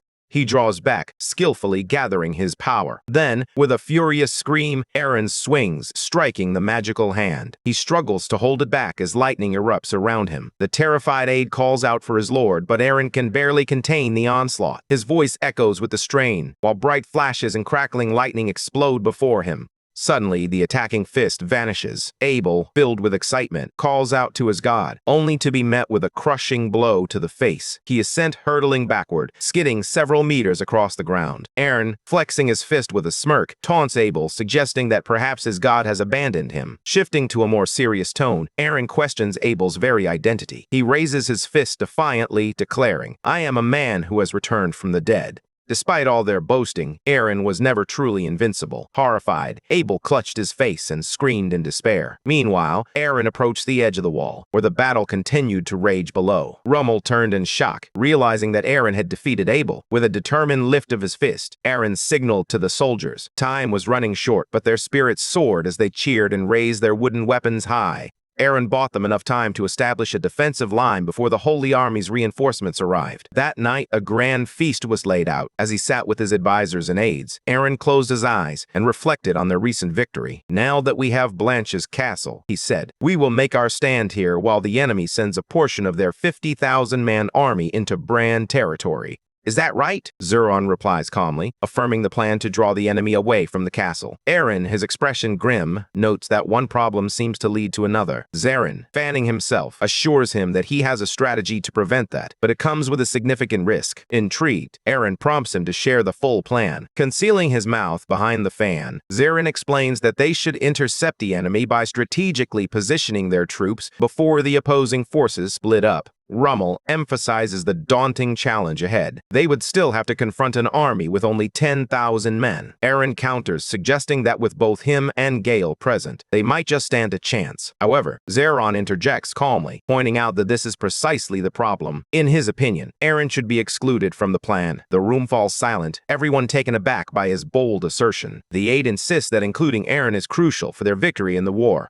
Shocked, Aaron stares at Zeron, incredulous. You really want to push me out? He asks. Zeron raises a finger, nodding. Yes, but only for a week. That should be enough time to finish the war. Later, Aaron sits on the edge of his bed, his face buried in his hands. He replays their conversation in his mind, reluctantly admitting that the plan might actually work. Frustrated, he smacks his head, still struggling to make sense of it all. He collapses onto the bed, closing his eyes. Aaron reluctantly admits that Zeron was right and decides to catch a few moments of sleep. Suddenly, a knock startles him upright, his teeth clenched in tension. He recalls Rummel's warning that survivors from the Holy Empire might be hiding in the castle, so he remains on high alert. Turning to the door, a faint smirk crosses his face. He figures any enemy worth their salt wouldn't bother knocking. The door creaks open just a fraction. Annoyed, Aaron calls out, "Who's there?" A girl with striking white hair, clad in a nightgown, steps into the room. Caught off guard, Aaron stares at her in surprise. She halts in front of him, a small smile playing on her lips. "I want to ask you something," she says softly. Aaron hesitates, glancing at the clock. "Can it wait until morning?" He replies, a hint of reluctance in his voice. Cecilia settles beside him, resting her head gently on his shoulder. "I had to come now. It can't wait," she insists. Aaron closes his eyes, a wave of concern washing over him. "This is dangerous, Cecilia. You need to move away," he warns. But then she reveals that Bran needs holy water and that Lord Vivian has called to her. Alarmed, Aaron grips her shoulders, searching her eyes. "What do you mean you have to leave?" he asks, urgency lacing his voice. Cecilia gazes at him and affirms that it is true. The Lord has called both of them. Stunned, Aaron asks why and questions the very existence of God. Cecilia explains that the order began near Blanche's castle, in the ancient ruins on the mountain ridge behind it. With a smile, she adds that she couldn't approach those ruins while the Order of Paris held the castle. But now, at last, she can. The joyful saint turns to Aaron, expressing her gratitude. Confused, he looks away, reminding her that their fight is far from over. The war still rages on. In a sudden burst of emotion, Cecilia throws herself into his arms, holding him tightly. With a hopeful gaze, she asks if he will join her once everything is resolved. Aaron stares at her, taken aback by her unexpected question.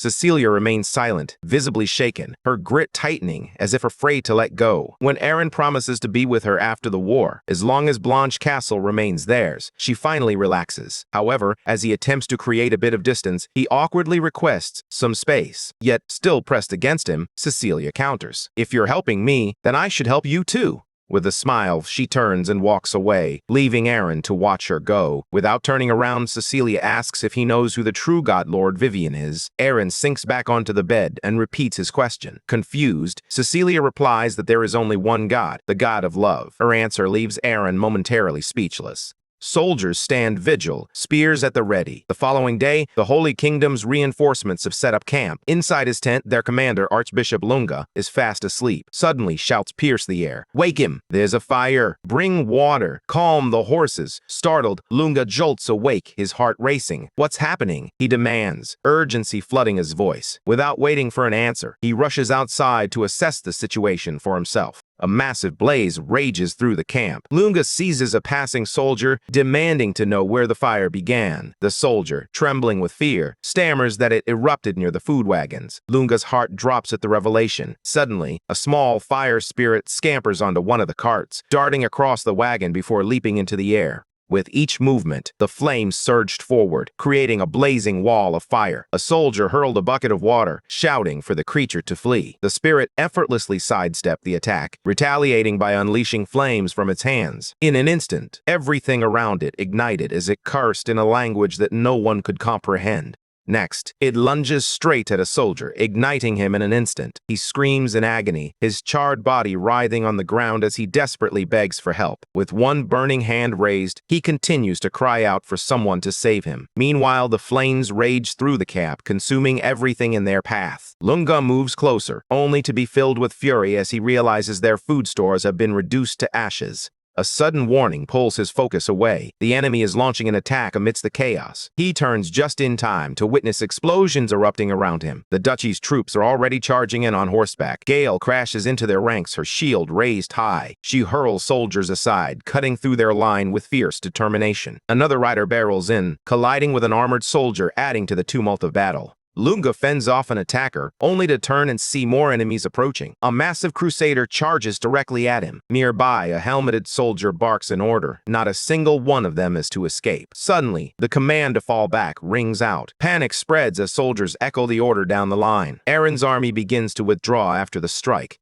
Shaking with rage, Lunga curses Aaron. Through clenched teeth, he can hardly believe that anyone would dare mistreat the servants of God Perez. Kanaz, ever the strategist, reminds him that war is all about strategy and counterplay. Yet, without food, no army can sustain its fight. With a serious expression, he notes that since the enemy has lost its supplies, their strength will inevitably wane. They only need to hold on for one more week to seize a real opportunity. Later, Kanaz confronted Lunga, acknowledging that both had made a grave mistake in this battle. That one misstep altered the course of everything. Kanaz had believed that destroying the enemy's food would hinder their assaults. Instead, Lunga stood before the castle, his army ablaze with renewed determination. What Kanaz failed to realize was that his actions had ignited Lunga's faith, making him even more formidable. He bellows that they must attack, for the Lord desires this castle. His soldiers cheer, declaring they can withstand hunger if it means fulfilling their God's will. As a result, the clash with Aaron's forces comes sooner than anticipated. Arrows rain down, and Lunga's straightforward strategy, overwhelm them with sheer force, actually pays off. His men break through a gap in the wall, but relying solely on their numbers soon proves to be a costly mistake.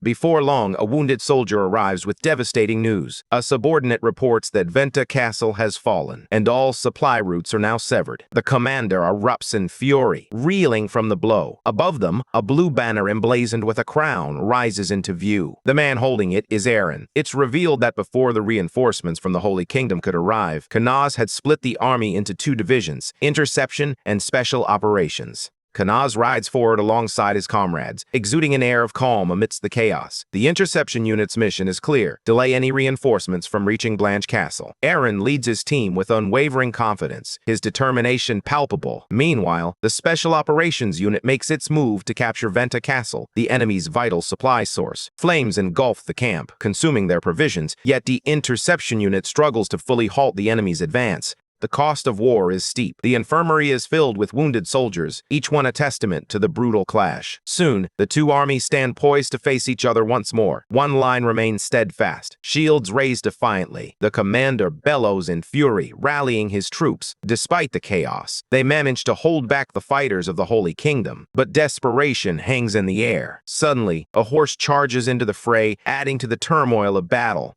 Several days later, Aaron stands with his army before the castle. By this time, a special operations force under his command has successfully crossed the mountains. Aaron raises his banner over the castle, severing the supply lines and leaving Lunga with little choice. Enraged, Lunga rallies his men, vowing to continue the assault on Blanche Castle regardless. A messenger bird takes flight, desperately seeking emergency supplies. However, Kanaz commands a blue bird that swiftly intercepts it, snatching the message from its grasp. Amidst the wounded, Lunga faces a heart-wrenching decision. He approaches Blanche Castle, raising a white flag in the gesture of surrender, hoping to trade his freedom for food. In another part of the palace, a man rushes down a long corridor. An aide bursts through the doors, urgently calling for His Majesty. Inside, the Emperor waits, irritation etched on his face. "I specifically ordered not to be disturbed during my private time," he snaps. Before he can regain his composure, a gray-haired official interjects, breathless with urgency. Duke Garin has captured both Blanche and Aventa castles. The Emperor's grip on a chess piece tightens, a storm brewing in his eyes.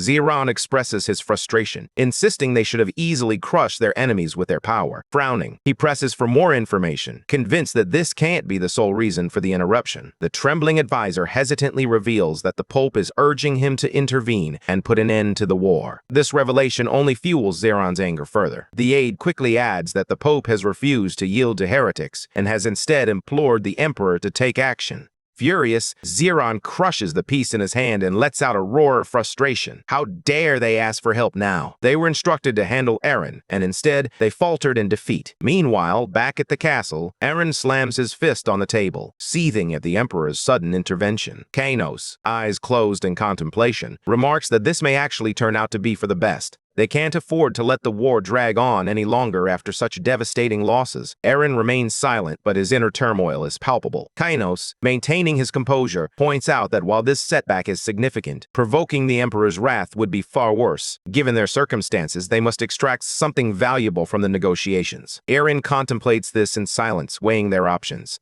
A week later, Aaron finds himself seated across from the Pope in the conference hall. They study each other in tense silence. The Pope can sense Aaron's fury. After all, he would feel the same if victory had been snatched away by the Emperor. Yet, beneath his calm exterior, the Pope is thrilled. The Emperor's assistance is far preferable to surrendering and tarnishing the pride of Lord Pyrrhus. Breaking the silence, the Pope finally speaks, stating that Lord Pyrrhus has chosen to show mercy. Aaron repeats the word, a look of surprise crossing his face. The Pope, with a cheerful demeanor, declares that his God has commanded an end to the war, warning that if it continues, the lands of the Brawn will face purification. A sly smile tugs at Aaron's lips. He knows they won't persist in fighting, and he intends to leverage that knowledge. Turning to Kainos, Aaron asks, "Have you ever seen a donkey on a battlefield?" With his eyes closed, Kainos replies, "I haven't." A priest standing behind the Pope interjects, reminding Aaron that he is addressing the Lord's representative and the Pope of the Holy Kingdom. He insists that Aaron should show the same respect he would to a king. Aaron, however, simply smiles and retorts that the man seems quite lively for someone who is just begging for food. An archbishop bristles at the remark, ready to respond, but Aaron presses on, pointing out that while the battlefield shifted around them, the Pope remained idle.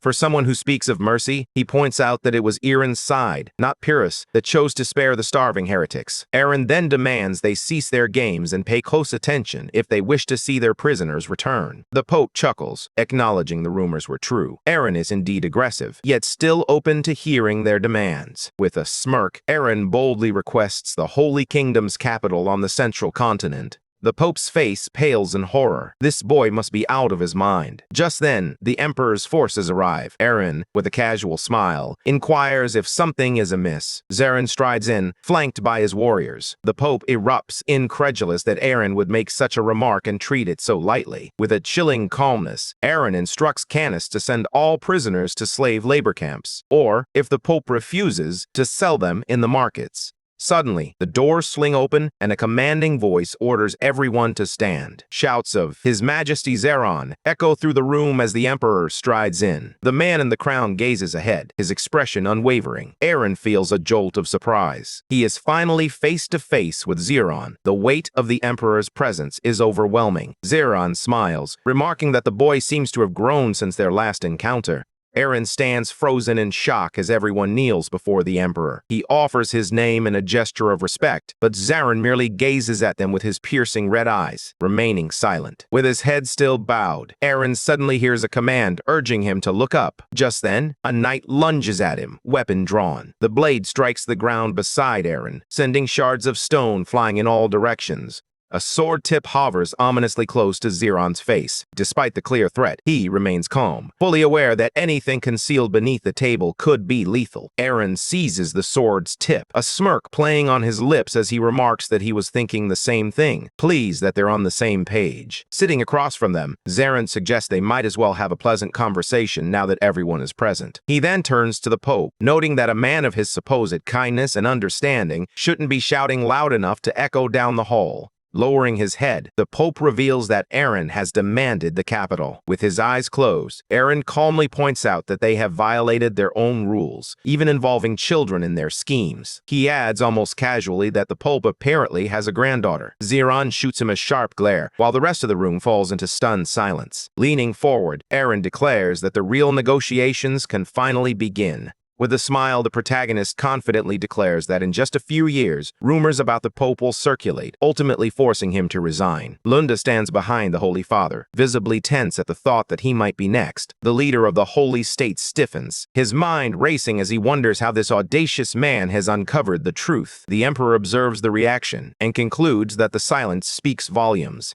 It must be true, Ziron thought, releasing a heavy breath. Their side was already cornered, and the best course of action was to cut their losses and play along. The ruler of the Holy State urged the Duke to get to the point, reminding him that this was a negotiation. The protagonist, standing firm as a noble of a great empire, felt compelled to speak up. A faith led by someone who manipulates the people, secretly visiting citizens to spread his own influence, tarnishes the empire's name. Ziron fixes the Holy Father with a piercing gaze and declares that the Order of Paris should be relocated to the Western continent, where they can no longer sway the populace. He insists on gaining control of the castles and the capital for the same reason. The Holy Father leaps to his feet, his voice rising in outrage, as he demands to know if Ziron even comprehends the gravity of his words. Before he can finish, the furious emperor interrupts, demanding that he be patient. Annoyed, the Pope sinks back into his seat. Ziron then asserts that the Duke must surely grasp the enormity of the demand. With his head bowed, the protagonist places a hand over his chest and replies that he understands, but he is doing this to defend the empire's honor. The ruler acknowledges this desire to protect the nation and then inquires if the Duke's claim is indeed true.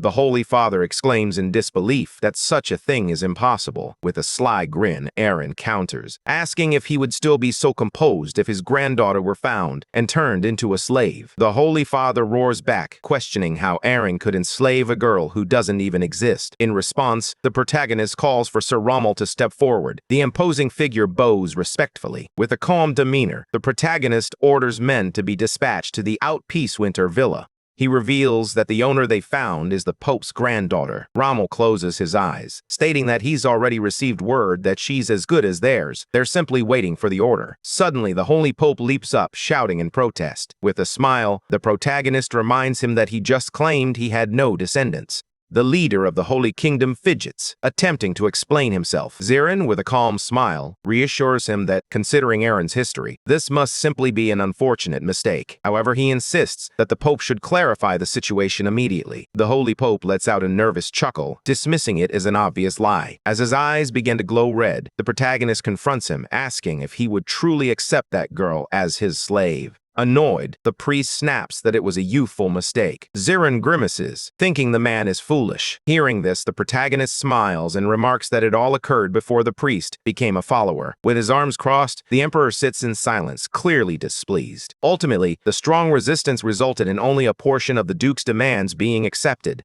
They signed the document, agreeing to a 2-year truce after securing Aaron's promise to refrain from spreading rumors about the Pope. With that settled, the army sets off toward the castle. In exchange for releasing the Holy State's prisoners, the Duke acquires Blanche Castle and the territory of the Old Order. The protagonist stands resolutely beside Canoes, as the Holy State also pays 5,000 gold in reparations, solidifying his victory. A strategist stands beside the ruler, declaring that it's finally over. Yet, a lingering question remains. A red-haired man inquires what that question is. An aide then asks how Aaron knew the Pope had a granddaughter when he sent men after her. Still draped in his red cloak, Aaron admits he's just as curious. He dismissively waves it off and begins to walk away, suggesting that if they want answers, they should ask Rameau. Stunned, Canoes presses for clarification once more. Later, horsemen thunder through a struggling town in the Holy State. The townspeople gather outside their homes, eyes wide with curiosity and concern. One soldier dismounts and approaches a startled blonde woman. "Are you Lady Alice?" he inquires. She nods, taken aback. The knight turns to his companions, and in that moment, Alice spots the Holy Father standing with his men. A wave of recognition washes over her as she realizes her grandfather is among them. He rushes to her side, pushing knights aside as he makes his way through the chaos. Grabbing her hands, he asks if she's all right and if anyone has threatened her. Fear flickers in her eyes as she questions why he's here when he shouldn't be. The Holy Father, visibly anxious, presses on, asking if anyone has tried to harm her. With a surprised shake of her head, the blonde replies, no. Together, they turn their gaze toward the lake, a silent tension hanging in the air. The Holy Father seethes with fury at the thought of the Duke. Spreading his arms wide, he vows that Lord Perez will exact his punishment. Meanwhile, at the castle, the protagonist waits on horseback in the courtyard. Rameau assists the lady as she mounts her horse. Turning to Cecilia, the protagonist inquires about her well-being. Behind him, a commander voices his concern, asking if they will truly be all right. The Duke closes his eyes, a hint of confidence in his voice. We'll just cross the mountains. What could possibly go wrong? The saint turns to Bianca, her expression serious. Many followers of Vivian are hidden within the castle, suffering under Perez's orders. You must find them. They will help us rebuild the church. Bianca nods, determination shining in her eyes. The Duke glances ahead, his gaze steady. Are you ready? Aaron suddenly spots Canoes and inquires if he will be joining them. The saint replies that it was her request, as the Lord commanded Canoes to accompany them. Taken aback, the Duke asks for clarification. Moments later, he finds himself riding through the snow. The three of them continue on horseback, navigating the swirling snowfall. In the distance, a majestic ancient temple emerges, its white facade standing out against the wintry landscape. At the gate, the protagonist turns to Cecilia and remarks, unless we suddenly sprout wings, crossing this won't be easy, especially with these fierce winds. Just then, the saint approaches and adds, even if we could fly, an ordinary traveler would still struggle to make it across. The Duke, taken aback, asks, so how are we supposed to get in? Without hesitation, Cecilia drops to her knees and prays, God, please allow your servant to enter and guide us on our way. A blizzard erupts, snow swirling violently in every direction. Suddenly, a powerful gust slams the gate open. The saint descends into the air, turning back to beckon them to follow. The Duke strides inside with the others, and as the protagonist moves forward, he takes in the vastness of the place, imposing yet nearly deserted. Just then, he catches sight of someone in the distance. A girl in a black cloak stands motionless, her presence both haunting and mysterious. Suddenly, she turns around, and the protagonist freezes in place. It's just a child. Cecilia drops to her knees, her voice trembling as she admits they haven't seen Lord Vivian in a long time. Aaron and Kane exchange stunned glances, their shock palpable. The little girl straightens her clothes, radiating a bright light. With a gentle smile, she tells Cecilia that if she continues to wait like this, she'll grow old. She straightens her clothes once more before dashing off in fear toward the voice of her Duchess, who urges her to hurry. Breathless, Cecilia explains that various issues delayed her arrival. Still displeased, she turns to Vivian and insists she shouldn't have been left waiting. The girl glances back, her curiosity piqued, as she points at Aaron and Kane. Vivian turns to her servant, assuring her that she'll overlook the mistake of bringing them here. Puzzled, Aaron wonders who she's referring to. Without hesitation, Vivian strides over to the boys. She looks up at the Duke, her expression challenging as she asks if he has an issue. The protagonist stares at her, bewildered. She doesn't resemble a goddess at all, just a child. Noticing the annoyance etched on Vivian's face, Aaron begins to suspect that she might be able to read his thoughts. Kane bows to Vivian, expressing that it's an honor to meet her, but he insists they need to understand the reason for their summons. Vivian turns to face him, exuding calm confidence. With a slight frown, she remarks on his impatience for a dragon, leaving him momentarily bewildered. Lowering his head, he concedes that he understands. Vivian then approaches Aaron, gently instructing him to close his eyes. She takes his hand, ready to guide him into the unknown. Magic surges around them as she holds him tightly, revealing an astonishing depth of power. Aaron keeps his eyes shut, feeling the energy radiate throughout the area. Curiosity piqued, he watches as a brilliant light begins to form above the mountain. Vivian stands behind him, her voice cutting through the tension as she asks if he knows why she summoned him. Turning to face the cliff, Aaron admits, I have no idea why I'm here. Vivian replies that everything in the world happens for a reason. She nudges a snowball with her foot, adding that even this little ball of snow has its purpose. Just then, the snowball tumbles off the cliff. In an instant, a cascade of snow begins rushing down the mountain. Aaron watches in confusion as the avalanche crashes onto a nearby building, obliterating it in a thunderous roar. Snow blankets the entire landscape. Alarmed, Aaron glances down, his thoughts racing to Cecilia and Kanaz. He turns to Vivian, who wears an irritated expression, and questions whether it's right to toy with people's lives. Instead of answering, Vivian points and urges him to look. There on the mountain sits another snowball, identical to the first. Noticing his growing fear, Vivian reassures him that the temple remains unharmed and that both Cecilia and Kanaz are safe as well. Vivian urges him to envision the land of Brawn, replacing the stone and temple in his mind. Aaron recoils, a dawning realization hitting him. This girl had saved him before, and granted him a second chance as a duke. With her eyes closed, Vivian reveals that there was a purpose behind it all, including his resurrection. She tells him he now has a predetermined fate to fulfill. Aaron listens intently, yet the meaning of her words remains elusive to him. Vivian gently places her hand on his head, urging him to seize everything life has to offer. If you do, she says, you'll come to understand in your own time. Frowning, Aaron questions her. Why did you bring me here just to confuse me? Where is the real Duke? Vivian meets his gaze with a calm demeanor, unruffled by his distress. Standing at the edge of the cliff, she encourages him. Walk your own path. If you do, you'll encounter him again, though he may not be as you remember. Aaron stares ahead, lost in thought. Vivian raises her hand and announces that time is up. Suddenly, a violent burst of magic hurls Aaron downward. As he plummets, his scream echoes through the air. From the cliff, Vivian watches with concern. Meanwhile, a worried Canis and Cecilia sit on either side of Aaron. Cecilia leans closer and asks, "Are you okay?" Slowly, Aaron sits up, confusion etched on his face.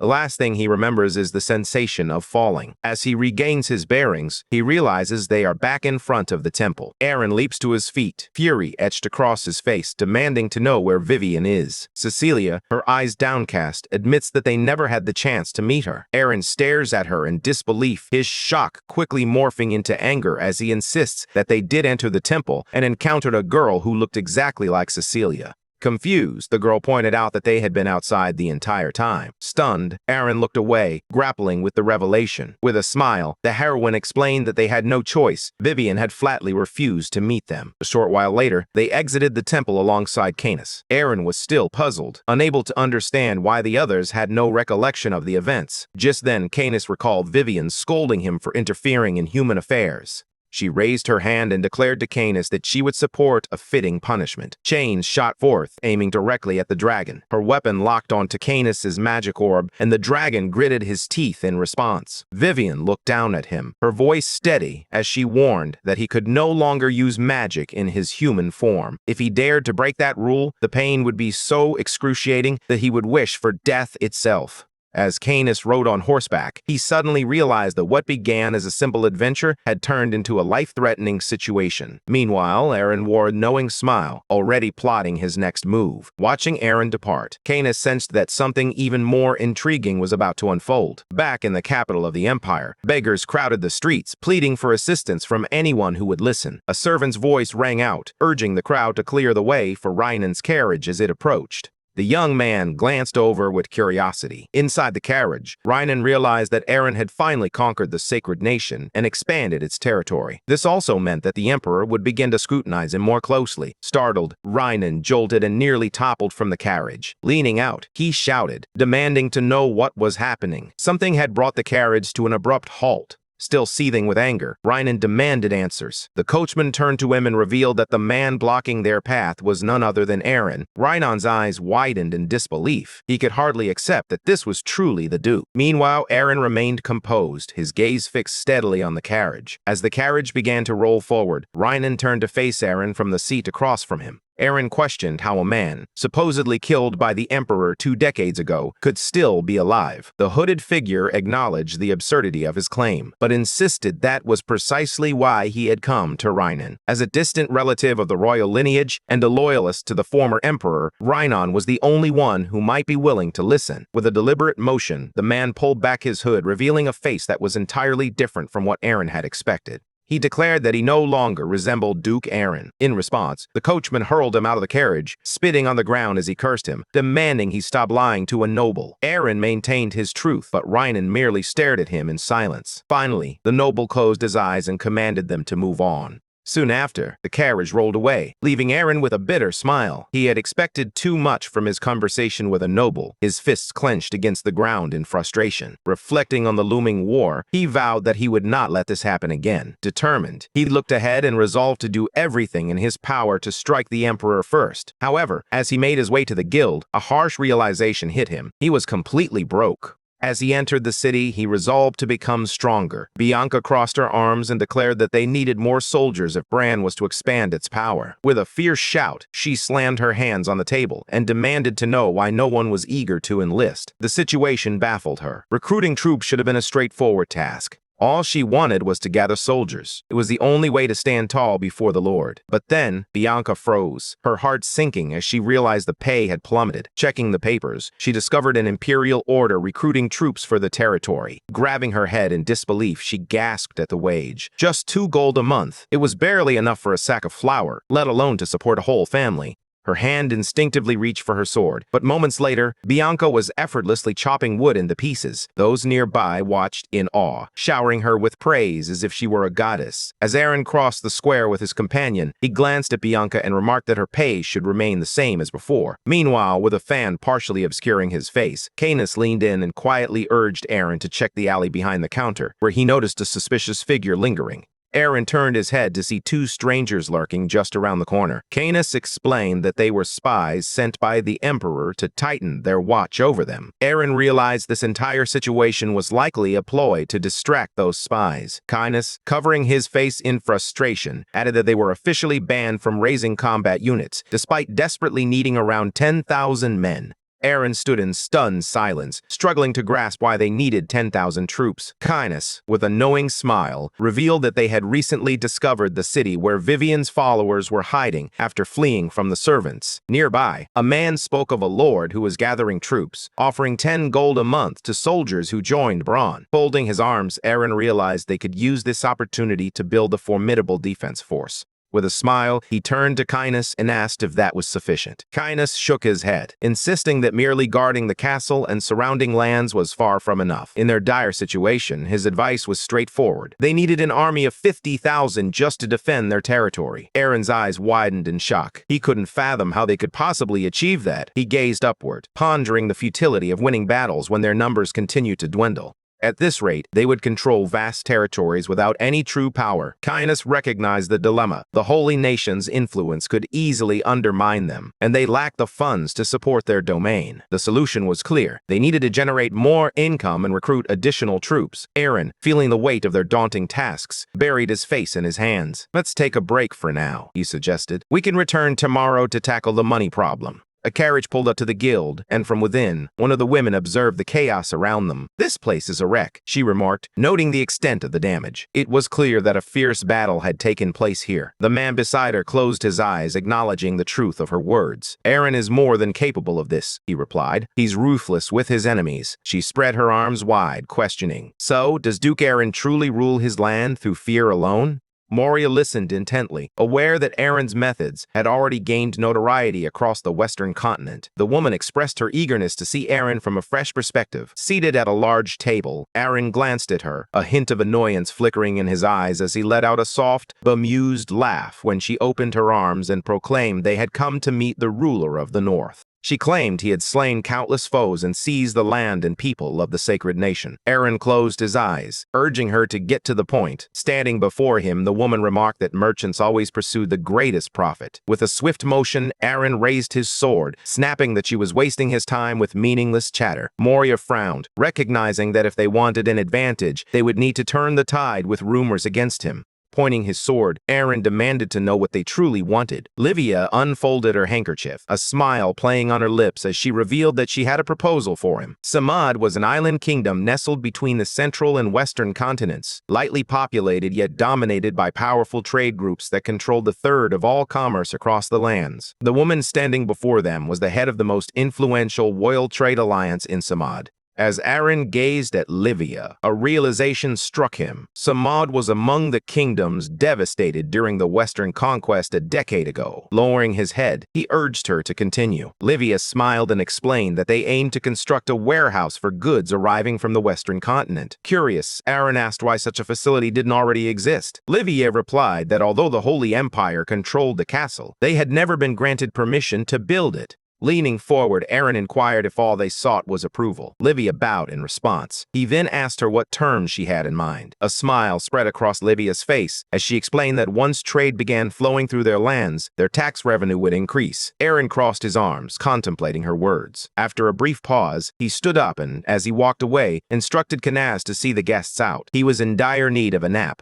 Kanaz bowed and assured them he would take care of it. He paused for a moment, and as Aaron turned to leave, a sudden commotion erupted behind him. Curiosity piqued. He glanced back. Livia stood there, extending her hand with a confident smile, proposing 15 in exchange for collecting 20 in taxes on their goods. Her intention? To seize control over the distribution of holy water. Aaron halted, taken aback by the implications of her offer. Livia extended her hand, asking if he remembered the adventurer. Aaron paused, deep in thought, until Kanaz chimed in, reminding him that it was the same adventurer they had encountered at the temple. With her eyes closed, Livia recounted how she had approached that man for holy water, explaining that they had scoured every corner in search of medicine for her father, and only holy water had the power to heal him. She then revealed that they discovered it was being produced under the orders of Vivian's group. Aaron shot Moria a piercing glance, convinced that some secrets were better left buried. He lowered his head and suggested they acquire holy water to track its spread, then capitalize on it by selling it across the central continent. With a playful wink, Livia chimed in, noting that they had likely kept its value under wraps to avoid straining their relationship with the Emperor. Locking eyes with Aaron, she revealed their true intentions. They aimed to control its distribution across the continent to aid the war in the West by supporting the Emperor's enemies and undermining his power. Kanaz acknowledged that it was a solid and profitable offer, but he saw no compelling reason to relinquish control over distribution. In his opinion, dealing directly with the Western continent was the wiser choice. As Aaron pondered this, he came to a realization. They could earn more by selling holy water to the central continent rather than the West. That much was clear. However, there was a genuine risk that the holy water could end up in the hands of Imperial troops. With that concern in mind, Aaron resolved to limit shipments of holy water to other territories. As Aaron observed Livia, he recognized her sharp intellect, her adeptness in trade, and her uncanny ability to read people's desires. With such talent, she could easily sway nearly anyone. Determined to act before she became a potential threat, Aaron clenched his fist, resolving not to let her slip away so easily. Finally, he found his voice, though for a moment he could only stare, his mouth agape in disbelief. He finally gave his answer. They could use the holy water, but only if it was shipped to the central continent. If not, the agreement would be canceled immediately. Zeron voiced his concern, clearly anxious about the terms. Aaron turned to the dragon, instructing him to have the contract ready by the end of the day. Zeron lowered his head, acknowledging her words. The girl closed her eyes, expressing her gratitude for the warm welcome and wishing them luck. Imitating her gesture, Aaron hesitated, unsure if he had done it correctly. Gale looked at him kindly and reassured him that as long as his heart was in the right place, he had made the right choice. With that, the door slowly closed behind them. Once they were alone, Zeron spoke up, voicing his concerns. He respected the decision, but handing control of the holy water to the merchant so quickly felt like a dangerous gamble. Aaron nodded in agreement. They still needed 50,000 men for the Bronze territory, and without an alternative source of funding, this was the best offer they could accept. Zeron stared at him in surprise. With a chuckle, Aaron remarked that he had lived through more than one life. Turning back to the table, he faced Moria and inquired what had brought him all this way. Moria reached into his pocket and placed an object on the table, asking Aaron if he knew what black gold was. Aaron blinked, completely puzzled by the term. With a smile, Moria rolled the item between his fingers. Curious, Aaron raised a hand and requested to smell it. As the scent wafted toward him, it struck his nose like a burst of pepper. Moments later, he erupted into a fit of sneezing. After shouting, Aaron turned to Moria and asked where the gold part was. With a grin, Moria replied that everyone reacted the same way at first, unable to see its true value. As Aaron envisioned it in food, he suddenly understood. Just a hint in soup or other dishes could transform both the aroma and flavor instantly. Still coughing, he asked Moria what he wanted from him. Moria then began to explain the origins of black gold. Zarin quickly deduced that the item originated from the Dark Continent. Maria smirked, noting that many treated that place like a fairy tale, but in reality, it had been mined on the Eastern Continent. Zarin began to explain that it took roughly a month by ship from the Central Continent before anyone could continue their journey to the east. Then, with a serious tone, he added that there was one major problem. A colossal sea monster lurked in those waters, obstructing the path to the Eastern Continent. Stunned, Aaron turned to Moria and asked where he had acquired the black gold. Maria replied that he had purchased it on the black market in a kingdom where rumors swirled that it originated from a wrecked ship that had washed ashore, though everything from that vessel was severely damaged. Just then, Aaron began to cough again.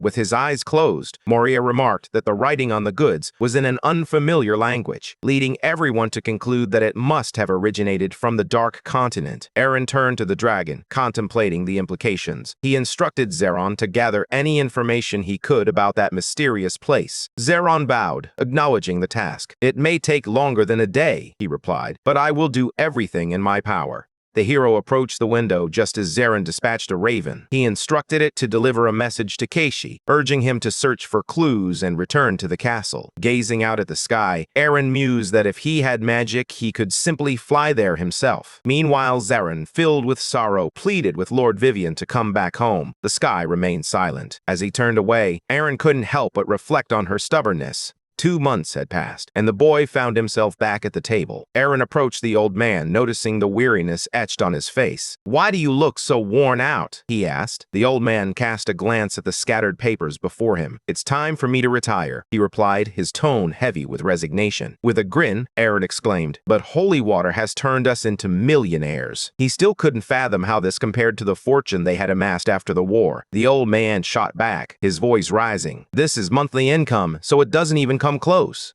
Aaron pushed the old man aside, questioning whether the resources were sufficient to raise an army. The old man retorted sharply that it wouldn't even be enough for 10,000 soldiers. Frustrated, Aaron gestured broadly, explaining that much of the resources were being allocated for a new road. The old man countered, insisting that if they gathered troops now, they wouldn't have enough land to feed and support them. Touching his face thoughtfully, Aaron declared that he needed to personally inspect all their lands. The horses galloped forward, their hooves pounding against the ground. After a while, Aaron turned to Zeron, his brow furrowed with concern. "Will this be enough?" he asked. Zeron surveyed their surroundings, a satisfied smile creeping onto his face. "The progress is excellent," he replied confidently. As they continued their journey, Aaron couldn't help but bombard the dragon with questions. "Can this land support 50,000 soldiers?" he pressed, his eyes searching for reassurance. For a brief moment, Aaron simply stared at Zeron, the weight of his inquiry hanging in the air. Zarin closed his eyes, acknowledging that their territory couldn't withstand such a devastating blow. Aaron stepped aside, recognizing the old man's wisdom, but Zarin quickly clarified that he never claimed it was impossible. This revelation made Aaron turn back in surprise. The dragon then held out a book, leaving Aaron staring at it in confusion. With a sly smile, Zarin suggested they could establish an army to claim territory on another continent instead. Meanwhile, Aaron sat at the table in silence, contemplating the prospect of creating a vassal state far from home. As he mentally crunched the numbers, the plan began to take shape, revealing itself as the most strategic move. But first, they would need to transform the Dark Continent into a dependent state. He turned the page, contemplating whether to leave his homeland behind and take a leap of faith, even if it all ended in failure. He envisioned people pointing at a man, labeling him as insane. Then, he pictured a man in a hat, reflecting on how, over the past decade of his disappearance, even children had begun to call him crazy. All of this stemmed from his relentless tales of the Dark Continent.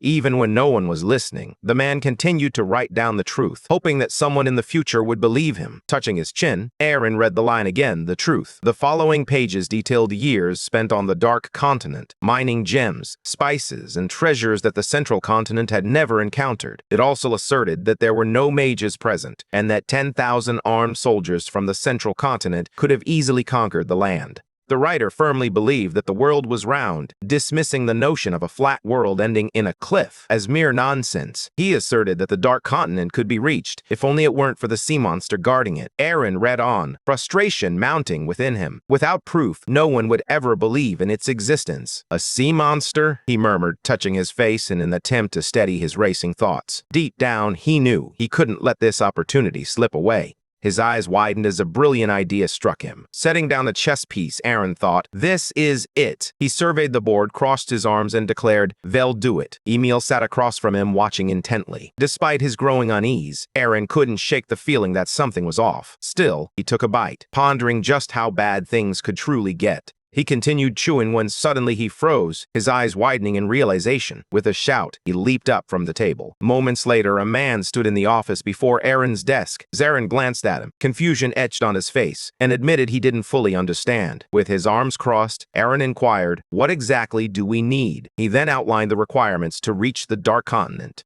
The man's jaw dropped in realization. With a smile, he fanned himself and declared that the first step was simple. They needed a port to cross the sea. A few weeks later, Aaron stood atop the wall, hands on his hips, reflecting on Ziron's conclusion that they would have to strike the kingdom of Ramayan on the eastern continent. He called out to the crowd below, the loyal followers of Vivian, and declared that he had troubling news for them. The murmurs rippled through the crowd as they anxiously inquired about the nature of the news, pleading with him not to say another monster from the Black Forest had emerged. Aaron waved a hand dismissively, realizing they still lacked a solid reason to launch an attack on Ramayan. He then announced that a report had surfaced, claiming the kingdom had insulted the followers of Vivian. The crowd erupted in anger, their shouts echoing through the air. Aaron understood that without a compelling reason, the empire would continue to support Ramayan. He also realized they lacked sufficient troops for an expedition, meaning he would have to divert men from the city defenses to bolster the army.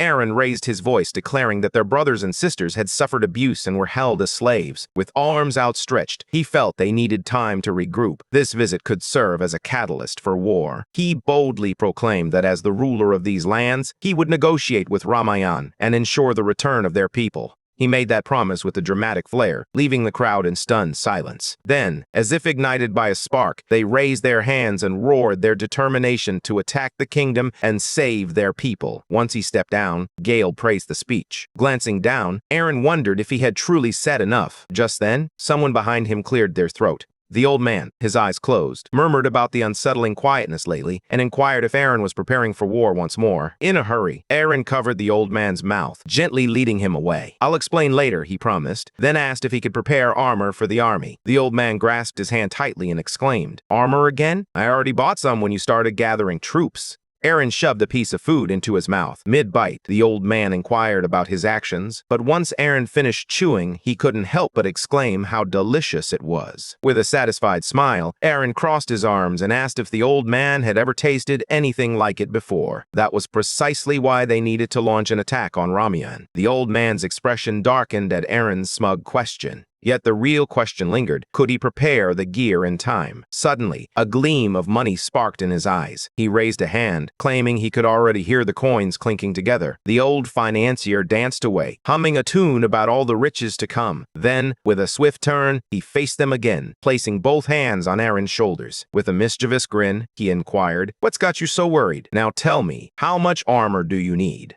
Aaron spread out a map of Ramayan, a small kingdom located on the far eastern edge of the central continent, nestled within the empire. He pondered its significance. Though Ramayan was dwarfed by Bran, it was renowned for its wealth, so much so that people joked even its dogs were adorned with gold. Most trade routes passed through this prosperous kingdom, fueling its immense economy. Ramayan was not just wealthy, it was a bastion of peace and stability. A rider galloped across the bridge, urgently calling for the castle gates to be opened. Inside the hall, King Niccolo II of Ramayan awaited their arrival, curiosity etched on his face. "What brings the empire to our doorstep so unexpectedly?" he inquired. A man standing beside him bowed respectfully and clarified, "We are not from the imperial palace. We come on behalf of Duke Aaron." As he made his way through the hall, the king's gaze sharpened. "Is this the same Duke Aaron who battled the followers of the Holy Nation?" he asked, intrigue lacing his voice. Why had the Duke come here in person? The man in the white cap bowed and requested the return of his people. Niccolo fixed his gaze on him, echoing the plea. He wanted his citizens back. The old king's eyes widened in disbelief. Did he imply that Ramayan was holding people from the empire against their will? As the group approached the door, the envoy revealed that Vivian's followers were now considered wanted criminals.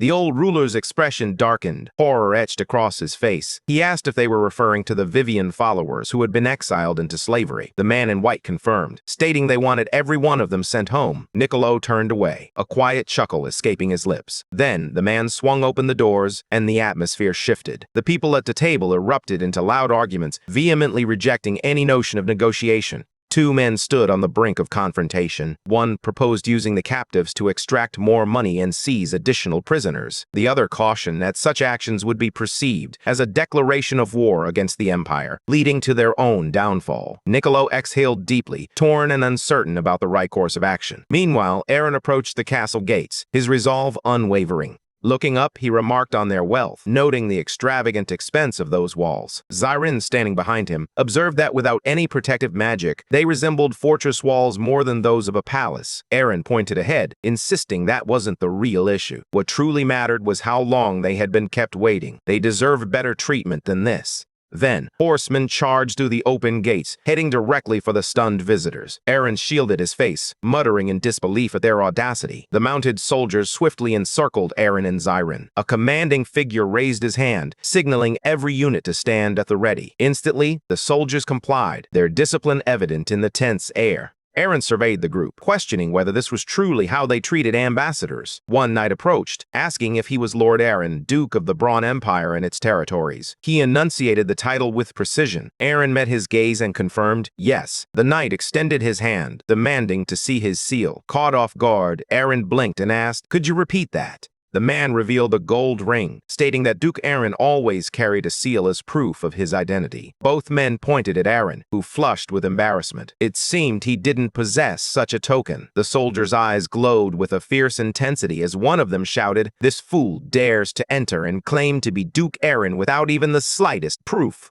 The knight expressed his certainty that they were here to sever Romaine's ties with the Empire. In response, the soldiers aimed their swords at Aaron. Brandishing his own blade, the rider commanded them to execute him. Desperately, Aaron shouted for them to halt. Yanking on the reins, he insisted he had no knowledge of the seal they mentioned. Did they truly believe he was pretending to be Duke Aaron? The red-eyed knight miscalculated the sin. Aaron frowned, questioning how they could be so certain. A smug smile crept beneath the knight's helmet as he pointed out the facts. Duke Aaron had already entered the kingdom. This revelation left both visitors in stunned silence. Moments later, Aaron and Zyrin found themselves on the cold dungeon floor, the heavy cell door slamming shut behind them. Aaron grit the bars of his cell, his voice rising in desperation as he shouted, "I've told you time and again, I am Duke Aaron. Let me out of here." The masked guard merely waved him off, a smirk hidden beneath his mask. "Sure, keep playing the part if you want. I'll enjoy watching your little Duke act until you're shipped off as a slave." Aaron's heart sank, and he froze in shock, his grip tightening on the cold metal. Meanwhile, across the room, the king sat at a table, engaged in conversation with his visitors, oblivious to the turmoil unfolding just a few feet away. The old ruler nodded in gratitude, acknowledging that their assistance had enabled him to apprehend the impostors. The man bearing the Duke's seal replied that no thanks were necessary. With a smile, he added that he was merely fulfilling his duty to both the Empire and Ramian. This false Aaron was, in fact, Rex. He gestured to the chair beside him, suggesting they also extend their thanks to Zeron for his keen eye in identifying the impostors so effectively.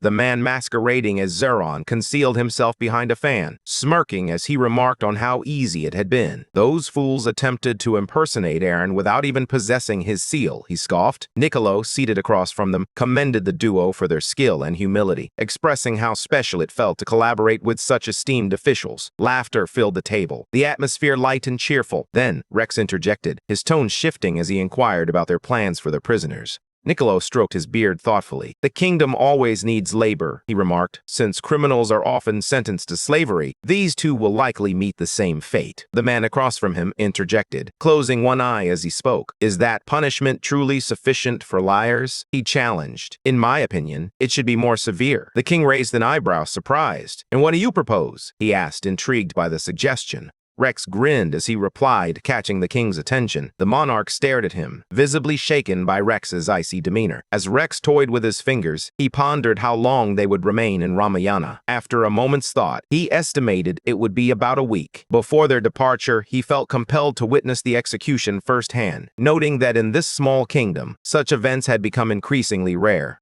If they remained lenient, it could spark greater unrest. The king stroked his beard, contemplating the situation. Finally, he looked up and acknowledged his understanding. He would make an effort to meet that demand. But he had a request of his own. The impostor smiled and encouraged him to continue. Niccolo declared that if Aaron's side refused to return Vivian's followers, he would accept the offer immediately. A few days later, a crowd gathered at the platform, their anticipation palpable. From a balcony above, King Niccolo of Ramayana observed the scene unfold. As Gale approached, he knelt in respect, greeting the king with a humble acknowledgement of his perfect timing. The king peered down at the bowing noble and inquired about his progress. Without lifting his head, Gale replied that thanks to the king's support, he had successfully opened a small money exchange office in Ramayana. Laughing, Niccolo urged him to look up. No one could have arranged the right currency for the people so quickly. He was certain that everything was running smoothly thanks to Gale's exceptional business acumen. Still kneeling, he expressed his gratitude, hoped the king had enjoyed their conversation, and requested permission to take his leave. The king waved him off, wishing him even greater success.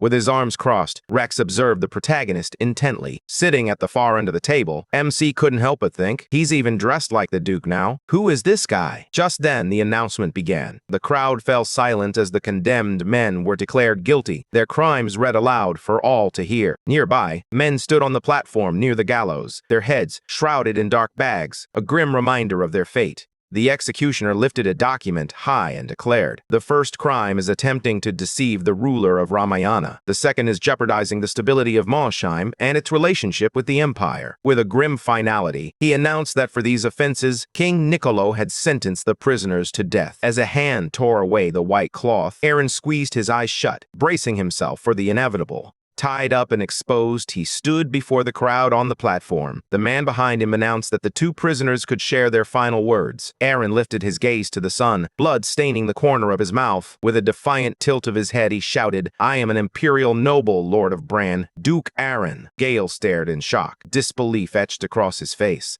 He leaped to his feet, horrified. Clutching his head, he exclaimed, "Duke Aaron!" Alarmed, the king turned to him, demanding to know what he meant. Rising to his full height, he pressed for confirmation. Was that man truly Duke Aaron? Gale's eyes widened in fear as he questioned why Duke Aaron was standing on the scaffold. Niccolo stood frozen, the weight of the moment pressing down on him. The protagonist was not one to lie, and the fear etched on his face was unmistakable. As he gazed toward the gallows, the king questioned whether that prisoner could truly be the Duke. If that were the case, then who had been sitting beside him? The old ruler turned back, startled to find the chair next to him empty. Rex had already begun his walk along the castle path. He adjusted the ring on his finger, his hands tucked casually into his pockets as he continued to stride forward. A smug grin crept across his face. Around Niccolo's throne, the crowd listened intently as a voice declared that all his past achievements were now meaningless, insisting he must confront the reality of his situation. Another man questioned whether the king was truly expected to have known what the false Duke was up to.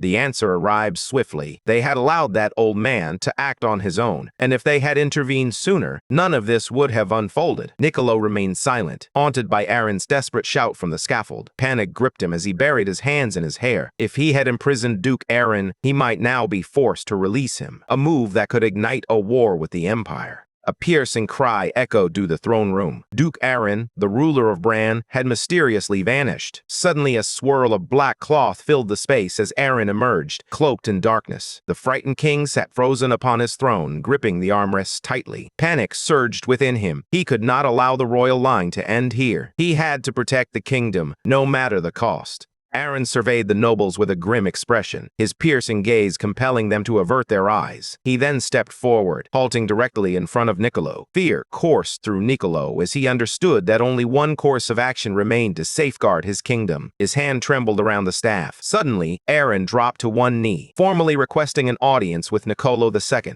the ruler of Ramayana. A man raised his hand and shouted no. His eyes were locked on Aaron, filled with fear. Niccolo stepped forward, declaring that he was the only one who should kneel, urging the man to rise. Aaron looked up, a smile spreading across his face as he thanked Niccolo for the warm welcome. Tears began to well in Niccolo's eyes. He reached for Aaron's hand, saying, "I would have struck it if I had truly been angry with you." He was profoundly touched by Aaron's mercy. To him, Aaron truly embodied the kindness described in the tales. Aaron simply smiled, curious about the anger Niccolo seemed to harbor. As long as he achieved his goal and returned safely, that was all that mattered. Niccolo tensed and inquired about Aaron's intentions. With a welcoming smile that belied a cold tone, Aaron replied that he had come to reclaim the Vivian followers and everyone else from Braun. He inquired whether Niccolo had received the message. That was Aaron's perspective. Startled, Niccolo quickly released Aaron's hand. Back on the throne, Niccolo shouted that Aaron had no right to demand the Vivian followers and other lawful subjects of Ramayana without a valid reason, even if he was an imperial noble. Beyond all bounds? Aaron echoed, his voice steady. He then cast his dark gaze across the room, recalling the old religious war between the Vivian and the peer orders, and wondered if anyone still remembered its scars.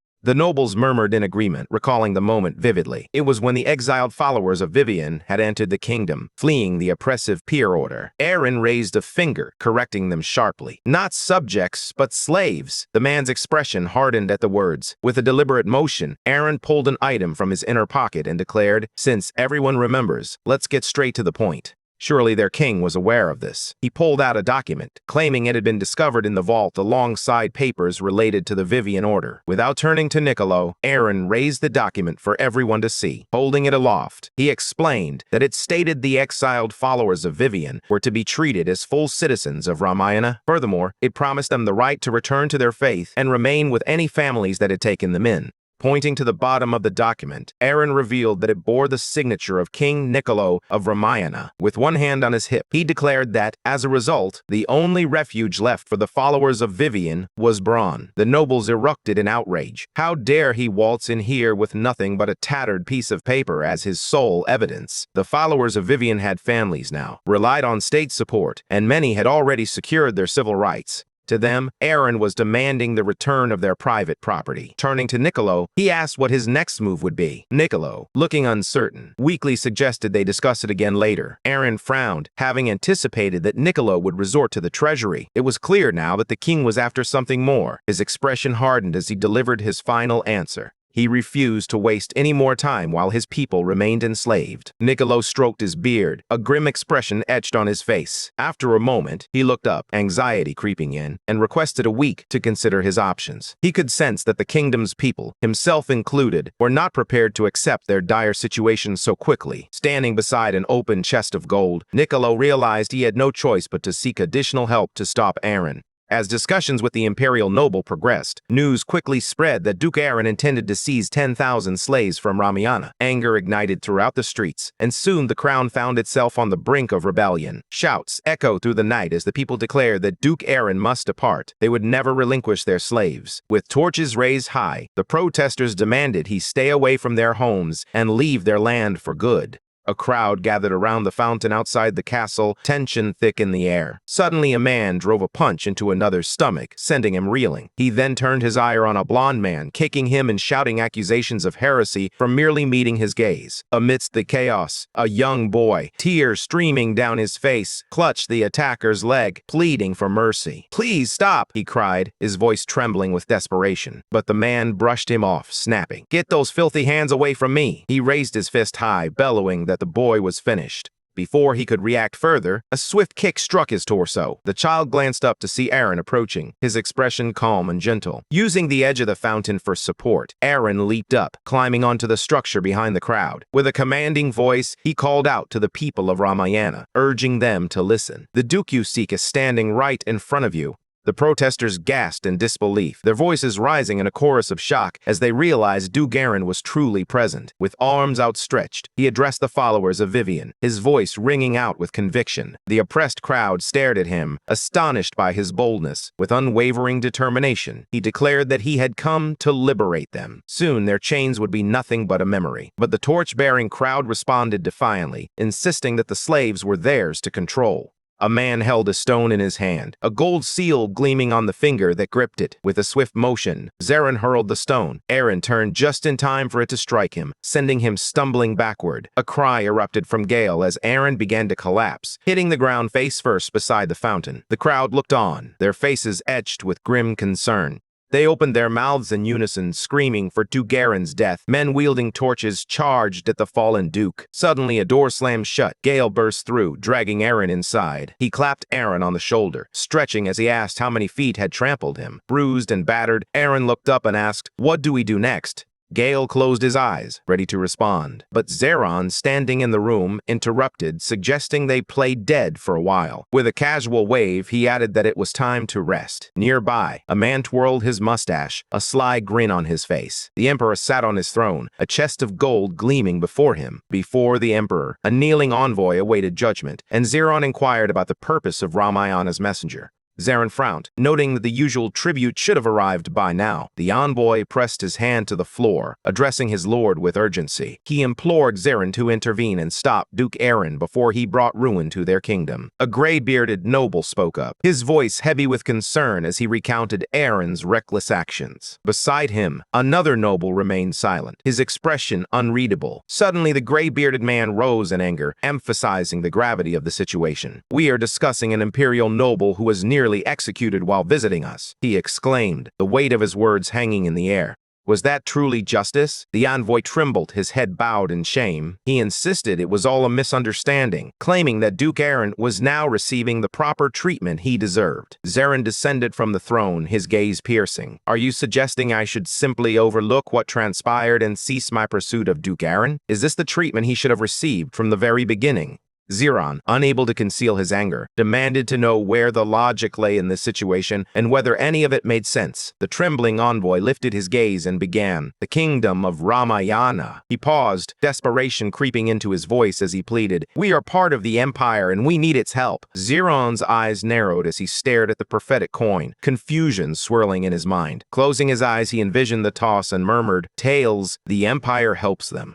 Heads, they handle it alone," Zeron declared, his voice dripping with authority. He glanced at the men, a grim grin spreading across his face as he asked if that answer satisfied them. Stunned into silence, they exchanged uneasy glances. The brown-haired man finally broke the tension, nervously inquiring if a mere coin would truly decide the kingdom's fate. With a piercing gaze, the red-eyed emperor loomed over him, his tone laced with disdain. "I will solve your problem for those lacking common sense," he replied, making it clear that their confusion was all too evident. The envoy opened his mouth to protest, but Zeron simply handed him the coin. The man stiffened, suddenly aware that the fate of everyone might now rest in his hands. The men gathered around the table exchanged glances. The gray-bearded advisor turned to Zeron and asked if he truly intended to act on the outcome, should the coin land on tails. Zeron closed his eyes and replied, "The result will change nothing." He had no intention of stepping into Ramayana's chaos, as doing so would bring shame to the throne. The man regarded him with surprise and repeated his question. Zeron raised a finger, emphasizing that, although he and Aaron were not particularly close, Aaron was still an imperial noble. Interfering would only undermine the empire's strength and tarnish its reputation. The advisor waved a hand dismissively and asked if he remembered the war with the Holy Nation, noting that many citizens adhered to the Pure Order, despite it not being an official faith. He added that if the Holy Nation were to fall, the Empire would be blamed, with Aaron serving as the convenient scapegoat. Frowning, Zeron presented his second point. Aaron had every right to act. After all, the king of Ramayana had nearly executed him without verifying the facts. Meanwhile, Aaron had merely requested the return of his people with courtesy. Given that they were the ones mustering an army, there was no justification for interference.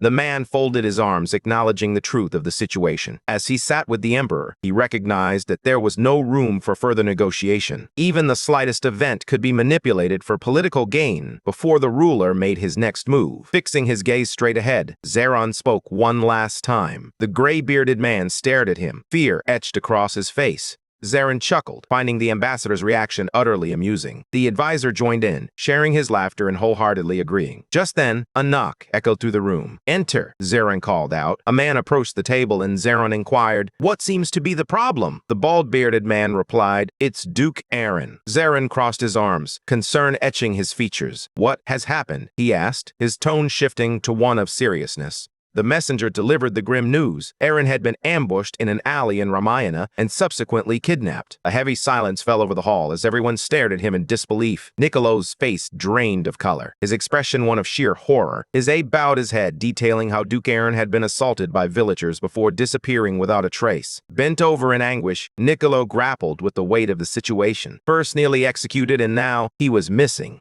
Why did all of this have to happen to Aaron? The old king trembled, pondering who could be trying to destroy his kingdom. He cast a wary glance at the nobles, questioning whether they were involved. Niccolo closed his eyes, dismissing the thought. This chaos was beyond their capabilities. But then, a new realization struck him. He recalled Aaron's forced smile and began to wonder if this entire debacle had been part of Aaron's scheme all along, a calculated reason to turn the tide against them.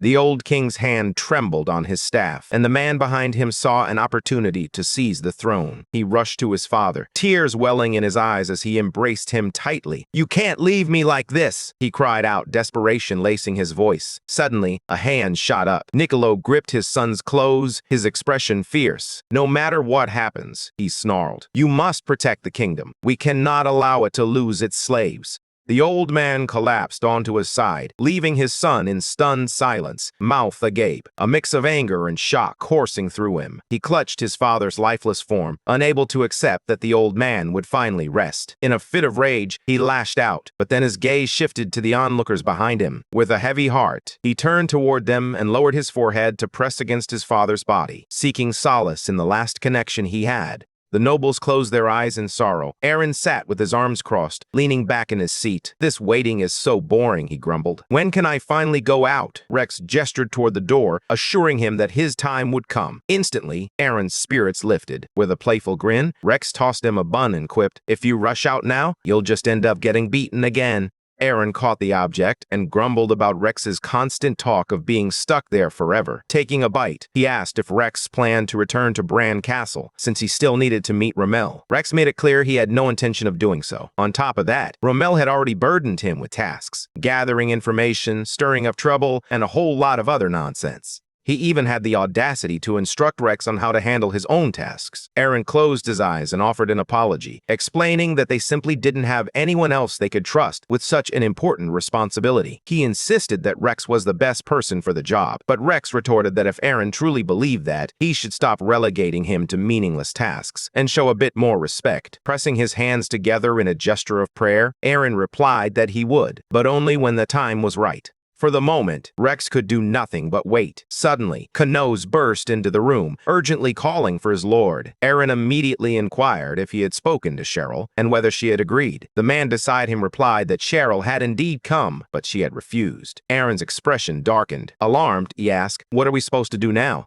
Riders navigated through the dense forest, the girl gripping the reins tightly, a chill creeping down her spine. As she stared ahead, she couldn't shake the imagined voice of Aaron, questioning why she couldn't even pretend to be a sister mourning her lost brother. Meanwhile, a man knelt before the throne, his head bowed in submission as he awaited the prince's command. The prince, frustration boiling over, pointed at him and demanded to know why Aaron had yet to be found, alive or dead, when he had to be somewhere within the kingdom. The armored knight explained that they were doing everything in their power, dispatching as many search teams as possible. However, the enraged citizens were obstructing their efforts. The prince, taken aback, shouted that the very people responsible for Aaron's disappearance were now hindering the search. The knight bowed his head, acknowledging the truth of the situation. He revealed that rumors of the slaves being freed had circulated throughout the region, inciting the public's unrest. The bearded man shook with fury. One noble raised his hands, addressing Prince Augulus, insisting they should have resolved this swiftly. They needed to find Aaron and accept his terms. If that wasn't possible, they required a definitive answer regarding the slaves' freedom. Another noble interjected, incredulous, declaring the situation absurd. If we free the slaves, how are we supposed to address the labor shortage? The room erupted into chaos, voices clashing as some insisted they should await the emperor's response before making any decisions. Augulus covered his ears, frustration boiling within him. Memories of his father flooded his mind, and he felt as though everyone was trying to control him. With determination, he stepped forward and demanded silence. Grabbing a man by the robes, he declared fiercely, "I am no longer a prince!" He was the king of this country, and the nobles fell silent, frozen in disbelief. A mustached man glanced away, quietly reminding everyone that the coronation had yet to take place. Agulus, filled with fury, erupted in anger. Just then, a man burst through the doors, calling out to the prince. Agulus flinched, but quickly retorted, declaring himself the king. Trembling, the advisor reported that the emperor had sent word he would not interfere in the affairs of the kingdom of Ramayun. The nobles gasped in disbelief as another messenger, clad in a white hat, burst through the door. "Agulus," he called out, his voice echoing in the tense atmosphere. Agulus, his eyes wide with urgency, reiterated his claim to the throne, shouting that he was the king. The trembling advisor, panic etched across his face, suddenly blurted out that an attack had been declared. Terror flooded his features, and before anyone could react, he collapsed backward, unconscious. Meanwhile, the two men remained seated at the table with the emperor, the weight of the moment hanging heavily in the air. The gray-haired man revealed that the public execution, the mysterious disappearances, and now the announcement of an impending attack were all part of Aaron's scheme to seize Ramayan. The emperor flinched at the implication and questioned whether Aaron truly intended to take the kingdom by force. He wondered if this changed the empire's obligation to intervene. The man likened Ramayan to a goose that laid golden eggs, asserting that, in such a scenario, the empire had no choice but to step in. The emperor regarded him intently and reiterated his point. The man replied with unwavering resolve, stating that retracting his words now would only make him appear weak. The emperor's fingers brushed against his own face, contemplating the weight of the moment. As he rubbed his chin thoughtfully, a realization struck him. Perhaps this was indeed a better path. With his arms crossed, the man asserted that Aaron would still hold the title of an imperial noble. Therefore, if he were to claim foreign lands, those territories would also become part of the empire. He envisioned a future filled with golden eggs, remarking that they could certainly make good use of that goose as long as she kept laying. With a confident smirk, Philip added that the empire would not only reap increased taxes, but also gain leverage to apply financial pressure on Aaron. The emperor stroked his chin, mulling over the key word, pressure. After a brief glance at the prince, he commanded the central army to prepare and patrol the border near Ramayun, instructing them to remain discreet. Inwardly, he pondered what Aaron would do next and whether he would press on. Meanwhile, Agulus lay peacefully on the girl's lap, his eyes closed in serene slumber. The girl gently inquired if he was awake. Startled, he opened his eyes, and she quickly reassured him not to worry. He had merely fainted in the throne room, but she was confident he would be just fine. Still resting on Elena's lap, Agulus hesitantly asked if he was truly lying there. With a calm smile, she replied that it was perfectly fine and that he could stay as long as he wished, causing a warm blush to creep across his cheeks. Agulus shot up, realizing that if he remained idle, the kingdom would be without a leader. But just as he gathered his thoughts, a hand gently pulled him back, causing his cheeks to flush once more. He stammered that there was still a mountain of work awaiting him. Elena, with a playful push, nudged him back onto the bed. As she adjusted her hair, a sly smile crept across her face. "I have a better plan," she said, her voice softening. She leaned closer and asked if he would hear her out. Agulus met her gaze, tension radiating from him, uncertainty flickering in his eyes. Aaron pulled the curtain aside and peered out the window. The shouts of the crowd echoed in his ears, claiming that freeing the slaves would spell disaster and that they would soon come for him. He felt the weight of despair. The country was crumbling, and all anyone seemed to care about was their own interests. He shut his eyes tightly, praying that Elena could persuade the prince and keep him occupied. If they discovered his plan and chose to release Vivian's followers, all their efforts would be in vain. Aaron couldn't shake the thought. Even if everything went according to plan, what if the emperor still rejected his claim to the throne? Running his fingers through his hair, he realized just how difficult this was going to be. Suddenly, Rex burst into the room, a sack slung over his shoulder. With a swift motion, he tossed it at Aaron's face. Startled, Aaron caught it and raised an eyebrow, asking, "What's this for?" With a playful wink, Rex replied, "You've been lost in your own thoughts for too long. Time to snap out of it." Feeling a wave of boredom wash over her, Cheryl knew it was time to face the world outside. Gripping her staff, she looked up and reminded herself that she needed to cry. Behind her, Rommel's voice broke through the silence, asking if she could hear him. With her eyes closed, he recited the strategist's instructions once more. Turning around, Cheryl replied gloomily. "How?" Rommel pressed on, asking how she would feel if her master were to die. But Cheryl shrugged it off, saying, "My brother splits mountains in half. I'm not even sure he can die."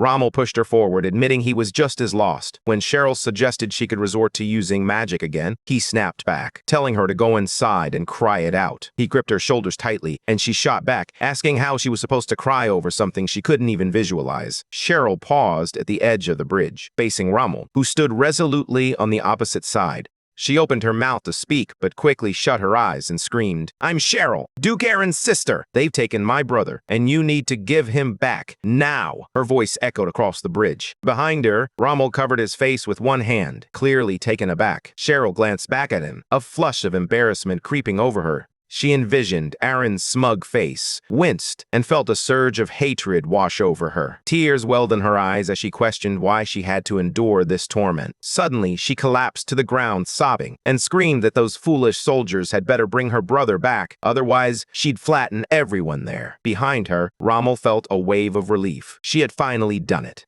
A man watched in bewilderment as Cheryl rolled on the ground, questioning what on earth she was doing. Turning to the knight beside him, he commanded that the slaves be brought out. The gate bridge creaked open, and Cheryl's eyes widened in shock. A knight released the bound captives, and from atop the wall, Aeolus spread his arms wide, declaring that if they didn't leave immediately, he would behead every remaining slave in Ramayana. Fuming, he recalled the girl's words and echoed the threat to execute all the remaining slaves. Aeolus watched her intently as she explained that Aaron genuinely cared for Vivian's followers and didn't need to resort to force to free them. All it took was a threat of violence, and Aaron would think twice before rushing into Ramayana. Aeolus then inquired about the potential consequences of pushing Aaron too far, especially considering the nobles would undoubtedly demand answers.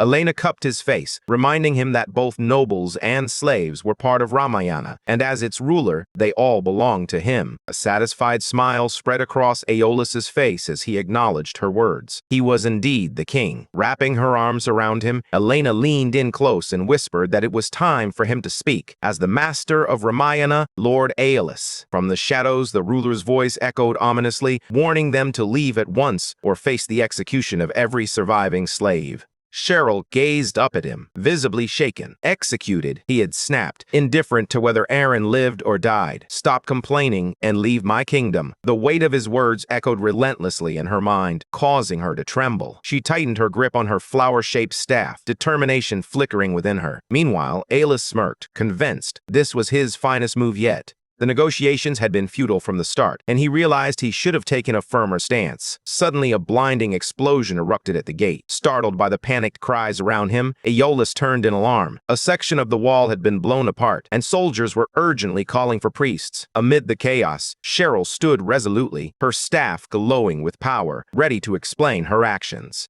Cheryl claimed this was the better approach. If tears were the issue, she should have taken this route from the beginning. Pointing at her, Aeolus concluded she was out of her mind. He leaped to his feet and shouted the command, "Kill the slaves at once." One of the executioners raised his sword, and the man with the sack over his head began to tremble uncontrollably. In a panic, he bolted, calling out for help. Still bound to the others, he stumbled and fell hard to the ground. The executioner raised his blade once more. Aeolus froze as the man shouted that he was Duke Aaron. With a commanding voice, he ordered the crowd below to verify his claim immediately. A soldier yanked the sack off the boy's head, revealing his identity. The terrified boy stared ahead, his heart racing. With a sudden burst of defiance, he bit down hard, shooting a furious glare at the new king. Was one time not enough? Aaron yelled, his voice echoing with frustration. Aeolus could only watch in fear, too stunned to even question what was happening. Meanwhile, the knights on the wall quickly debated among themselves, insisting that releasing Aaron might be the key to avoiding a battle.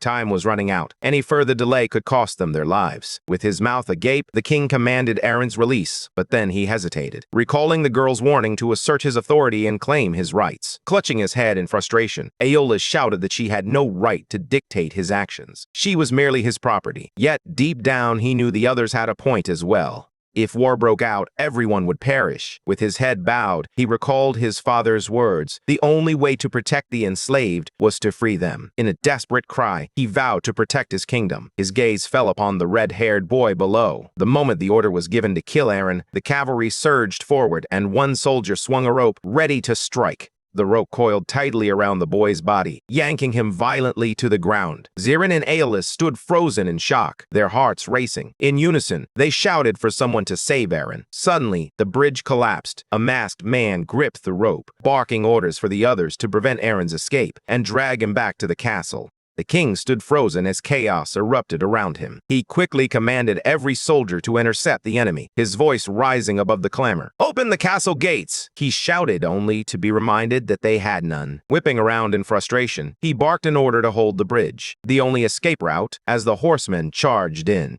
Rommel led the charge, urging everyone to maintain their formation. They pressed on, determined to save the Duke. As the fighters surged toward the bridge, the first horse stepped onto the wooden planks. Suddenly, jars of burning liquid rained down, striking the riders directly. Flames erupted, and the air filled with the anguished screams of soldiers calling for help. Rommel shouted with fierce determination, "Don't fall back! Throw them into the water!" Men were hurled from the bridge, their cries mingling with the chaos. One knight surged forward, undeterred by the flames. His eyes glinted through the narrow slit in his mask. He hesitated as voices called out for him to stop and turn back. Ahead, a spiked wooden barricade loomed, blocking his path. Spearmen stood ready behind the barriers. The riders pulled back, calling out that the defenses were in place. Suddenly, a blinding flash erupted, sending one rider tumbling from his horse. Another man galloped up to the bridge, commanding everyone to halt and turn back. Agalai, sensing the shift in the enemy's resolve, shouted that they were hesitating. They needed to remain vigilant, locate Aaron, and safeguard the castle. He stared ahead in shock as a fireball struck the castle wall. Cheryl had unleashed it, gripping her staff tightly as she aimed for them. Another fireball collided with the stone, creating a thunderous impact that sent cracks spidering across the surface. From above, Agilius understood that they couldn't sustain this much longer. He raised his hand, signaling the knights to retreat, deciding it was time to surrender before more lives were lost. A brilliant burst of fire surged toward him, causing the wall to fracture with ominous cracks. The knights scrambled to escape, their shouts echoing that the wall was about to collapse. In the chaos, someone seized the staff. Agilius, raising a white flag, shouted that they surrendered. But before he could take another breath, the blast sent him hurtling backward. As he plummeted into the flames, his anguished scream pierced the air. "No!" Chunks of debris lay scattered across the ground. From beneath the rubble, a desperate figure emerged, grabbing the boy's leg. A bearded man clung to him, pleading for help. "Find Aaron," he gasped. "Free the slaves. Tell the nobles everything I'm about to reveal." The boy's face drained of color at the weight of the request. With a scream, he tore himself free and ran. The prince reached out with a trembling hand, his voice breaking as he begged for the boy to stay. Suddenly, a man appeared beside him. The sight of this figure reminded him of the king, and he silently apologized to his father for his perceived failure. His hand trembled as he introduced himself. "I am Aaron." He stood beside Agilius, who was trapped beneath the rubble. Looking down, Aaron realized that the execution and surprise attack had played a crucial role in their plan to seize the kingdom of Romian. However, the king's death, and especially that of the prince, had never been part of his plan. He gazed downward, contemplating how using death to further his own ambitions was any different from the emperor, who regarded his people with the same indifference. Just then, a voice interrupted his thoughts. Kanaz, fanning himself, remarked that there was no point in feeling sorry for them. These people would prefer to belong to Braun. They had never truly lived, and under Prince Agilas, they never would. The boy turned to him, curiosity flickering in his eyes. "What makes you think that?" he asked. Kanos closed his eyes, taking a moment to gather his thoughts. "I need to focus on the outcome," he replied. "If I let today cloud my judgment, I won't see the truth." The boy stood before him, listening intently. The gray-eyed man added, "Remember this moment. If he chose to give up now, all their efforts would be reduced to nothing but meaningless bloodshed." As the dust settled, the boy reiterated his desire. The dragon observed him from behind his fan, then gently placed his hands on the boy's shoulders. "We have very little time before the emperor's army arrives," he urged. "We need to gather the nobles by pretending to search for you. Please, just hold on a little longer." Aaron glanced up at the castle roof before pulling away from the man, his voice firm as he instructed him to stop. With a determined look, he made one request. Just then, sunlight streamed across the castle, illuminating the scene. Cheryl rushed up behind the knight, her voice rising in urgency. "What are you doing? Why aren't they searching for the rest of the nobles?" She stared ahead, tension radiating from her. The anguished cries of those trapped in the cage echoed through the air, their voices rising in desperation as they accused the nobles of their imprisonment. Rommel stepped forward, determination etched on his face. Suddenly, an arrow adorned with a red ribbon whistled past him, embedding itself in the ground at his feet. Archers stationed along the walls shouted, a stark warning to the intruders. One more step, and they would execute the slaves on the bridge and set the rest ablaze within the castle's walls. From within the cage, desperate voices shouted for them to stay back, while a girl inside the castle pleaded for her life. The knight raised his head, demanding to know what they wanted. A noble gestured toward them, commanding all troops to retreat and forget about Aaron's disappearance and anyone connected to it. It was no longer their concern. Cheryl clenched her teeth, frustration boiling within her. Standing by the cage, Cheryl believed that rescuing these captives with her powers would be a straightforward task. But the true challenge lay within the cage itself. There were 3,000 souls trapped inside. While some losses were inevitable, they had to save as many as possible. With determination, she gripped her staff tightly. Just then, Zeron rushed over, urgency in his voice as he insisted they needed to call back the troops. Cheryl brushed aside his fan, insisting this was the quickest route. He stepped in her way, reminding her that their mission was to bring Ramayana under control, not create more complications. Cheryl shot him a glare, challenging. "Are you ordering me around?" Zeron raised a finger, referencing Aaron. In response, Cheryl shouted, "You told me to grieve for my missing brother."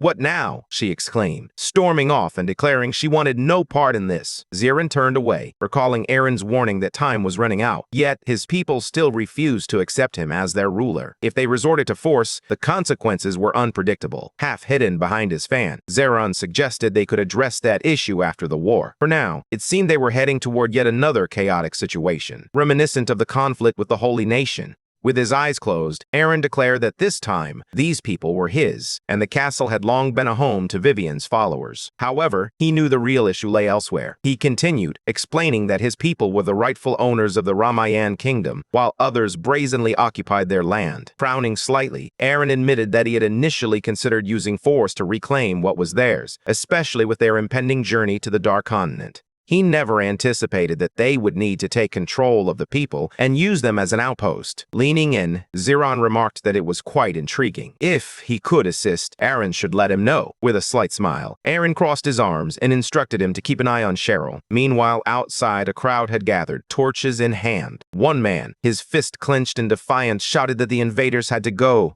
This was their land, and they felt no concern for Aaron's disappearance. The slaves were theirs to command. A massive stone loomed behind the knights, hovering ominously as the man approached. Whispers rippled through the crowd, questioning why their lord was absent and what the colossal rock signified. The man halted before the torch-bearing assembly, his presence commanding attention. With a forceful strike, he slammed the stone into the ground. Fixing his gaze on the crowd, Aaron called out to Remian's people, demanding their attention. The invader they sought was standing before them. He raised his hand high and boldly proclaimed that he, along with the entire army of Brand territory, had come to their land to liberate the followers of the Vivian Order. In response, a man in the crowd clenched his fists and dismissed him with a wave. The crowd erupted in shouts, demanding that if he knew he was an invader, he should leave instead of standing there, talking in front of everyone. Aaron closed his eyes, taking a moment to gather his thoughts before suddenly shouting, 300 gold! An immediate hush fell over the crowd. With a pointed gesture towards the cage, he declared that was the price for each follower of Vivian set free. Clenching his fist, he scanned the crowd and asked who among them owned Vivian's slaves, urging them to raise their hands.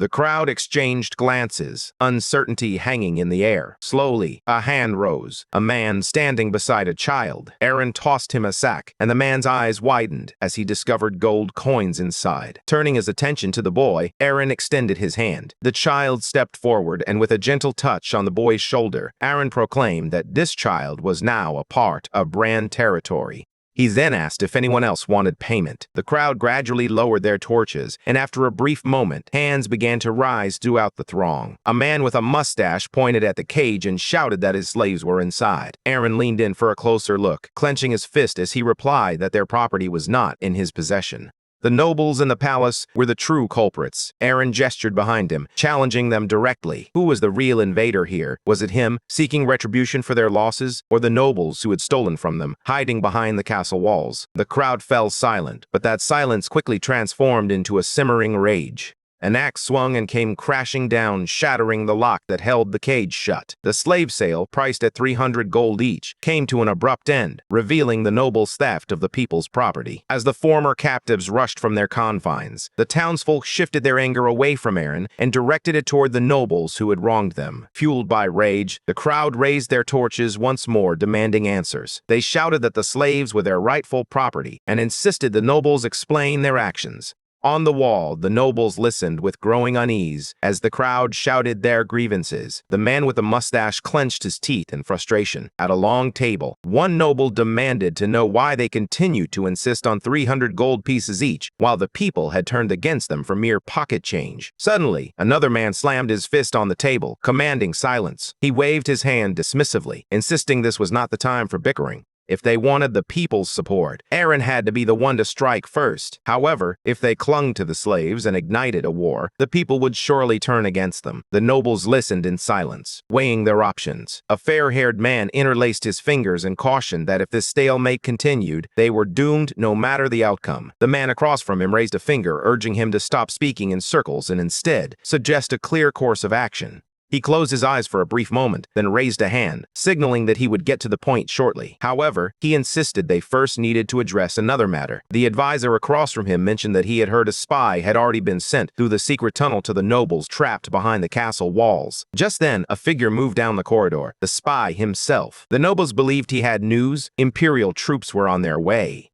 Despite their official stance of non-support, the Empire still intended to assist if the opportunity arose. If they presented terms 10 times more favorable than their initial offer, it was likely the Empire would agree. The man clenched the paper in his hand, his determination palpable. Meanwhile, in a lavish noble's chamber, a satisfied man reclined on a bed, a smirk playing on his lips. He envisioned a girl lost in dreams within her lovely room, and he pondered what it would be like to share that space with the one he loved. A fleeting thought of her scolding him crossed his mind, and he nervously questioned whether any of this could truly come to pass. His gaze shifted to the blue-haired man beside him. With determination, Arthur grasped his wig and resolved to become a true strategist. If strength wouldn't secure his victory, he would rely on his intellect instead. Blushing, he reassured himself that this was the right choice. He could earn a decent living and steer clear of the battlefield's grim fate. But then, his gaze shifted, tension creeping in. At the table, Gale questioned whether 300 gold per slave was excessive. If the treasury absorbed that blow, the repercussions would be severe. Aaron gestured toward Rex, who nodded in agreement.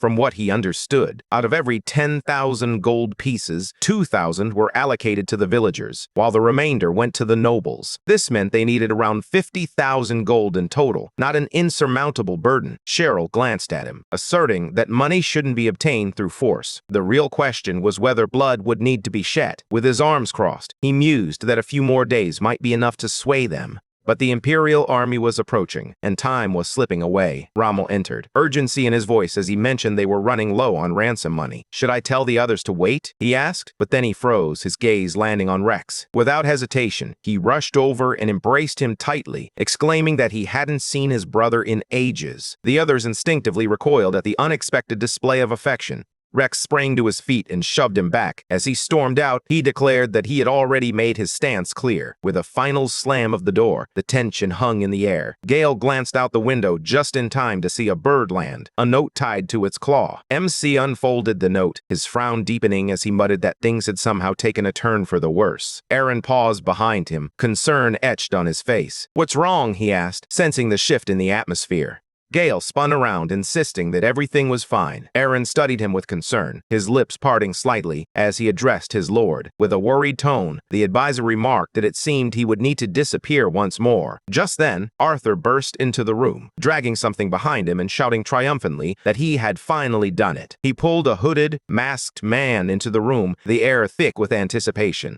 Aaron gazed at the bound captive, whose face bore the marks of a brutal beating. Flexing his hand, he inquired whether the nobles inside the castle had truly reached out to those beyond its walls, pleading with the emperor for assistance. The prisoner lowered his head, brushing his fingers against his bruised face. Aaron couldn't help but wonder why they still refused to surrender.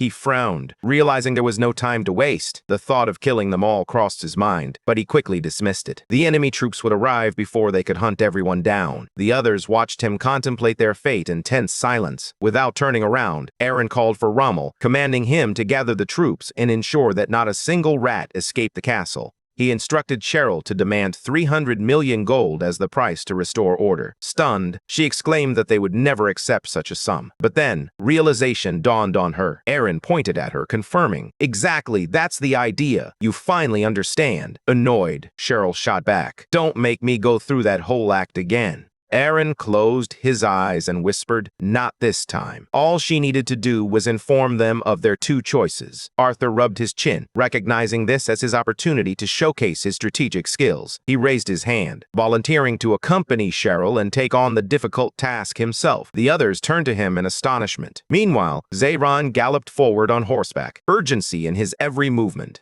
He pondered the girl's letter and the warning about the humans invading the nest. Determined to witness it for himself, he recalled the glowing man and frowned. Why was his magic sealed at a time when he needed it most? Gripping the reins tightly, Zayron realized that if he couldn't wield his magic, someone was about to face a fate worse than death. As the horse galloped through the forest, he resolved to test his limits. He found it odd. If his magic was sealed, then he shouldn't be experiencing any pain. Glancing up at the sun, he decided he had seen enough. He lifted the fan in his hand, then drew it back, triggering the transformation. Light enveloped him as he attempted to reclaim his true form. A smile spread across Zayron's face. At first it seemed effective. Chains ensnared the blue sphere, holding it tightly. But then he clutched his chest in agony. A moment later, he let out a scream that echoed like thunder, reverberating far beyond the sunset forest. Silence fell abruptly. Suddenly a purple blast tore through the trees, shattering the stillness. The gate bars lifted, and Cheryl moved past the guards as an announcement rang out. The envoy from Brand territory had arrived.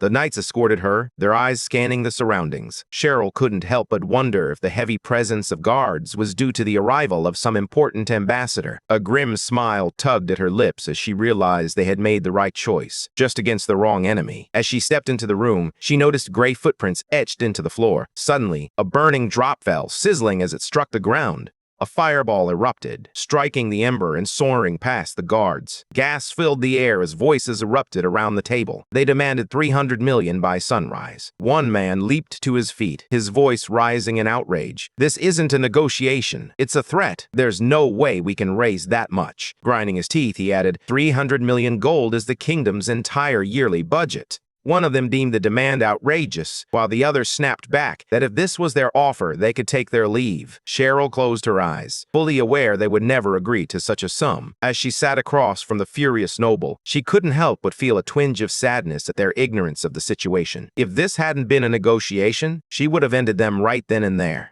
Arthur sat beside her, arms crossed, and proposed that they simply hand over the slaves. His voice cut through the tension, making it clear to everyone present that they valued wealth more than their own lives. The nobles clenched their teeth at his words, especially when he suggested that if money was their true priority, they should at least release half the prisoners. A sly smile crept across Arthur's face as he pondered just how much their lives were truly worth to them. The nobleman slammed his fist on the table, cursing in frustration. With a casual air, Arthur raised 4 fingers and asked if 400 million would be more appealing. One man erupted in outrage, his voice echoing through the room, while the other nobles remained stubbornly silent, their bitterness palpable. Arthur offered a small wave, as if dismissing their discontent. Meanwhile, a ladder leaned against the wall, unnoticed by the guards as someone quietly ascended. From atop the ladder, the man waved to the nobles of Ramayana and announced that Aaron demanded 300 million as security for a truce. Rather than wait for the emperor's arrival, the remaining nobles decided to accept the demand. Shadows flitted across the fence, and soon they had gathered the full amount Aaron requested. A message instructed them to enter the castle through the secret tunnel immediately.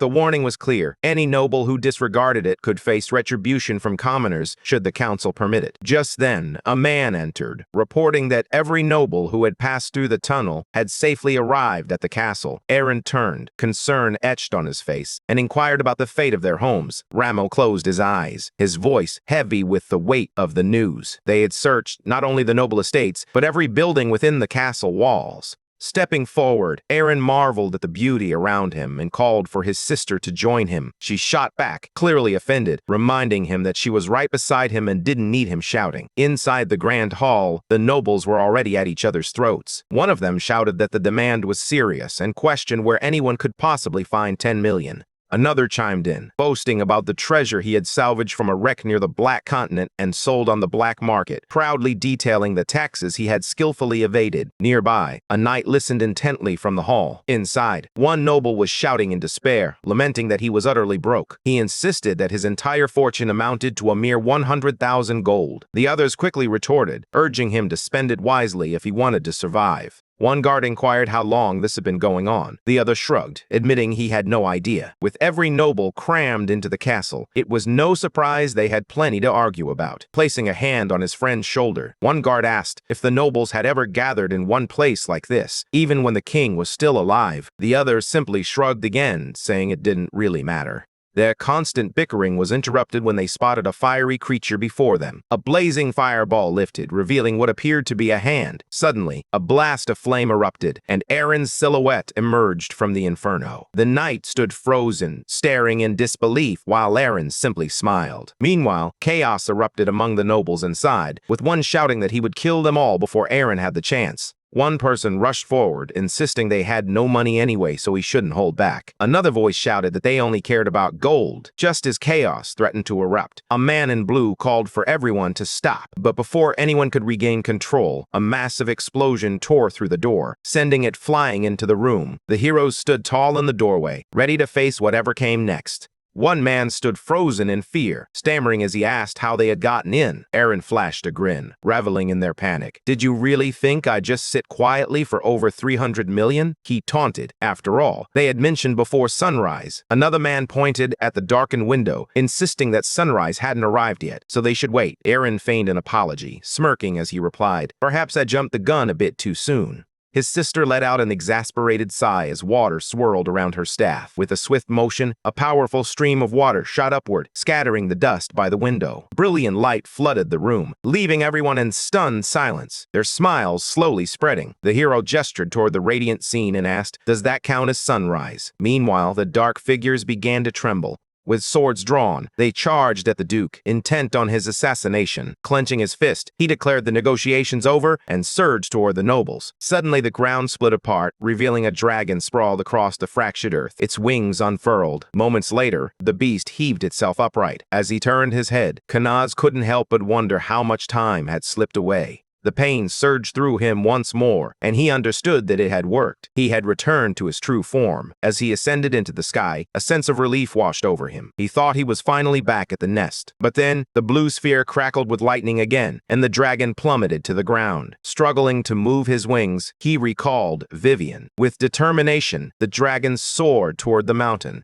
He descended fiercely onto one of the peaks, where people lay scattered on the ground before him. Kashi rushed to her lord, tears streaming down her cheeks. Trembling beside the fallen dragon, she pleaded, asking why he had come so late. His eyes blazed with fury as he demanded to know who was responsible for this devastation. With tears glistening in her eyes, the girl revealed that the giants from the north were responsible for the devastation. Beside her, the dragon was incredulous that they had dared to commit such an atrocity. Lowering his head, he instructed Kashi to gather information and assess the extent of the treasure lost. The girl trembled at his side, but he shifted the conversation, asking gently if any of her family had survived. She closed her eyes and shook her head. As she surveyed the bodies around her, Kanaz felt a heavy weight of guilt for having stayed away too long. If he had remained vigilant, no one would have dared to trespass on his land. His eyes glowed a fierce yellow as he spoke, telling her that while he couldn't bring her family back, he could seek vengeance for them. He then asked if that was what she truly wanted. Kashi stared at him, taken aback by his words. She sank to the ground in silence, tears welling in her eyes. Finally, she whispered her answer, yes. She craved revenge. Bathed in sunlight, the dragon nodded, his understanding evident. His slit pupil glowed a fierce yellow as he examined the tracks in the snow, pondering their destination. A closer inspection revealed they were heading south, straight into Braun territory. He unfurled a wing and invited the girl to climb aboard. She hesitated, surprised, and asked if he didn't want to check the nest first. With a dismissive flick of his tail, he replied that stolen treasure held no value for him, so she shouldn't worry. Just get on. The black dragon soared into the sky, its shadow sweeping across the mountains as it left behind only tracks in the snow. Aaron brushed off his hands, satisfied that his negotiations with the Romian nobles had unfolded just as he had envisioned. Bodies lay trembling on the floor, a testament to his success. A broken man had signed the document, and Aaron couldn't help but feel fortunate that all the nobles had been gathered in one place. Seated on the throne, he reveled in the knowledge that he had seized control of the kingdom without shedding a drop of blood. Rex sat nearby, legs crossed, as he carefully unfolded a scroll. It was a letter from the Emperor, congratulating Duke Aaron of Braun on his recent victory. The message expressed the Empire's support for the Duke's decision regarding Romian, citing the noble's attempts to cause harm. But then came the catch. The Empire reminded him that Romian's tribute was no trivial matter. Stamped with the imperial seal, the letter demanded timely payment of both the acquisition tax and the tribute. Rex smiled, highlighting the underlying threat. If Aaron didn't comply within 2 weeks, Romian would be seized from Braun and handed over to the Empire. As he sat on the throne, Aaron read the letter aloud. 500 million for the acquisition tax, followed by an annual tribute of 50 million gold, all with a mere 2 weeks to settle the matter. He pressed the letter to his forehead in frustration. After all he had done to secure his rule, the Emperor now demanded an outrageous price. Glancing at the troops lined up outside, Aaron questioned why they would send soldiers if he was expected to comply so easily. A knight sat atop his horse, helmet in hand, and Aaron couldn't help but think that if they truly intended to stop him, they would have crossed the border by now. Despite everything, the Emperor's smiling visage left him momentarily stunned. Then laughter bubbled up within him, growing louder and more infectious. From the throne room, Aaron revealed that this had been their scheme all along. They had been playing him. Still grinning, he laid it out clearly. If he won, they would impose a tax. If he lost, the old arrangement would remain unchanged. Then his smile faded. To make matters worse, they had stationed troops to keep him focused on seizing the land, distracting him from the looming threat of forced tax collection. Crushing the letter in his hand, he called out, his blue eye blazing with determination, as he vowed to reclaim a portion of his lands, no matter the cost. A week later, the boy collapsed onto the table, utterly worn out. He reported that he had taken everything from the nobles, even their properties, yet he still hadn't amassed more than 200 million.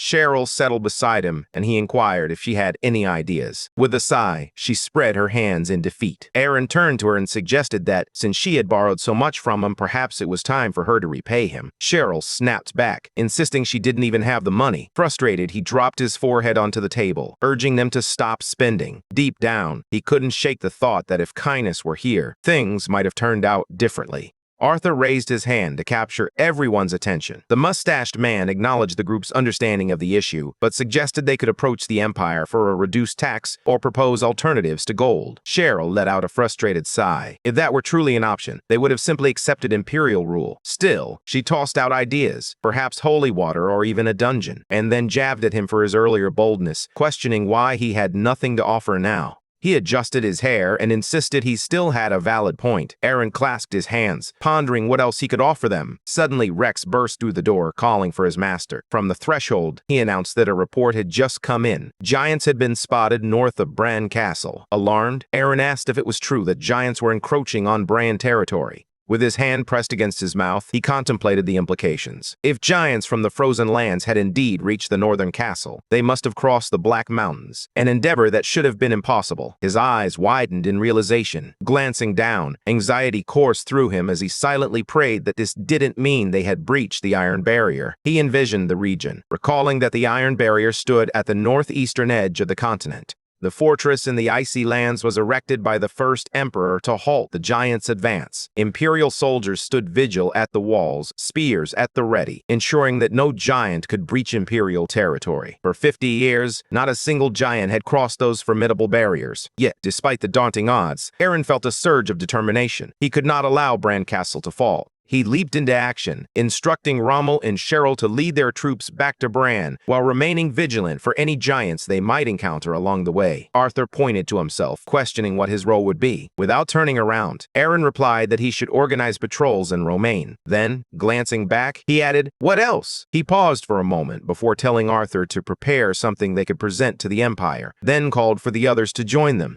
The men observed him with tense expressions. That evening, a carriage rumbled down the cobblestone road. The prince gazed out the window, reflecting on how a week had already slipped by. He pondered whether they could truly amass 500 million. A gray-haired man sat across from him, and noticing the prince's calm demeanor, he remarked, "You seem surprisingly composed for someone in peril." Philip closed his eyes, reassuring himself that there was little reason for concern. They were traversing imperial territory and had already passed a patrol. Bran, arms crossed, declared that if Philip still felt uneasy, he would personally take responsibility for his safety. After all, they couldn't afford to lose someone as valuable as him. The Duke opened his eyes and offered a grateful nod. He gazed ahead, sensing that this journey would be anything but easy. Something felt off. Warriors assembled in formation before the palace, their presence heavy with anticipation. Arthur shut his eyes, disappointment washing over him. His expression darkened. When Aaron spoke of raising troops, Arthur had hoped for a significant role, but here he was, still just an officer.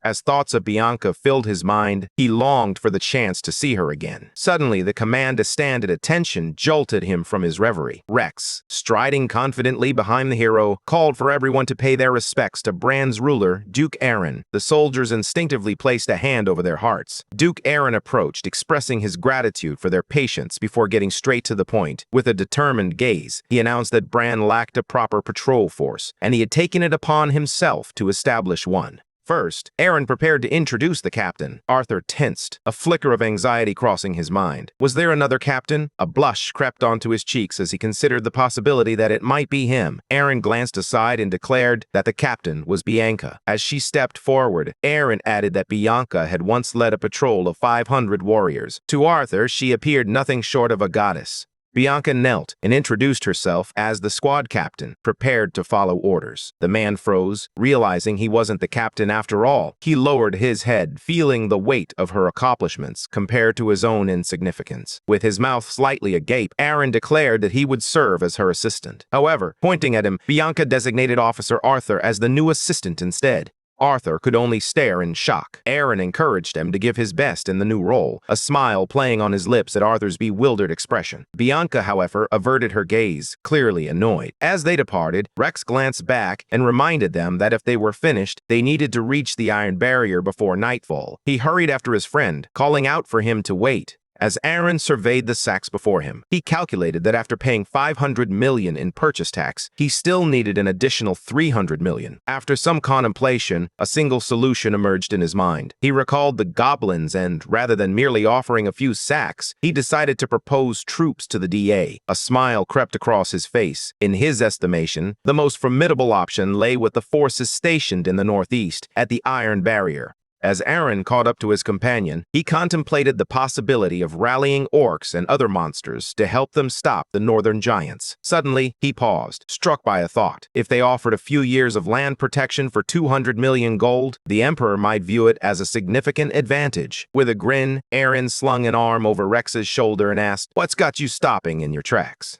Rex pointed ahead, exclaiming that it was right there. Smoke billowed from the town, and suddenly, a burning stick soared into a house, igniting it. An explosion erupted, shattering the tense atmosphere. Amidst the chaos, a man stood by the flames, laughing maniacally. It was Vice Captain Miller of the Blue Hammer Pirates, his fist clenched in contempt as he derided the townspeople as weak. "Romian should be fought to the bitter end," he declared, his voice dripping with disdain. "Serving the Empire is utterly worthless." Waving a torch, Miller shouted that this was what those fools deserved. He hurled burning torches at the ship, declaring it a small gift from the great Lord Miller. More torches soared through the air, but a blue-haired man, wielding a hammer, knocked them away with precision. Spreading his arms wide, Miller taunted the captain, asking if this truly made any sense.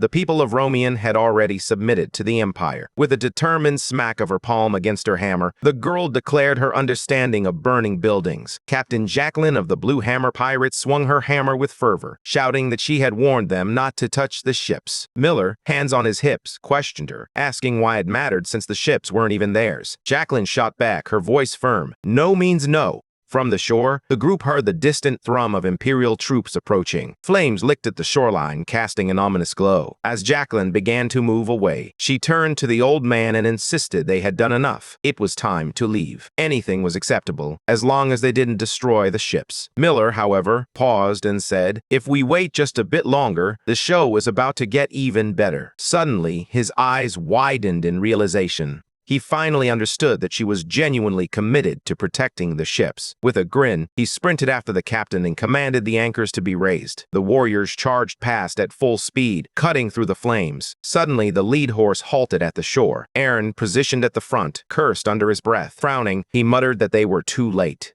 Arthur gestured to catch Aaron's attention just as a cannonball was fired from the ship. Miller's grin widened as he shouted that the commander himself had arrived. "Let the Imperial trash die," he declared. The cannonball hurtled toward them, and in a split second, Aaron leaped off his horse. A vibrant green glow enveloped his sword as he demanded, "How dare you?" Aaron charged at the cannonball, delivering a precise strike that split it in two. A sly grin spread across his face as green lightning erupted from the swing. Bianca quickly raised her shield, startled by the sudden turn of events. The boy, confused, asked what was wrong with that cannonball. With a spyglass in hand, the pirate captain remarked that those bugs were fortunate today. As Aaron watched the ships sail away, he couldn't help but wonder who they thought they were. He turned to Rex, commanding him to uncover their identity. The flag they bore displayed a menacing skull crossed with a sword and hammer, a clear warning of danger. Meanwhile, a striking red carriage caught his eye, drawing his attention further. Philip, overwhelmed by a sudden unpleasant odor, instinctively shut his eyes. But in an instant, he snapped them open, alert and ready for whatever was to come.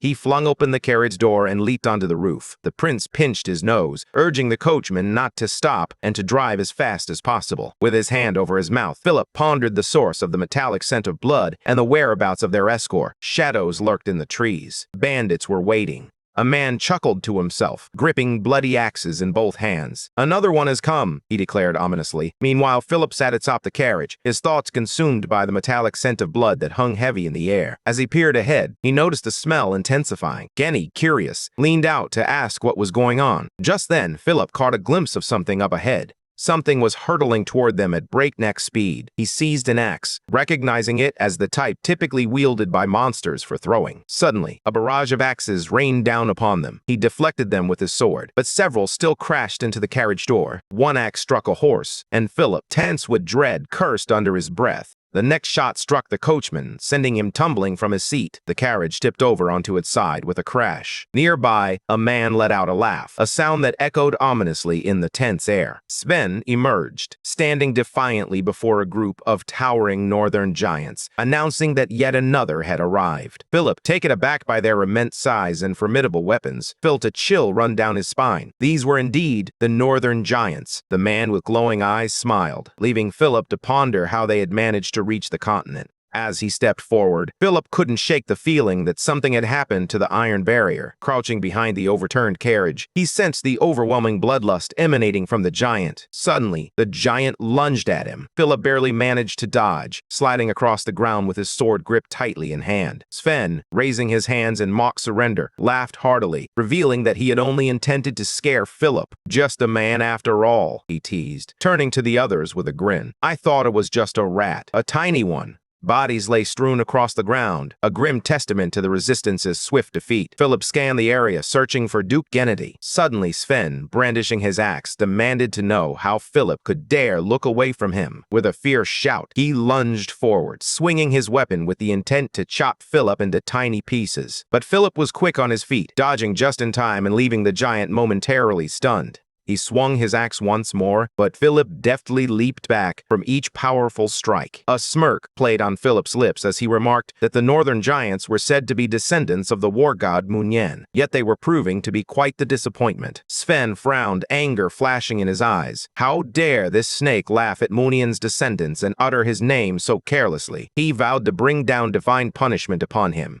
Philip simply smiled, confidently asserting that he would be the one to put them in their place. With his hand resting on his hip, Crown Prince Philip declared that he would personally judge them. The giant, taken aback, could hardly believe that this was the Crown Prince. In an instant, a brilliant purple light sliced through him, cleaving the giant into pieces. Without a glance back, Philip turned away. The other giant stared at the lifeless body in shock, blood dripping from the tip of his sword. Philip declared that this was the price for insulting the future emperor. As a purple light enveloped him, he proclaimed that death was upon them. With a swift motion, he raised his sword and cut down the other giants as well, their bodies falling behind him like discarded shadows. A white-striped bird opened its beak, drawing Philip's gaze. Memories of a ghostly black bird flickered through his mind. As the bird took flight, a realization struck him. If giants were present, more must be lurking nearby. He looked ahead, sensing that the iron barrier had likely fallen. Should he report this to the Emperor and request reinforcements? He glanced at the setting sun, then shook his head. No, there was a better plan.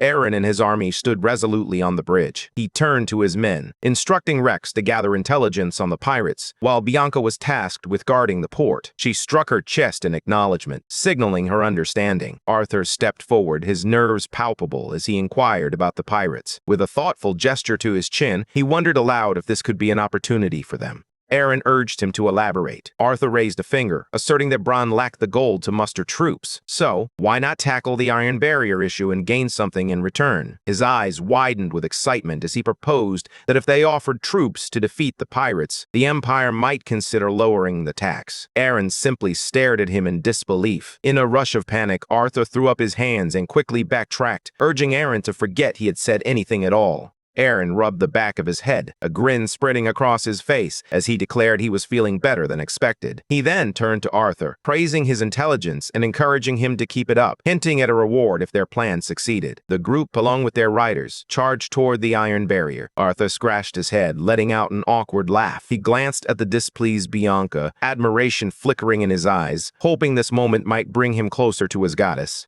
Bianca shot him an annoyed glance, feeling overwhelmed by the throng of people vying for the Duke's attention. But then her eyes widened in shock. Riders were approaching at breakneck speed. She froze, her heart racing. Among them, she recognized the Crown Prince, gripping an orc by the head. The massive creature noticed a bird circling overhead, its gaze drawn upward. A striped beaked bird landed gently on his hand. The red-eyed giant recognized it instantly. It was his brother's bird. With a fierce grip, he crushed the orc's head, demanding to know who was responsible. As the lifeless body fell to the ground, he turned toward the pile of slain orcs, his voice cold and commanding. "Who dares to commit such an atrocity?" he roared, his fury echoing as he sought the one accountable for his brother's murder. Soon, a crowd gathered around the seated giant, who grimly ran a whetstone along the blade of his axe. A human approached and addressed him as leader. Without looking up, he replied, still gripping the stone. The newcomer, a bearded man with dark hair, informed him that the Imperials were in a village to the south and suspected an elf might be there as well. The giant paused, lowering the hand that held the whetstone.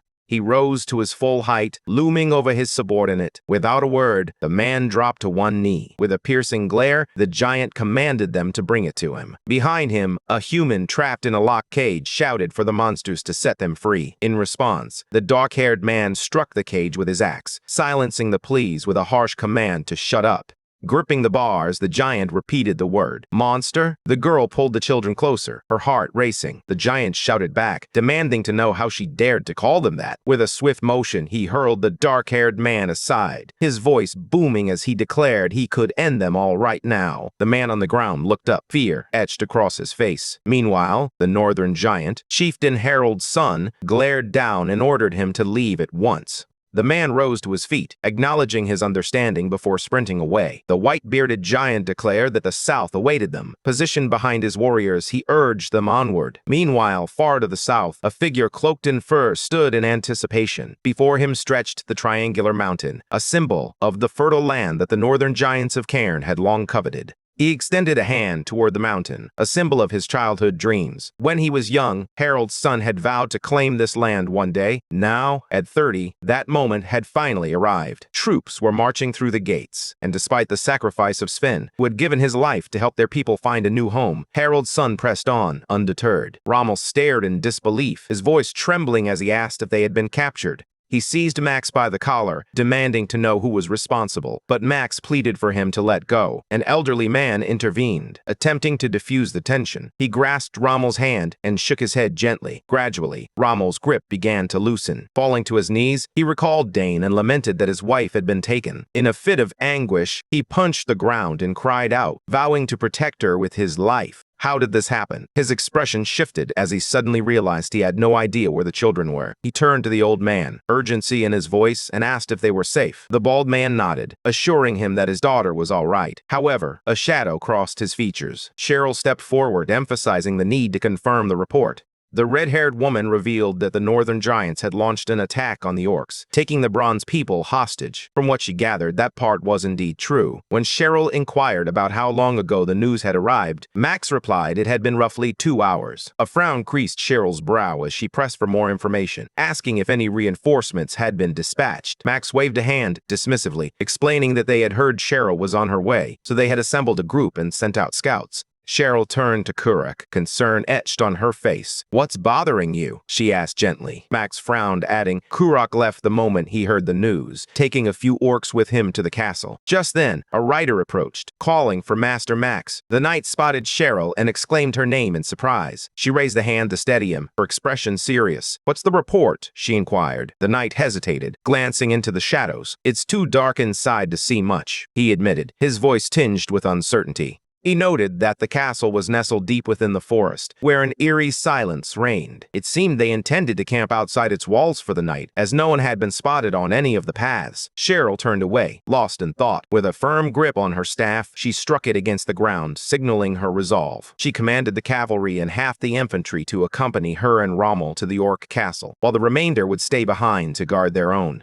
The warrior facing her nodded in acceptance of the order. Rommel noticed a hand reaching out toward him. Cheryl informed him that Dane was waiting. The orcs quickly followed their leader. Kurak, his expression grim, sensed that the new scent in the air signaled trouble. He halted a short distance from the castle, glanced back at the orcs, and remarked that he could feel the strange spirit of the Steel Village before gesturing for them to follow him. His hands tightened around the elf girl's neck, and the orc leader froze as he took in her pointed ears. Harold's son hoisted her off the ground, pausing as a voice from the crowd called out to the Lord Chief. A dark figure with glowing red eyes emerged, asking in a low, menacing tone who they were. The orc leader growled in response, tension crackling in the air. He glanced back at his army and recognized the immense power of the man before him. If they engaged in battle, every orc could perish. Gritting his fangs, he commanded them to advance toward the castle. The orc stared at him in disbelief. Still gripping the man tightly, Kurak urged them to move quickly. He would hold the enemy at bay. With that, he charged forward.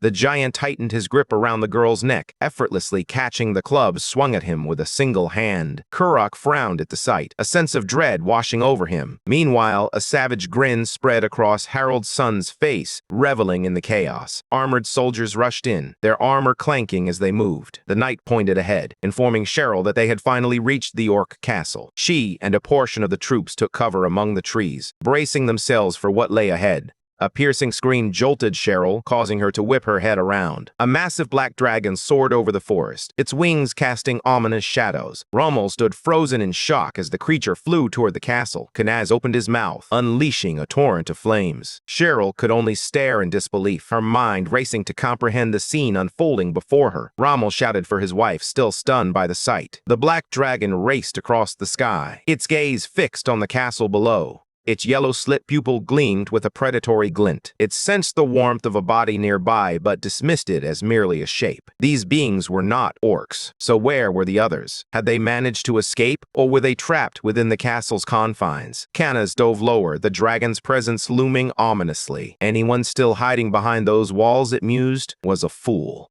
Clinging tightly to the dragon's back, the girl felt the moment of revenge had finally arrived. Her enemies would soon meet their fate. Sparks erupted from Kanaz's mouth as the dragon unleashed a chilling curse upon them. Then, with a mighty roar, it exhaled a torrent of fire. Cheryl watched in stunned terror, her heart racing. Meanwhile, Rommel called out for his wife once more, desperation lacing his voice. The dragon halted abruptly above the flames. As it soared over the forest, it wondered if it had merely imagined a sound of a familiar voice. But then, it spotted figures among the trees, Cheryl and Rommel's men. Perfect. There was no longer any need to scorch the castle's interior. Spreading its wings wide, Kanaz resolved that all he needed to do was eliminate every northern giant and avenge Kadeshi. The girl peeked out from beneath his wing, fear etched on her face as he announced their grim destination, the elven village, where revenge awaited. Tears streamed down her cheeks, and with a heavy heart, she nodded in agreement. Kanaz threw back his head and let out a thunderous roar before soaring off in the opposite direction. Cheryl could only stand there, watching the flames flicker and the dragon vanish into the distance. Rommel's anguished scream echoed in the air, a cry of deep grief. He collapsed to his knees, calling out for Dane. Cheryl shut her eyes, silent and resolute, her grip tightening around the staff. Rommel slammed his fist into the ground, holding her staff firmly. Cheryl commanded the foot soldiers to scour the old castle for survivors. As the cavalry pursued the dragon, the knight knelt in despair, while the others sprang into action, answering her call.